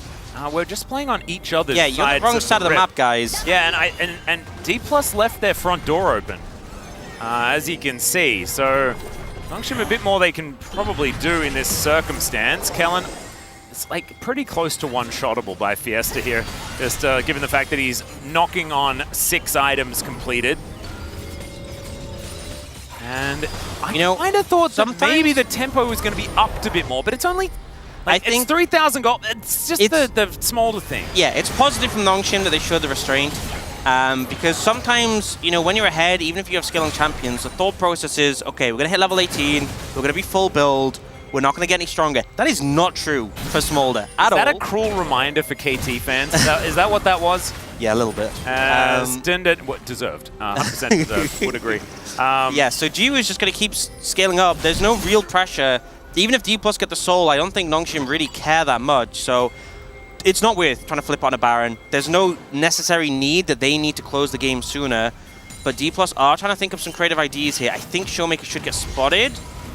Yeah, he is going to be stealing away this red buff as Nongshim just going to start off the Baron. And Showmaker has Weave as well. He's not actually going to be able to take this. His teleport's coming in from Kingen. He's wrapping around for a flank angle. This could be a possibility, but the Dragon is getting mad. Now, Showmaker comes in, throws down the wall. Q going to connect there from Jiwoo. As he flaps to the other side of it, Chu does come in, and this is so dangerous. Lucid can definitely steal this away as Jiwoo just gets half cold. And that is going to be a great ulti from Silver to get rid of the jungle of it now. Kingen, Heroic Charge is exactly that, but he has a GA this time around. And there's a Magnus Storm into the back line. Mom gets angry, but Jiwoo is down solo. Kingen, can he get it? And he does! How are they winning? Somehow just killed 2 people! What? Alright, I guess it doesn't even really matter if this guy's got a bigger dragon in the sky! He did 9,000 damage. He went down, but he still did so much damage there. And honestly, D+ solid effort for making that happen. Whoa, heading up over towards the Baron. And I think Nongshim kind of rushed this a bit much, got a compromising position.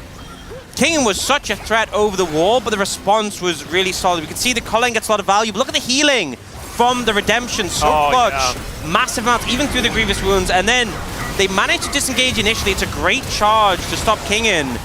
But you can see that Nongshim are definitely on the back foot here. But look at that ult! Look how much he did to Showmaker! Yeah. It's ridiculous! And that's 1 Q that was aimed at Kingen! It's so absurd that he just kills 2, you know, just as an afterthought. As like the dying fires coming from his mouth, he just kills 2 people. I honestly think that D+, that was such a great fight from them, and they were robbed just because of how insane this champion is. No, it's really dumb. Any other 80 carry, I think they just win there. Like, hands down, they win that fight, they get back. Maybe they can even end.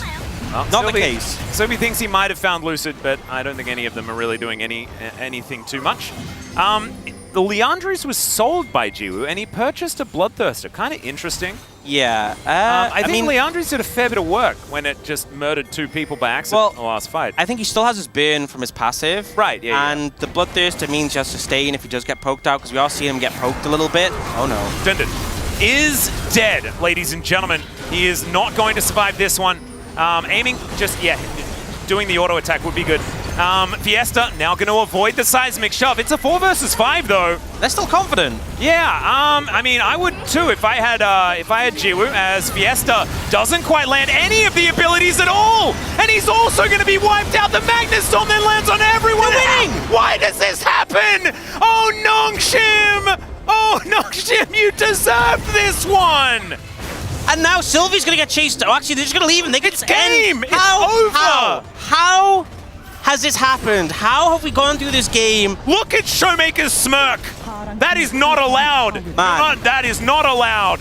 Nongshim have just snatched defeat from the jaws of victory, and D+ have managed to find this amazing fight against this seemingly unbeatable dragon, and they've managed to win out. I don't know how it happened. I don't know how this manifested, but D+ somehow win game 1. I thought in The Hobbit that, you know, Smaug was pretty powerful as well, but somehow these short people did manage to do it. So, I don't know. That was, that's just got to feel awful. It really does. And I'm so proud of them. The way that Nongshim played the early, mid, and late game, until it was their Nexus that exploded by accident, No, there's a they played amazingly well. There's a famous quote. Sarah? Yeah. Yeah. They were winning until they went. Yeah. They were winning until they lost. Yeah. Oh. Wow. That's a heartbreaker. You know, we do always say Nongshim are the team of unbreakable mental. This is the real test, is if they can bounce back from this one, because by all means, we should be looking at a Nongshim 1-0. Credit to D+ for never stopping at attempting to turn things around, You know, the wall at the end from Showmaker was beautiful. Kind of left this uncomfortable position where you flashed and you were still trapped after you flashed for Fiesta, and I think their nerves got to them. I think so too. I think if you played that straight, you would have had it, but Dundun got caught out, and they seemed so panicked in their response to it. That was my response to it. That exact expression. Thank you very much, Jinx's monkey. You know what's absurd is this doesn't feel like that much damage. It feels like, Jiwoo doing 48k, it felt like he was doing a lot more. I definitely feel like the fact that Kingen did 42k is kind of... He outdamaged the Hui as a melee champion in that game? Yeah, it's kind of... I guess it's all just Dundun's health bar. Yeah. That he killed over Pretty and much. over again. The Sylvie too as well, but definitely feels like in the end of the game, Jiwoo was bumping up those damage numbers, but not enough. Somehow. Absolutely not. Well, we're going to need to take a bit of a break and try and pull ourselves together after that one. Short break coming up, and then the space will break down whatever that just was. We'll have another one.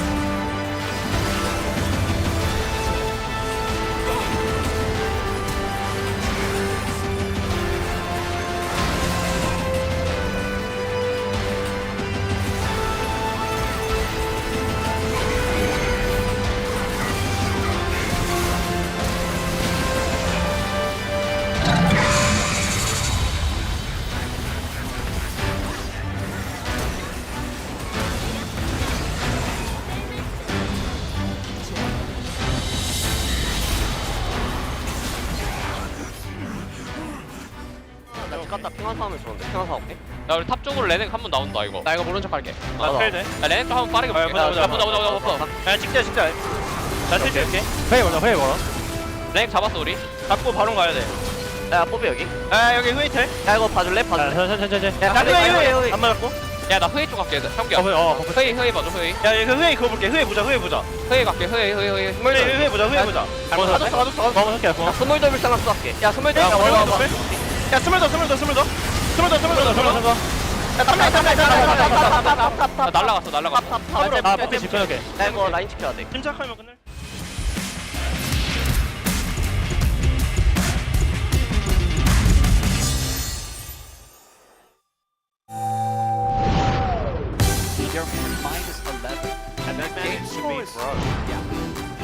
And we're going to see another Magnus Storm coming down here from Execute. Crashes down as well. Buys some time for the rest of his team to get over here, but Peanut lasts so incredibly long. And Viper is going to die once again. I think we're certifying it. I think the Zeri is online.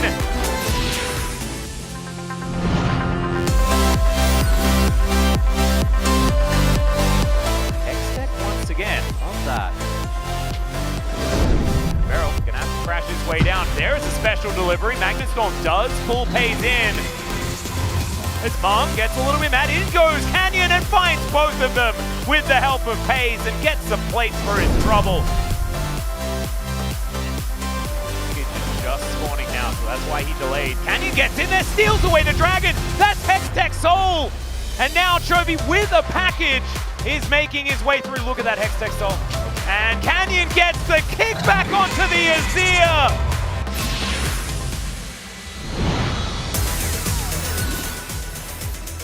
And you don't get Yehu. You barely got Yehu. You just were not in a position to force that. Now they're in even more trouble. Yeah, Featherstorm does come down, but there's the Fate's call to deny any of the damage. Magnus Storm trying to get the work done as Jiwoo is going to get knocked up. Sponge just gets another audacious charge. Peter trying to be a hero, but there's no damage left in this fight, and TRX will just clean them up. Nongshim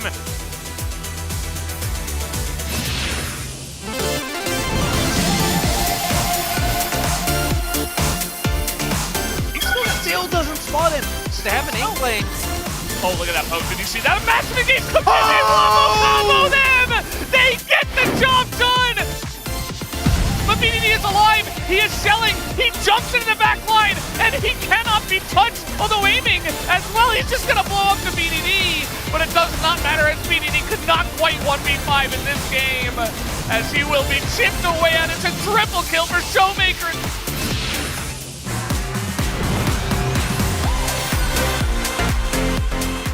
get in there. He has snared himself though. Crescent Guard comes down. That should mitigate a lot. Emperor's Divide does absolutely nothing, and there's the Devour to save Guon. And now he dives back in. The Dragon gets angry, but it does not matter at all. T1 are destroying them, and Guon popping off in this fight. He finds the resets, and oh dear. Gideon on top of Gumayushi right now, but the snare does come through. Carrier gets over the wall, the Dragon gets mad, and Carrier almost in execute range. Oh, the seismic shove! Oh, the double! So good, and he just eats the Dragon! And now he's not gonna die. It's a triple kill for this guy's Tom Kench, and then he gets back in there to tank up the Baron.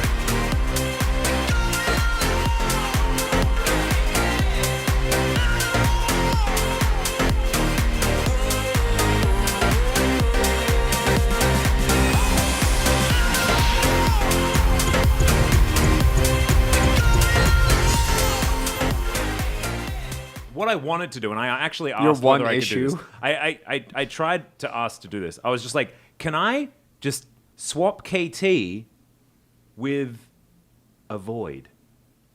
Just take them out of my predictions entirely, shift everything up one, and I'm like, yeah, got it. Like, that would actually be really fun. What if you let him do it, but then he has to put Bro first? No, but that doesn't. So that doesn't change it. What I need to do is just take them out, and then the stack moves up. So basically, what you're saying is you need 9 swaps. I need to move 9 teams. Yes, yes. That sounds fair enough. Yeah. I'm a fighter.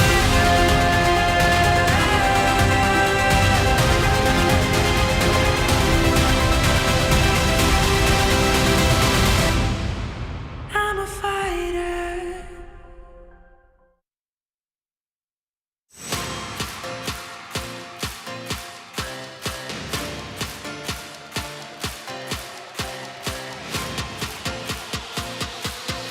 Hello and welcome back to the space. We are here after a wild game number 1 that if you don't know who won that one, you're never really going to know down to the wire, and then eventually DK wins somehow, some way in that first game. I'm Sel Valdez. With me is Hooney and Wolf. And guys, what happened in that game? How did that happen? I remember we just had that Mad movie in the break where we had the really sick rel engage into Emperor's Divide.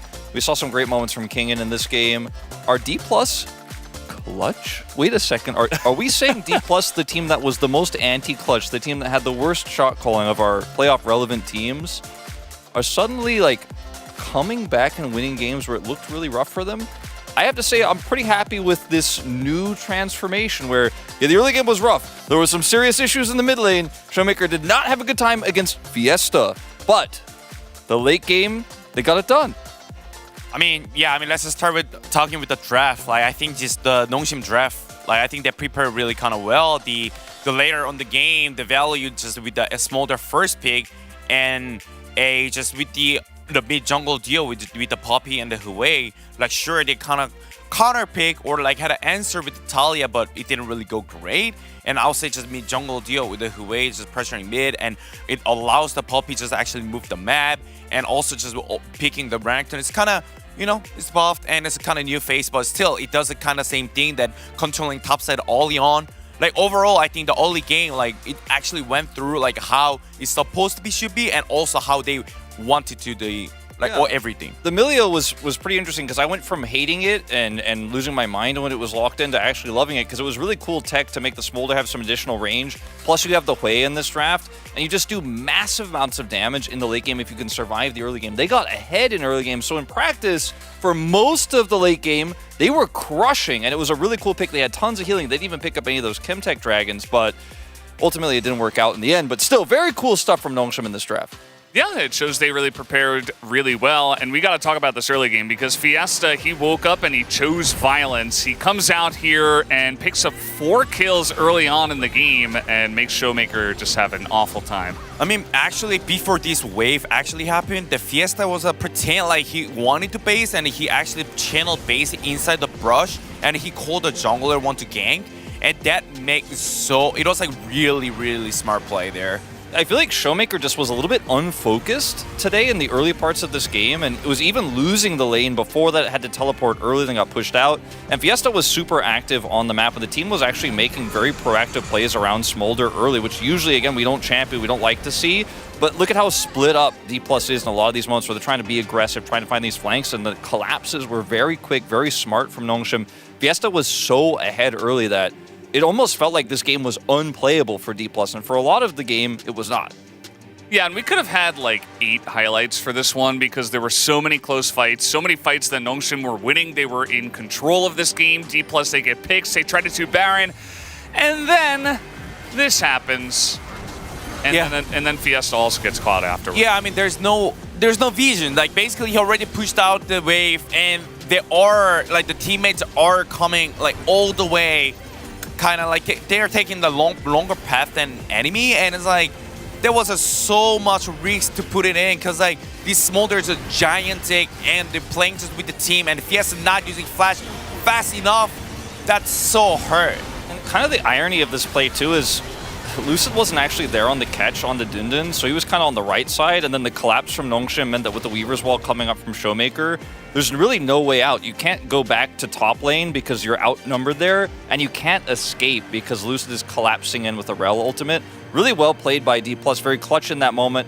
Being decisive, not waiting, that's a big issue this team has had over the last 3 seasons of LCK, and it seems like when Lucid is on Rel, they know how to get it done in those final moments. They absolutely do, and Nongshim definitely going to be kicking themselves as well for not being able to put this one away, even with that super fed Smolder. But let's take a look at the POG here on the side of D+ Kia, who did win game number 1, as Kane will pick up his 2nd POG of the season. We skipped a lot of the parts where D+ came back with some really cool plays from Kingen because he was Aatroxing, and he was Aatroxing hard. They did not respect him in a lot of these moments. This was an incredible play after he made a misplay moments before. And he just suddenly got so big that they were able to stay in the game. And some of the oversteps here from Nongshim, again, we didn't show in our clips, were punished by Kingen super well, so that's why I voted for him. Yeah, I mean, as you see, like the damage, the DPM was over 1,000 with Aatrox, which is really crazy. And all the fight, like that means like all the fight, he was like basically play like really optimally. And I just don't think it's just Aatrox on Kingen. Like, what can I say more? That's all you have to say. We'll see if any other votes go otherwhere, as we do have aiming votes.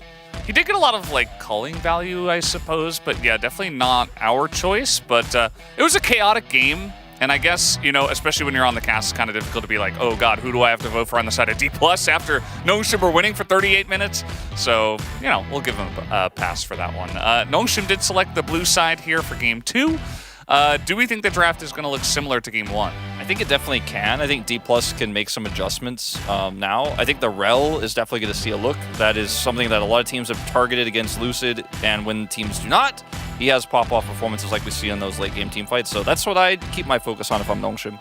Yeah, I think the similar concepts are fine, and it's just like, especially right now, the D+ Kia, the early game, they're not playing like that good. So I think it's the like looking for scale, looking for the Smolder is absolutely fine answer. Yeah, absolutely. Well, guys, we are done here on the space for game number 1. Let's go back to the casters for the 2nd game of the series. Thank you so much, Valdez and crew, for the breakdown of game number 1, or of the final play of game number 1, because the whole game was kind of nullified by that. You know, who I feel for? Like, imagine, right? You're watching that game as a fan at home, and I don't know, maybe your doorbell rang, you need to go to the toilet or something, you miss the end of the game, and you come back to the space saying D+1, and you're just so perplexed. Oh, yeah. You're like, what? How is that even possible? Well, hopefully they had time to look back and check it out, because, yeah, that was certainly one of the games of all time. And Nongshim back on blue side, which, is a surprise, because the expectation is, they'd get game 1, they'd go, and it would be D+ side selection.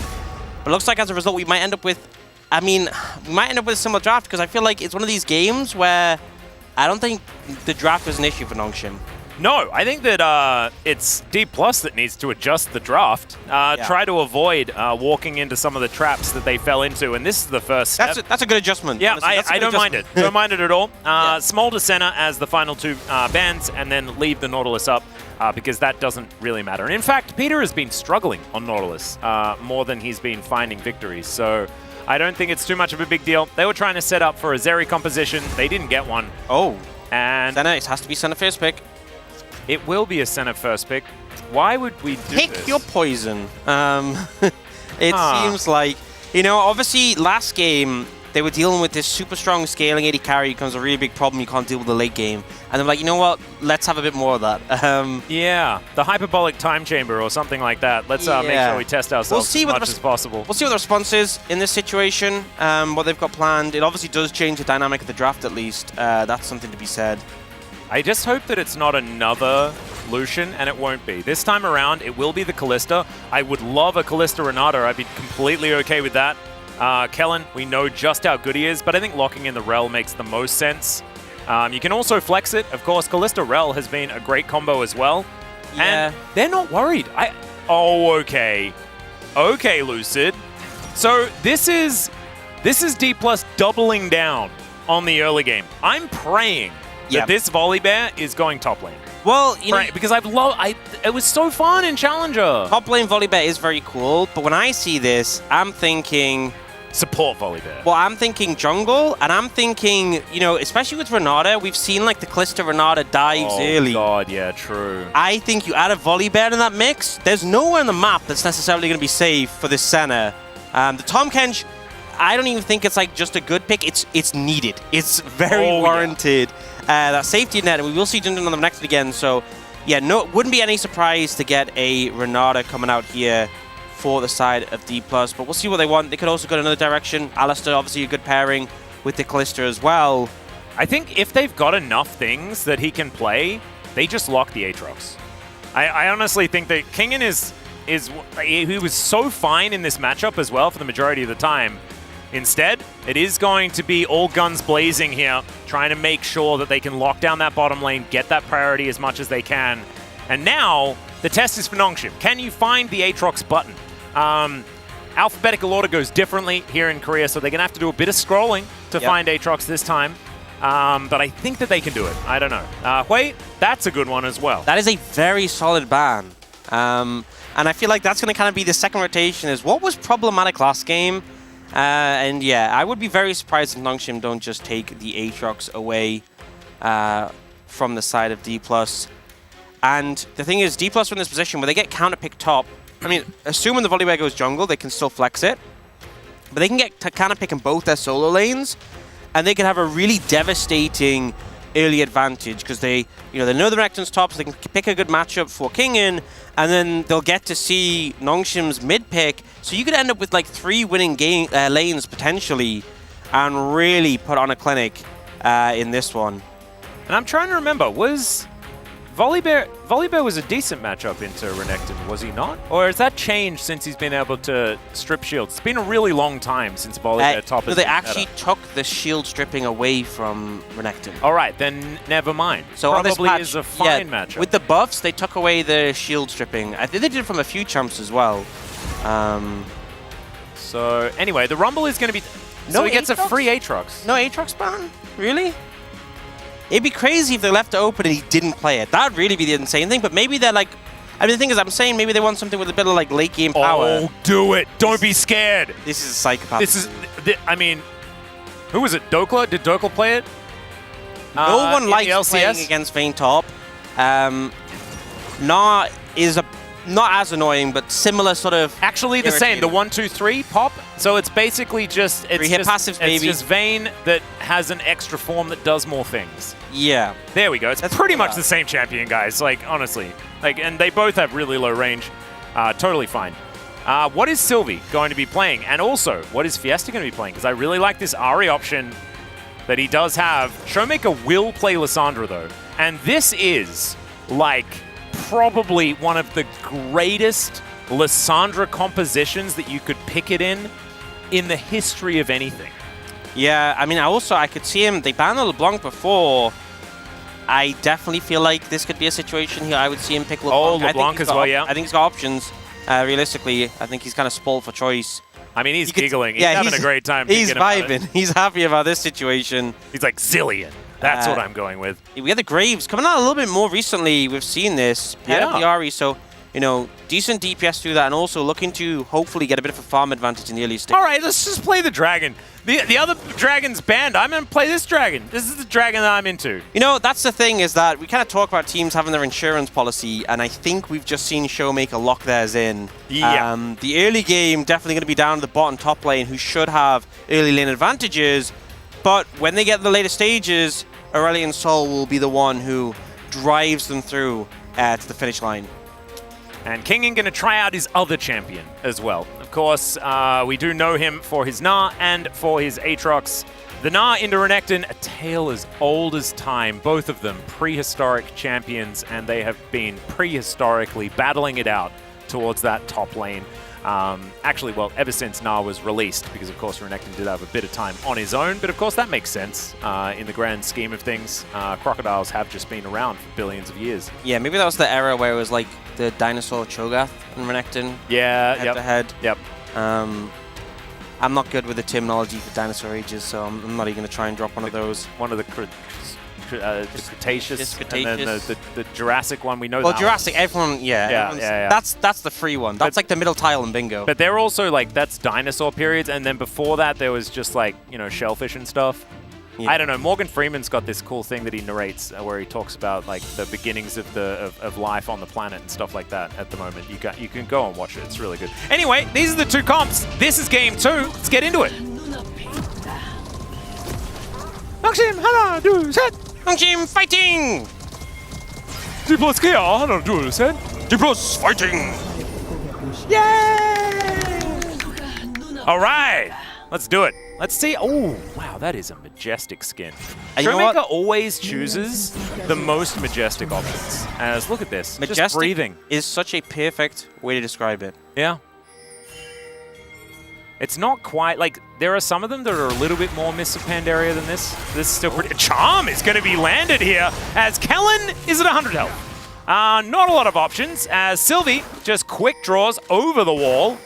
And Kingen is just coming down to see what all the fuss is about. Yeah, it looks like Kellen will just be fine. Skystrike going to come on in there and just do some lightning work, but Nongshim gets some control. They don't have a ward. I was going to say if they find Kellen, that could be really painful. Already due with some early stacks, though. Oh, there we go. Always fun playing the Senna level 1 and just kind of cheesing a couple of extra ones. But yeah, we kind of said, for me, I really think if D+ want this game to go positively, we're looking at early dives bot lane. Sorry, there's something about how quickly he's breathing. Just a little tap. Yeah, just doing the little once over. And getting comments for it as well, which is the nutty thing. Kind of working. I like it. It's last hit insurance. I'm down with that. Yep, just making sure. In case you kind of miscalculate by a slight amount. Yep. Always get that little bit of insurance. Yeah, there's no longer a super long win streak for Senna. It was broken by Bro, but we're on a 1 win streak. For those who are keeping track at home, we were on a 17 win streak. It got broken, and now we're building it up again. Indeed, Gumayushi was able to pick up the victory on it. He was also able to pick up a victory on this champion as well, as we've had a lot of players find some success. In fact, in the last series, it was Keria that looked very, very strong on the 9 kills support Kalista that he was very upset about because he didn't get 10. And I remember it was Gumayushi's response that was very funny. Logistics program going to connect a fair bit of damage here, as Aiming has in the past really enjoyed playing this Kalista as well. It doesn't really fit under the banner of the aiming champions, you know. He's got a few that he does really like to favor, like the Kai'Sa, like the Zeri. But this certainly does fit into some of the ones that he has looked pretty good on. And Jiwoo taking the brunt of a bit of that. Yeah, some heavy trades definitely coming out. Got to always be a little bit careful if you trade too heavily, so that it sets up an easier potential for a dive. But they do have Sylvie pathing towards them. Yeah, okay, Peter taking a bit of damage here. Has to flash the handshake. That's a big deal. Kellen does get punished for it momentarily, but I think getting the flash out of the Tahm Kench, huge news here. Yeah, no Grey health available as well yet for Peter. So you can see D+ know what their win con is, but Sylvie is here to try and offer some protection. Yep, Lucid trying to see whether he can pick up any of these little Krugs, but looks like with Sylvie in the area, the Volibear not going to try and do too much. Still, D+ able to continue this pressure. And we're looking at the farm as well, as no World Atlas actually picked up, because Peter really did want to have his Doran shield just to try and survive.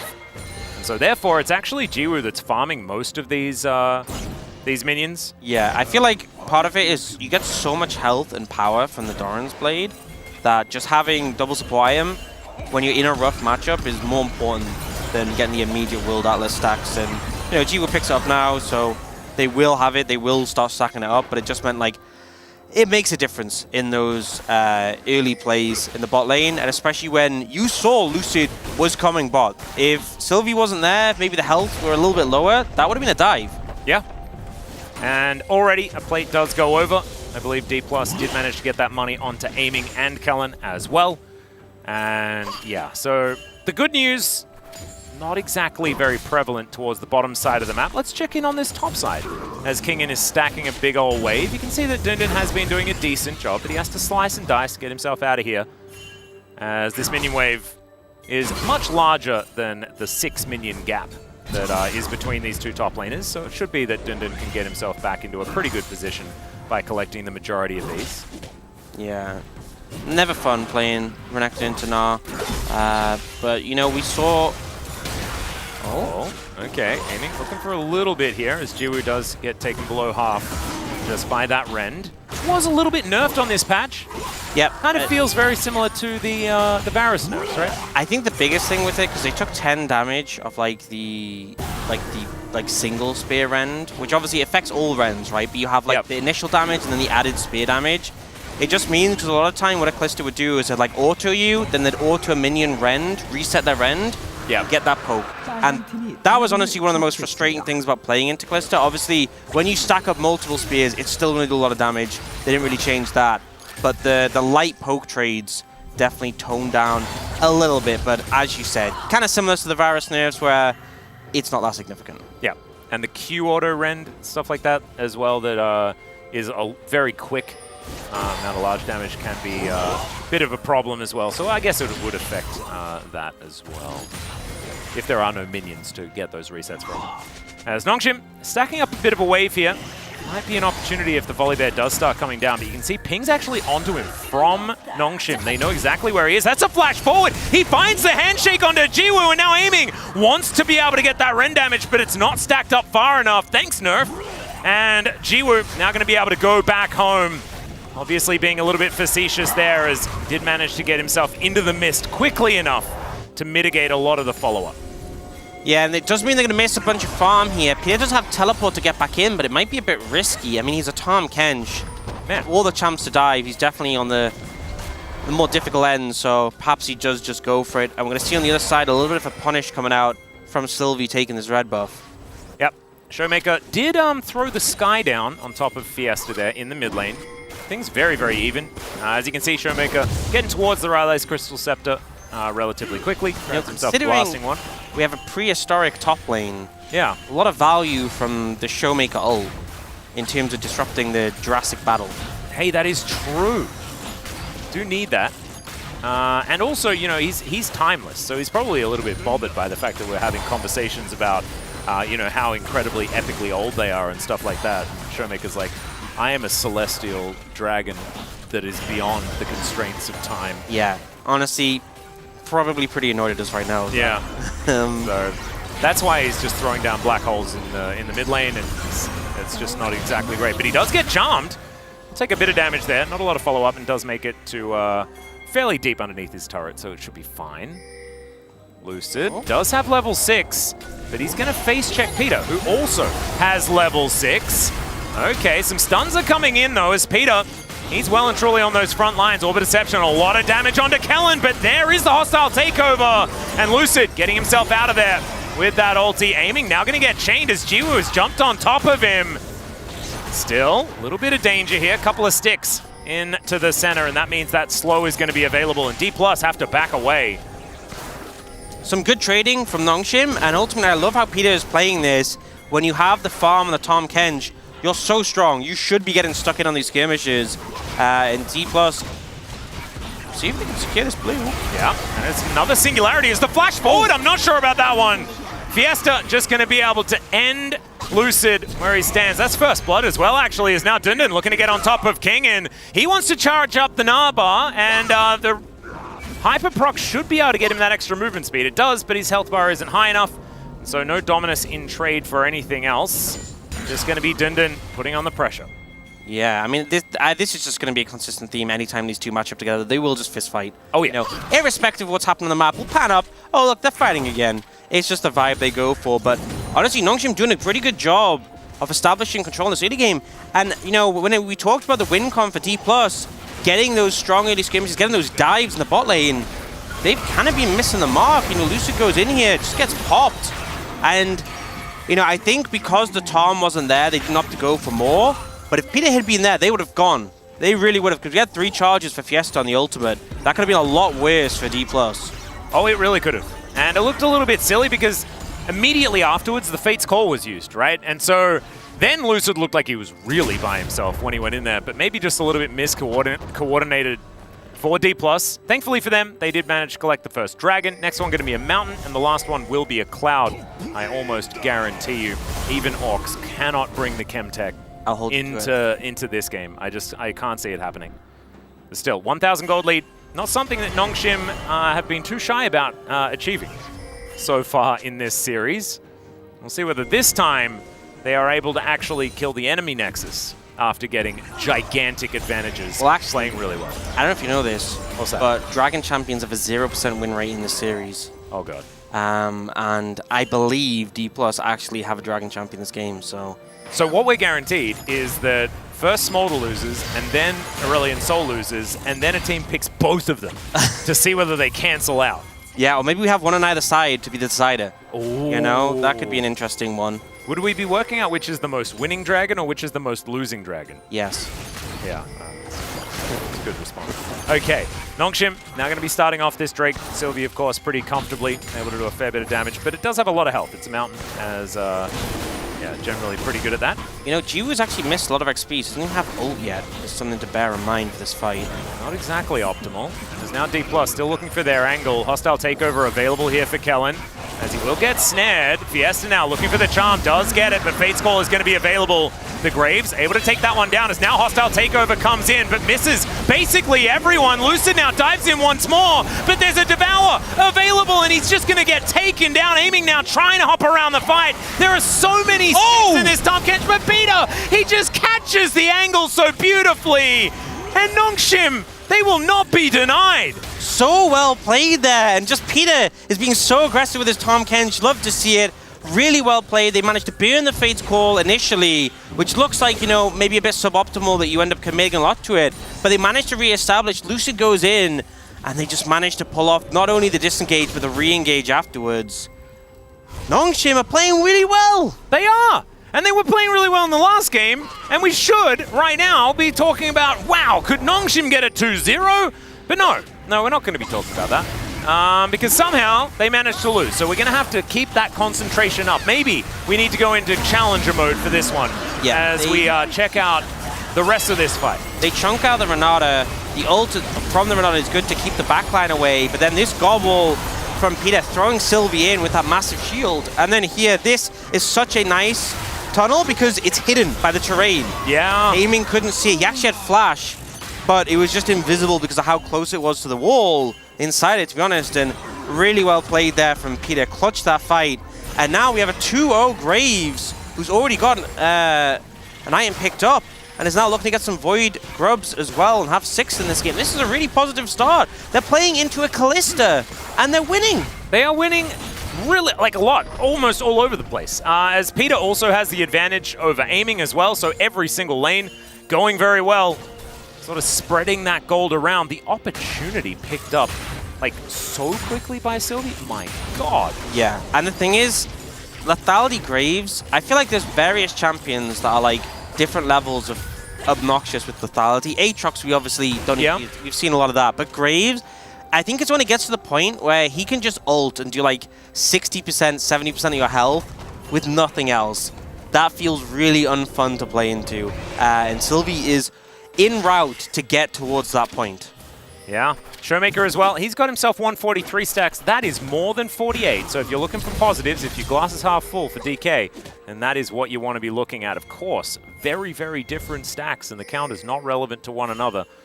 But it's still there as a comparison, if you would like it. Kingen has managed to whittle down Dundun's health bar, but Dundun is more comfortable with less than half health. You know, and it's going to hit, but yeah, I feel like the volley bear hasn't been working. Yeah, I mean, I just don't think the Volibear jungle has been good at all so far from what we've seen. And the problem is if you don't get an early advantage, it continues to be worse. Yeah, and I also feel like, you know, we're seeing this Frozen Fist build. I feel like the tank junglers have been good because they've built the exact same items every time, which is Bammy Cinder into Frozen Heart Arcanic and then the other one. Yep. I'm not really, like, I feel like Frozen Fist is a good item top lane, but I feel like you're not going to get as much value in the, like, you know, sure, if you're ahead, maybe it feels pretty oppressive, but I don't think you really lack sticking power on the volley bear. No, I would 100% agree. And I also think that, like, what makes Volibear cool on this patch is the Fimbulwinter build, you know, and like the laning build. And this, it doesn't give you the excuse to then play Volibear elsewhere. You know, he's also a Freljord champ, so you'd think Fimbulwinter really syncs with him. I mean, I guess it's Frozen Fist as well, so, you know, both do. Well, Dundun taking a lot of damage. The Ohmwrecker is in the area. We were talking about Yorick Murnison, or Volibear. He's going to be backing away. And Dundun sticking around just to grab this wave. No dive is going to be incoming, as we can see. So just going to get back underneath that turret. Things should be fine. Kellen, Slay completed. Aiming does have his Blade of the Ruined King now. Pretty big spike. But Frozen Heart, you know, this is the frustrating thing, because it's like, nice, I've got my Blade of the Ruined King, and then you look across to the Tom Kench with a Frozen Heart, and it's just like, you don't get to have fun. That item is very annoying to play into as a Quista. So we have Dragon coming up in 20 seconds, and Ocean Soul isn't the highest prio, but there's a lot of bulky members on both sides, so I think would actually get a decent amount of value. Oh, 100%. Ocean Soul. Either Tom Kench would kind of ascend, you've got to say. And I also think that maybe Volibear would also be happy about it. A fair bit of regen for that champion just in general, so probably happy to have some way of healing up a little bit better. Still, not exactly the most pivotal of Drakes, and they're one apiece right now. So 2 dragons, no soul point on the table or anything like that, as somehow that snare missed, and that is a flash forward from Kellen. Not sure about it, as now Jiwoo, he's going to sling into the mist, but I don't think he's really going to be able to get too much. The Devour comes in, the Tom Kench is going to be gobbled up himself, and it's a double kill for the dragon. Showmaker now untouched on the side as well, as he's just going to fly over. Charm is going to miss, and now they're closing in. Nongshim, I don't think they're getting out of this one, as this singularity is looking gigantic from the Aurelian Soul. And Showmaker just reminding us all that he is still here, and now he has a killing spree. A really nice engage coming out of D+, and Nongshim, we're the decisive ones there. We saw it praised on the space from the last game. The decisiveness of D+, they're showing right now, and it paid dividends there. The engage comes in.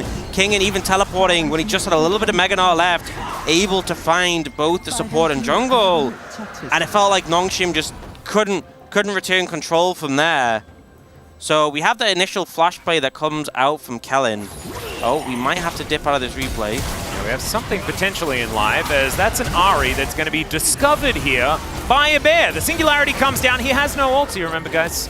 So this Ahri is really dead. They just want to give the kill to Showmaker, and they'll be successful doing so. The Breath of Light going to be able to take him down as Nongshim look to answer in the mid lane. They will be able to do so, as there are Void Mites everywhere. There are Void Cans here in this mid lane, to quote Medic.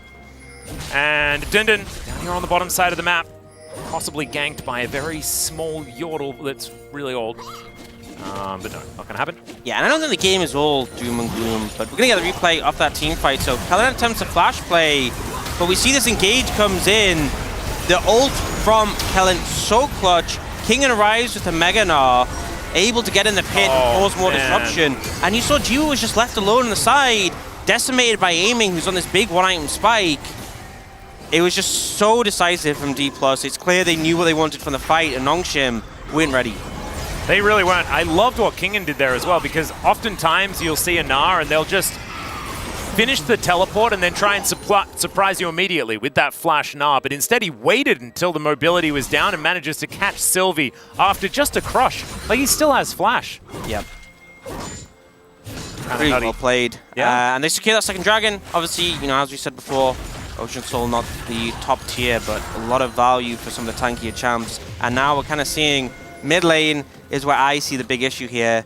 This Aurelion Sol is going to be a problem as the game goes on. That's the insurance policy that D+ had, and they put so much gold onto it. And so Showmaker is probably going to go like, I guess, Crypt Bloom or Void Staff third, and then maybe a Morellonomicon. And then if you've got all of this healing, and they have a lot of healing, and if they do manage to get a cheeky dragon or two, which they could be able to do, then he hits everyone with his ultimate. Everyone. And now he's hitting Peter, who's got a lot of sticks in him. Aiming not going to be able to draw them out just yet. But I do feel like the value as we go later and later into this game, not only the fact that, you know, Aurelion Sol just is incredible late game in general, but even into this specific composition just does work out. Yeah. As the Rift Herald is getting distracted by a siege minion. Oh, Peter. All right. Peter once again going to get his hand shook. And Lucid going to be able to run away. But maybe Kingen not going to be so lucky. He does have to use that flash we were talking about now. As Foxfire doing some work. Somehow the charm misses though. And he's able to leapfrog over Lucid and get himself to safety. Still not a great passage to play for D+, but at least Kingen's alive. Yeah, I mean, it's a trade of flashes, right? We saw Peter lose his in that little attempt at a pick on the top side, and then we see Kingen lose his there. So both teams looking for the angle to find picks, and the game definitely feels very neck and neck. Yes, Showmaker's very strong now, and I feel like he's going to spike sooner, but eventually Jiwoo will get to that point where you have the obnoxious range bonus.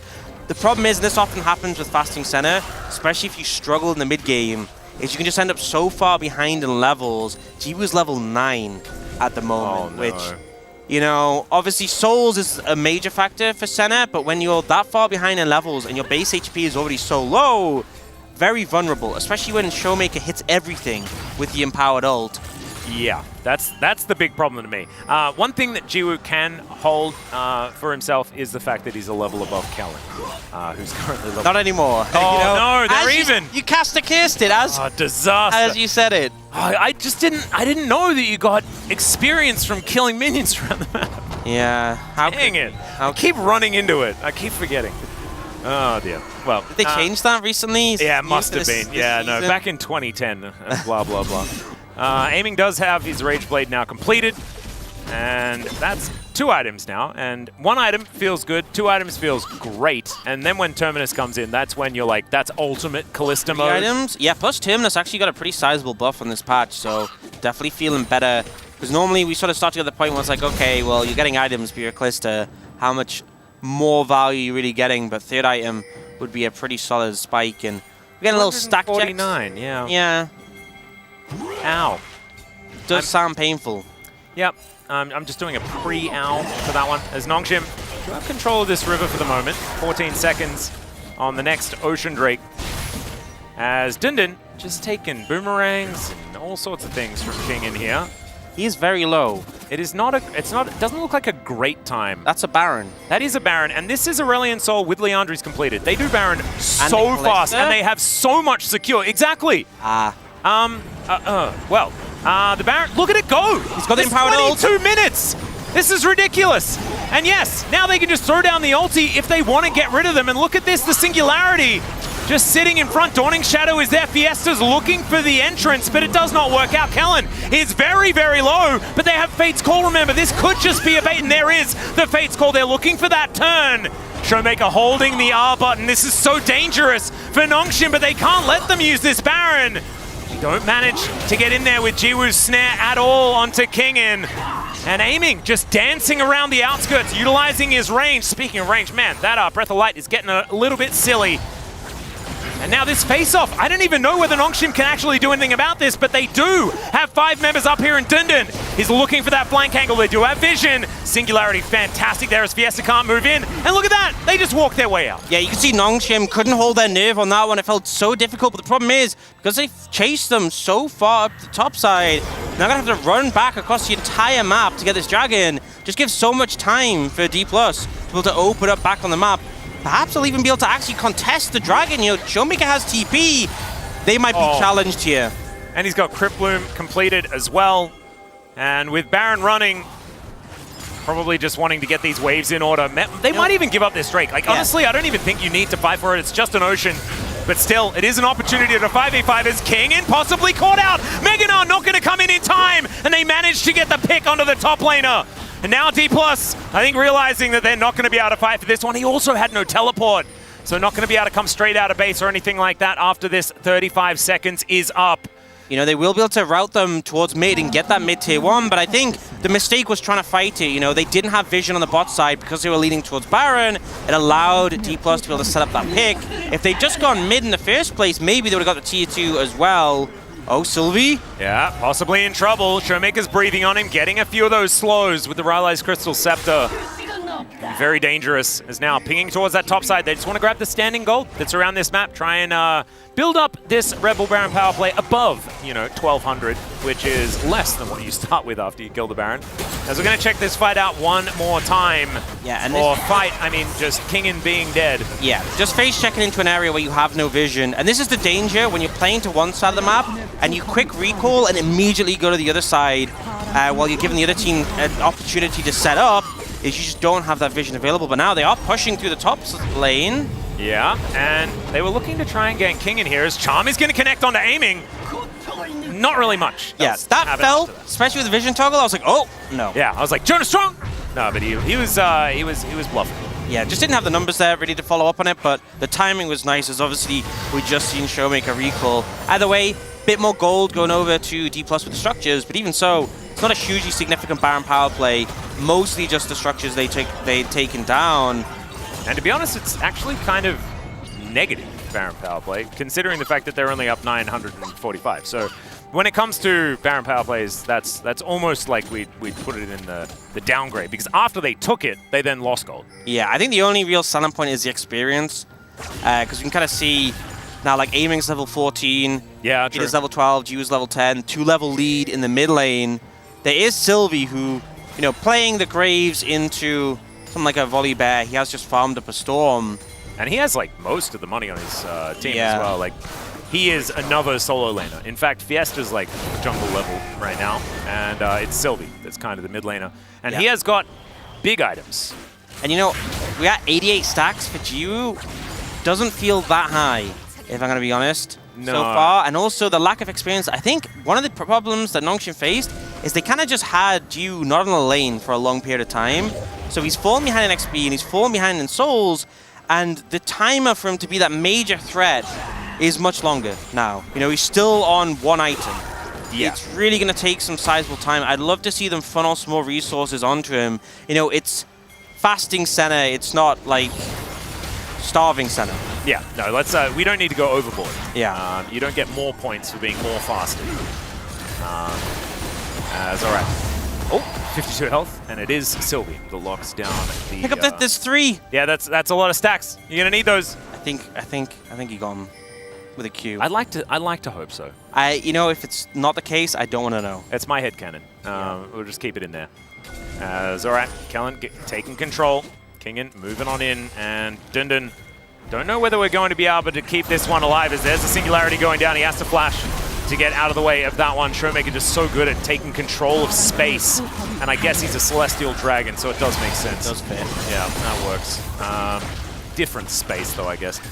He's going to go back. Now they're looking to ping around this Drake. 1 minute and a half. They do want to be able to lock this one down, not lose map control via Soul Point. It can happen. And they've flooded the bottom side of the map with these wards. Now looking towards that top side. Baron going to be up in 45 seconds. And the thing is, I don't think Nongshim have a clear answer to Showmaker right now. At all. To be honest, I don't really either. He's got an arm guard also. Yeah, he is so strong right now. And I honestly feel like if you took him out of this D+ comp, I think Nongshim would be able to just start running the game. But yeah, he is such a roadblock for them. And as long as he doesn't make a mistake, DK can keep setting the pace of this game. And Nongshim kind of just have to hold out, you know, hope that G was able to get more stacks, more experience. The one good thing for them is that it's 2 dragons apiece. They have time. Oh, Fiesta looking for aiming, but he just sidesteps. Martial pose, pretty powerful. Yep. And I'm pretty sure the ult cooldown is quite low now for Fiesta, but it is Dragon in 36. I think not getting a pick there kind of just signifies you should just back off. Just give it up. They're still looking. Yeah, Jiwoo actually able to find a snare onto Showmaker. That's a priority target, but he does have that singularity that he puts down, and then no one can really do anything. The charm actually sends Lucid in the exact direction he wants to run, so it didn't look like he got charmed at all, which was kind of comical. Aiming actually taken down to 50%, but a little bit slow on the charm that time around from Fiesta, and he's able to lifesteal his way back up.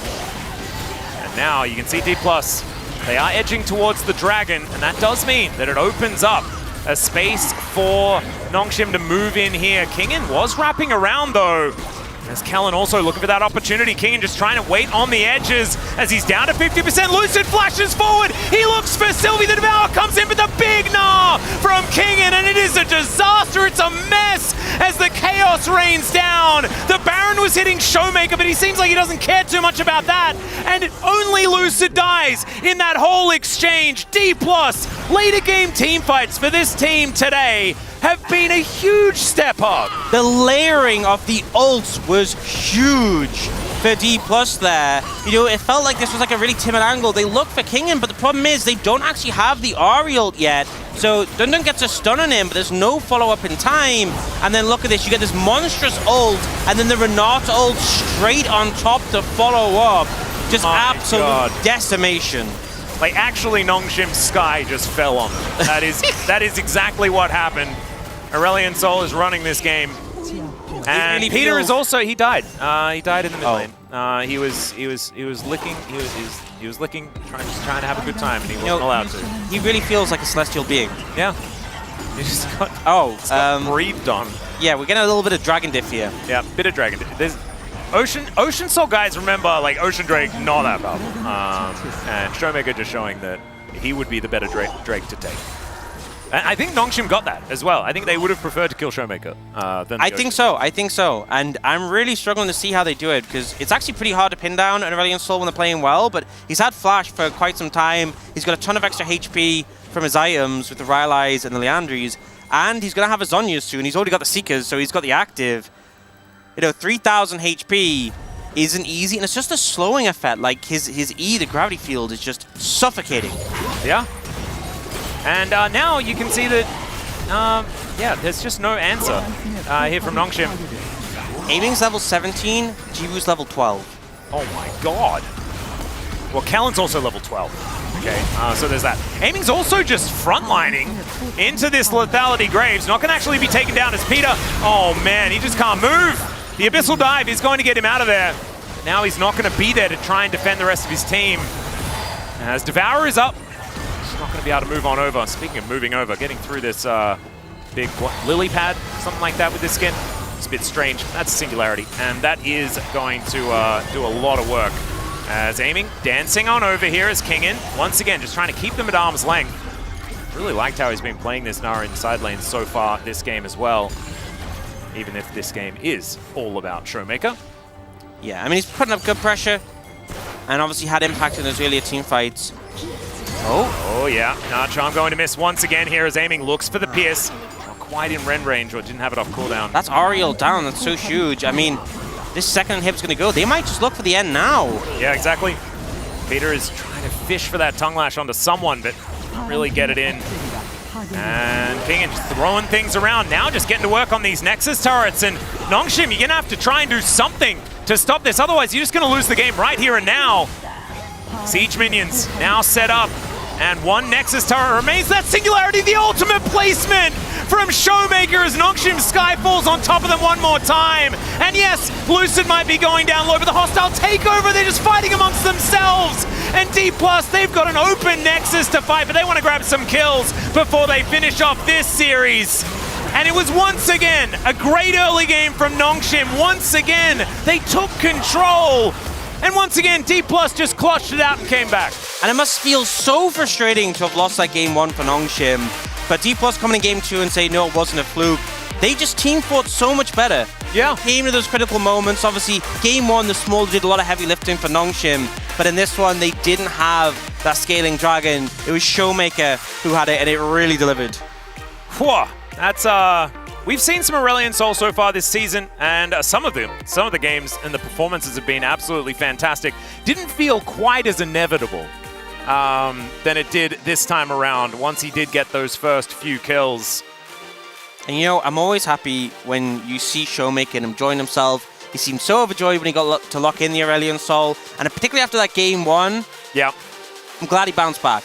No, I think that you were really right with what you were saying as well about it. It just looked like he was playing a little bit on the back foot, like he hadn't quite woken up yet. Yeah. Or something like that.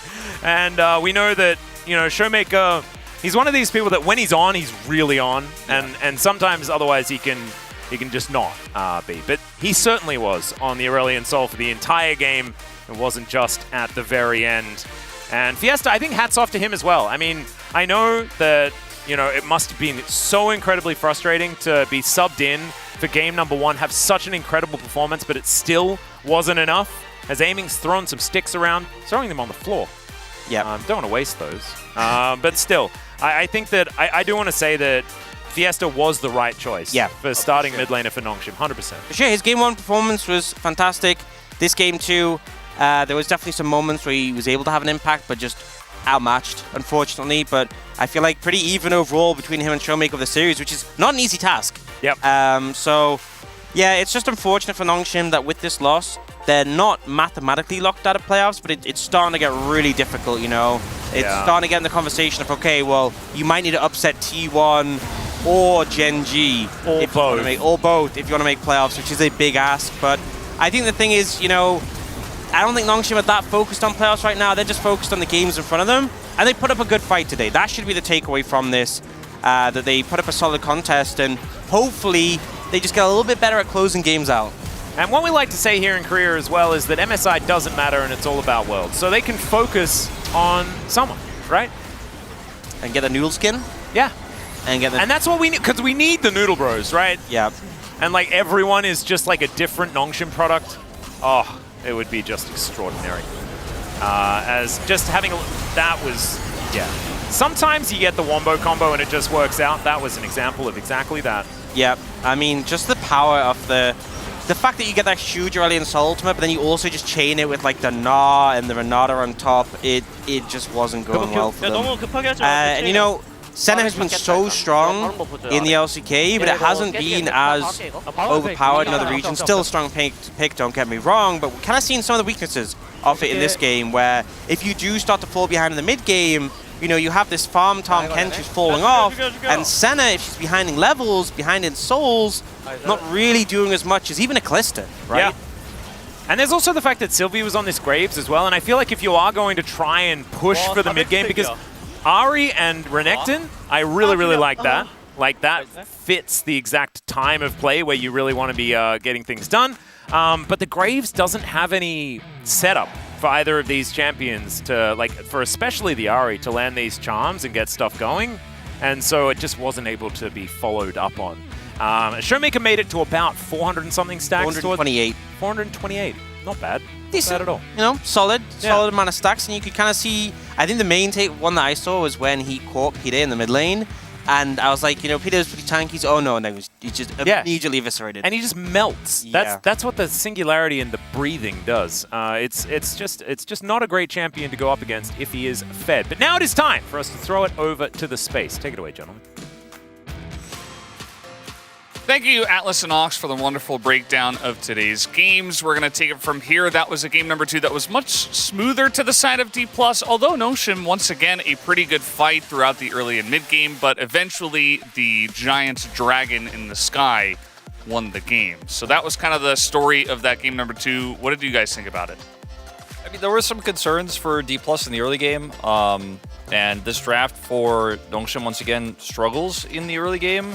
You're playing Senna Kench into Kalista with Renata, so that's never going to be a strong point. And then, obviously, the Ahri has some prio, and we did see some skirmishes early that went very well for Noshim, which is a little bit concerning for D+, but similar to Game 1, and in a much faster fashion than Game 1, in a much more decisive way, they were able to actually take some critical team fights in the mid-game with a comp that does have that late-game insurance policy of the Aurelion Sol. I think if Showmaker was on, another lesser scaling pick like the Talia, if he was on even Orianna here, I'm not sure you come back the same way, but they were able to pull it off. Yeah, I mean, to order to go with like the Senna TK, the compositions, like having all of the having the top lane to melee and also jungle having the carry role, it's pretty good as well. Because since it's like the TK is the 80 carry as a tank, but I think it's just like also from the AP damage, just like there's no consistent damage there who can actually put it. Otherwise, like, sure, they pick Ahri and they just have to keep making the play like consistently until they can actually snowballs over. But it's like, as you said, the DK, the compositions, they already have a Volibear jungle with the Kalista Renata in early game. It wasn't really easy for them to roll the snowball like from Aurelion, and that makes like the DK can actually build up especially the Showmaker A-Soul, just keep stacking up and not able to find a really great spot for the Noshim. And the locations, like wherever they selected, the fight wasn't just perfect necessarily, and that's why I think the Noshim from the draft was not able to make a early lead that is not going to be able to just help forward the later in the game.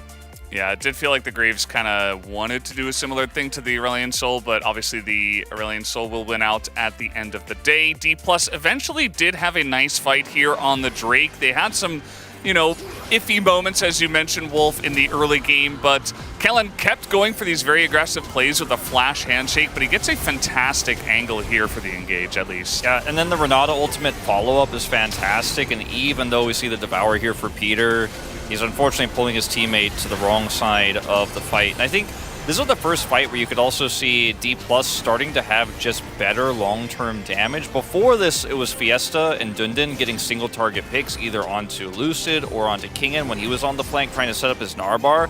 But in these longer fights, the setup wasn't online well enough, and she just couldn't and did not match up to the Aurelion Sol damage even in the mid-game. And then as the game went longer, they lost control.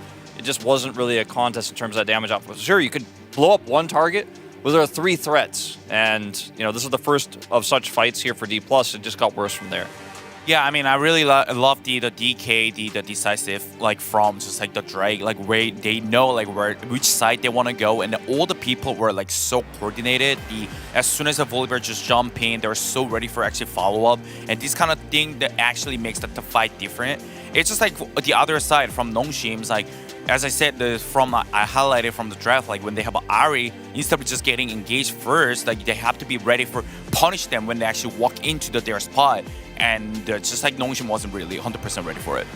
Yeah, they weren't quite there, and DK, as you mentioned, had really nice coordination as a team, which can be highlighted here in this mid-fight as well. Kingen immediately gets collapsed upon, but then they get this really nice wombo combo engage. Look at how split Noshim are trying to actually push Kingen out, and he just hops away. Strikebreaker gets tossed out here, and again, the single target burst is definitely there for Noshim, but even at this point, Kingen is pretty hard to lock down even before he gets his bar, and then the re-engage is so simple because Showmaker has his empowered ultimate. You have Gnar charged from that push onto Kingen, and it is just, I don't even want to say it's a wombo combo, it's just a wash. I mean, the CC is just so insane, and the damage output from this dragon is just not going to be matched. And Showmaker, he gets fairly low, but it's a really easy cleanup. There's just too many threats here for D+.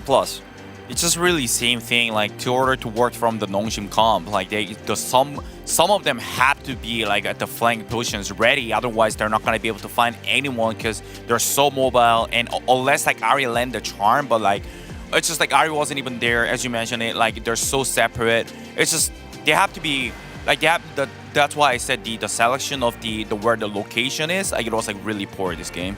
Yeah, and the fact that Showmaker was just getting like free kills in this game, he was just totally unbothered the entire time. He was farming up so many stacks, and you saw how giant his empowered ult was in that last fight. It's like, you can't avoid it, especially if you do overextend a little bit to try to get King in. So either way, guys, D+ did win game number 2. Let's see who does pick up the POG for the second game. I have my eyes on the Dragon, and it is him, Showmaker, 8-0. He stacked really well, did over 1,000 DPM. I think the looming threat of this late game Aurelion Sol was always the fear for Nongshim, even though they had the Senna. And even though Nongshim made some pretty good proactive plays in the mid game, there wasn't like an Aatrox that could come flank and get on top of the Aurelion Sol when he went in to do damage. They were always focused on one target, and then the other two, like if they're focusing on Kingen, for example, that's when Showmaker and aiming pop off. They focus aiming, it's, you know, Showmaker and Kingen who pop off. And it was always the threat of what was going to happen when we got late. And this was just, yeah. Melt. I mean, yeah. I mean, it's kind of cheated. You know, like it's not. It could be like a little bit unfair just playing like the later on the scaling champion, but still, I think he played really well. Like all the game, not getting behind and just trying to farm as much as he can. That's just, I would say, the part of the keys ability he got. So I think it's also really fair. For me, I think it's really fair enough. So once again, right side Korean cast going a little bit haywire. We did have Ox, of course, earlier as well, going a bit haywire. So just some of the casters having a little bit of trouble getting that 8 out of 8 for us today. But it does happen. It is pretty difficult at times when you're focused on the cast. So we'll give it to them. But yeah, pretty nice showing from D+, all things considered. We were a bit worried for them, especially with Nongshim playing it really well and having a really nice preparation for the first game especially. But guys, it does seem like the interview is ready now, so let's hop over to Jisun for the translation. Thank you very much, guys. This is Jisun for the PUG interview translation, joined by Kingen and Showmaker on the side of D+ Kia. You guys just achieved a 6-match winning streak, and that solidifies your 4th place in the standings. How was the match today? Well, I think the game was closer than we all expected. Well, we are continuing the winning streak, but we managed to win after a very tough series, so I'm pretty happy with that. Yeah, same. Happy with the 2-0 win. Showmaker, in fact, D+ Kia had a bit of a rough start to the season, but with this winning streak, I think you guys are able to kind of cheer up. As a captain, what kind of advice did you give to the players? I just try to make positive comments, and also, let's kind of take one match at a time. Let's have a longer perspective of the year, and I'm happy that we finally managed to have a very long winning streak.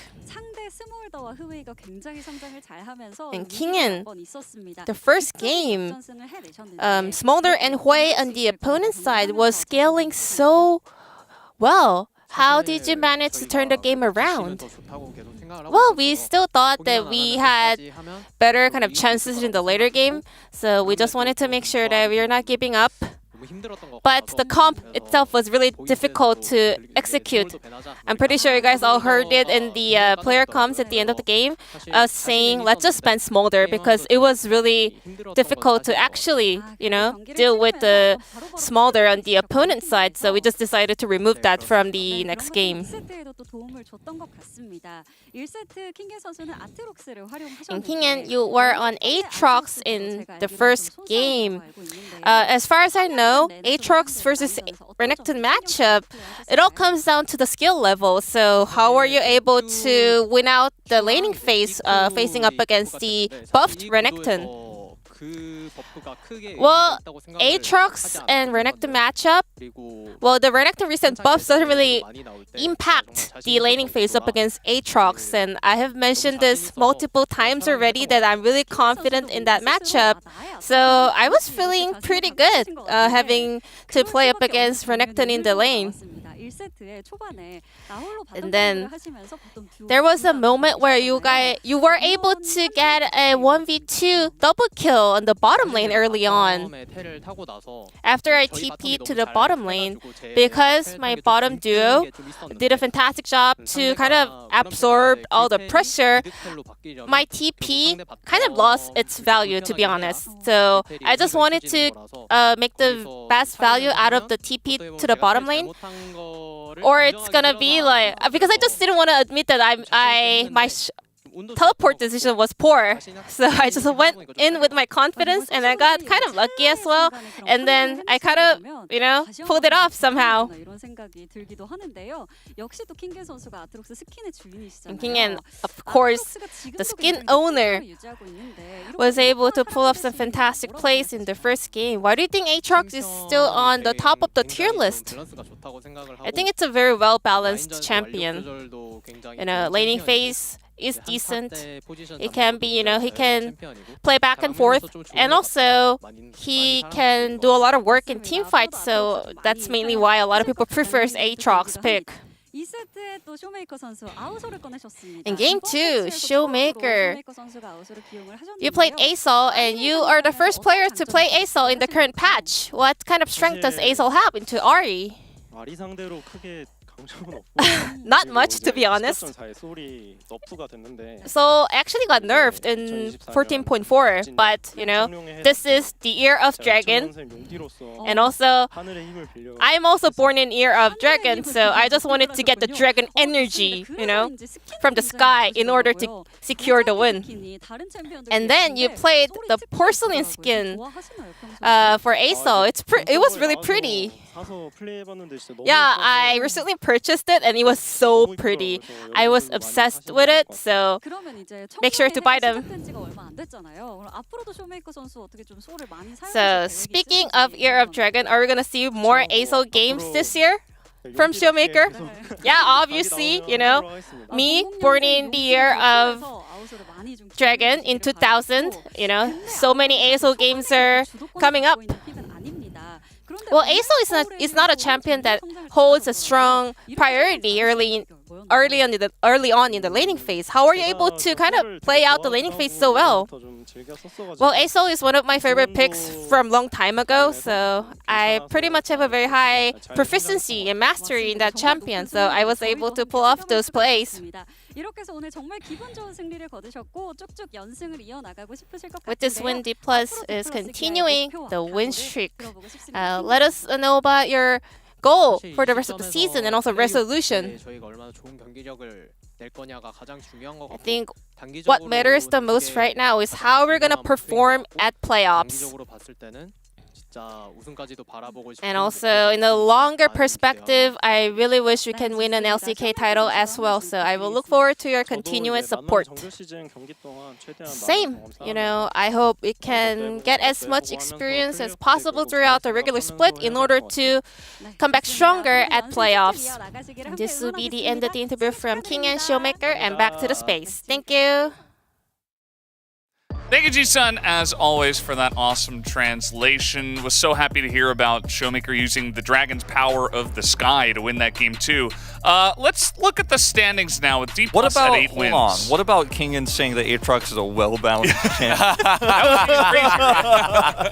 I think he really meant in terms of his kit. I think he was actually saying it's kind of busted, but either way, D+ moving 1 win ahead of KT here, and that is potentially going to be significant, but at the end of the day, Nongshim also down there with DRX right now, 1 win away from Furix and Bro, but still those big key 4 wins away from Kwangdong Freaks. I mean, Ox mentioned it earlier, this is kind of a must win because the schedule gets tougher from here. I mean, at least, Eastern side, at least they suffer together. So yeah, they are kind of a group down there, aren't they? Look at that! Tomorrow, we first versus second, T1 versus Gen G. Saturday Showdown. It is a Saturday Showdown for the ages. And then the real showdown, Kwangdong Freaks up against DRX. As DRX will have a chance to catch up to Kwangdong Freaks, and, it'll be important for those teams after all. But should be an awesome day tomorrow, guys. Hope you did enjoy the LCK today, and we'll see you tomorrow.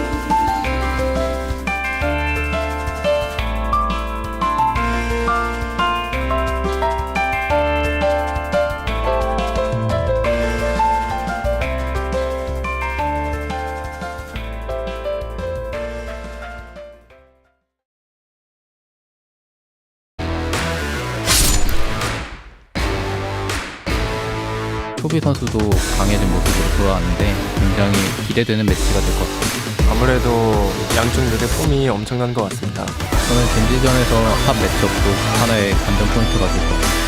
중요도를 따지자면 바텀일 것 같은데 평소처럼 잘하면 될 것 같다고 생각을 합니다.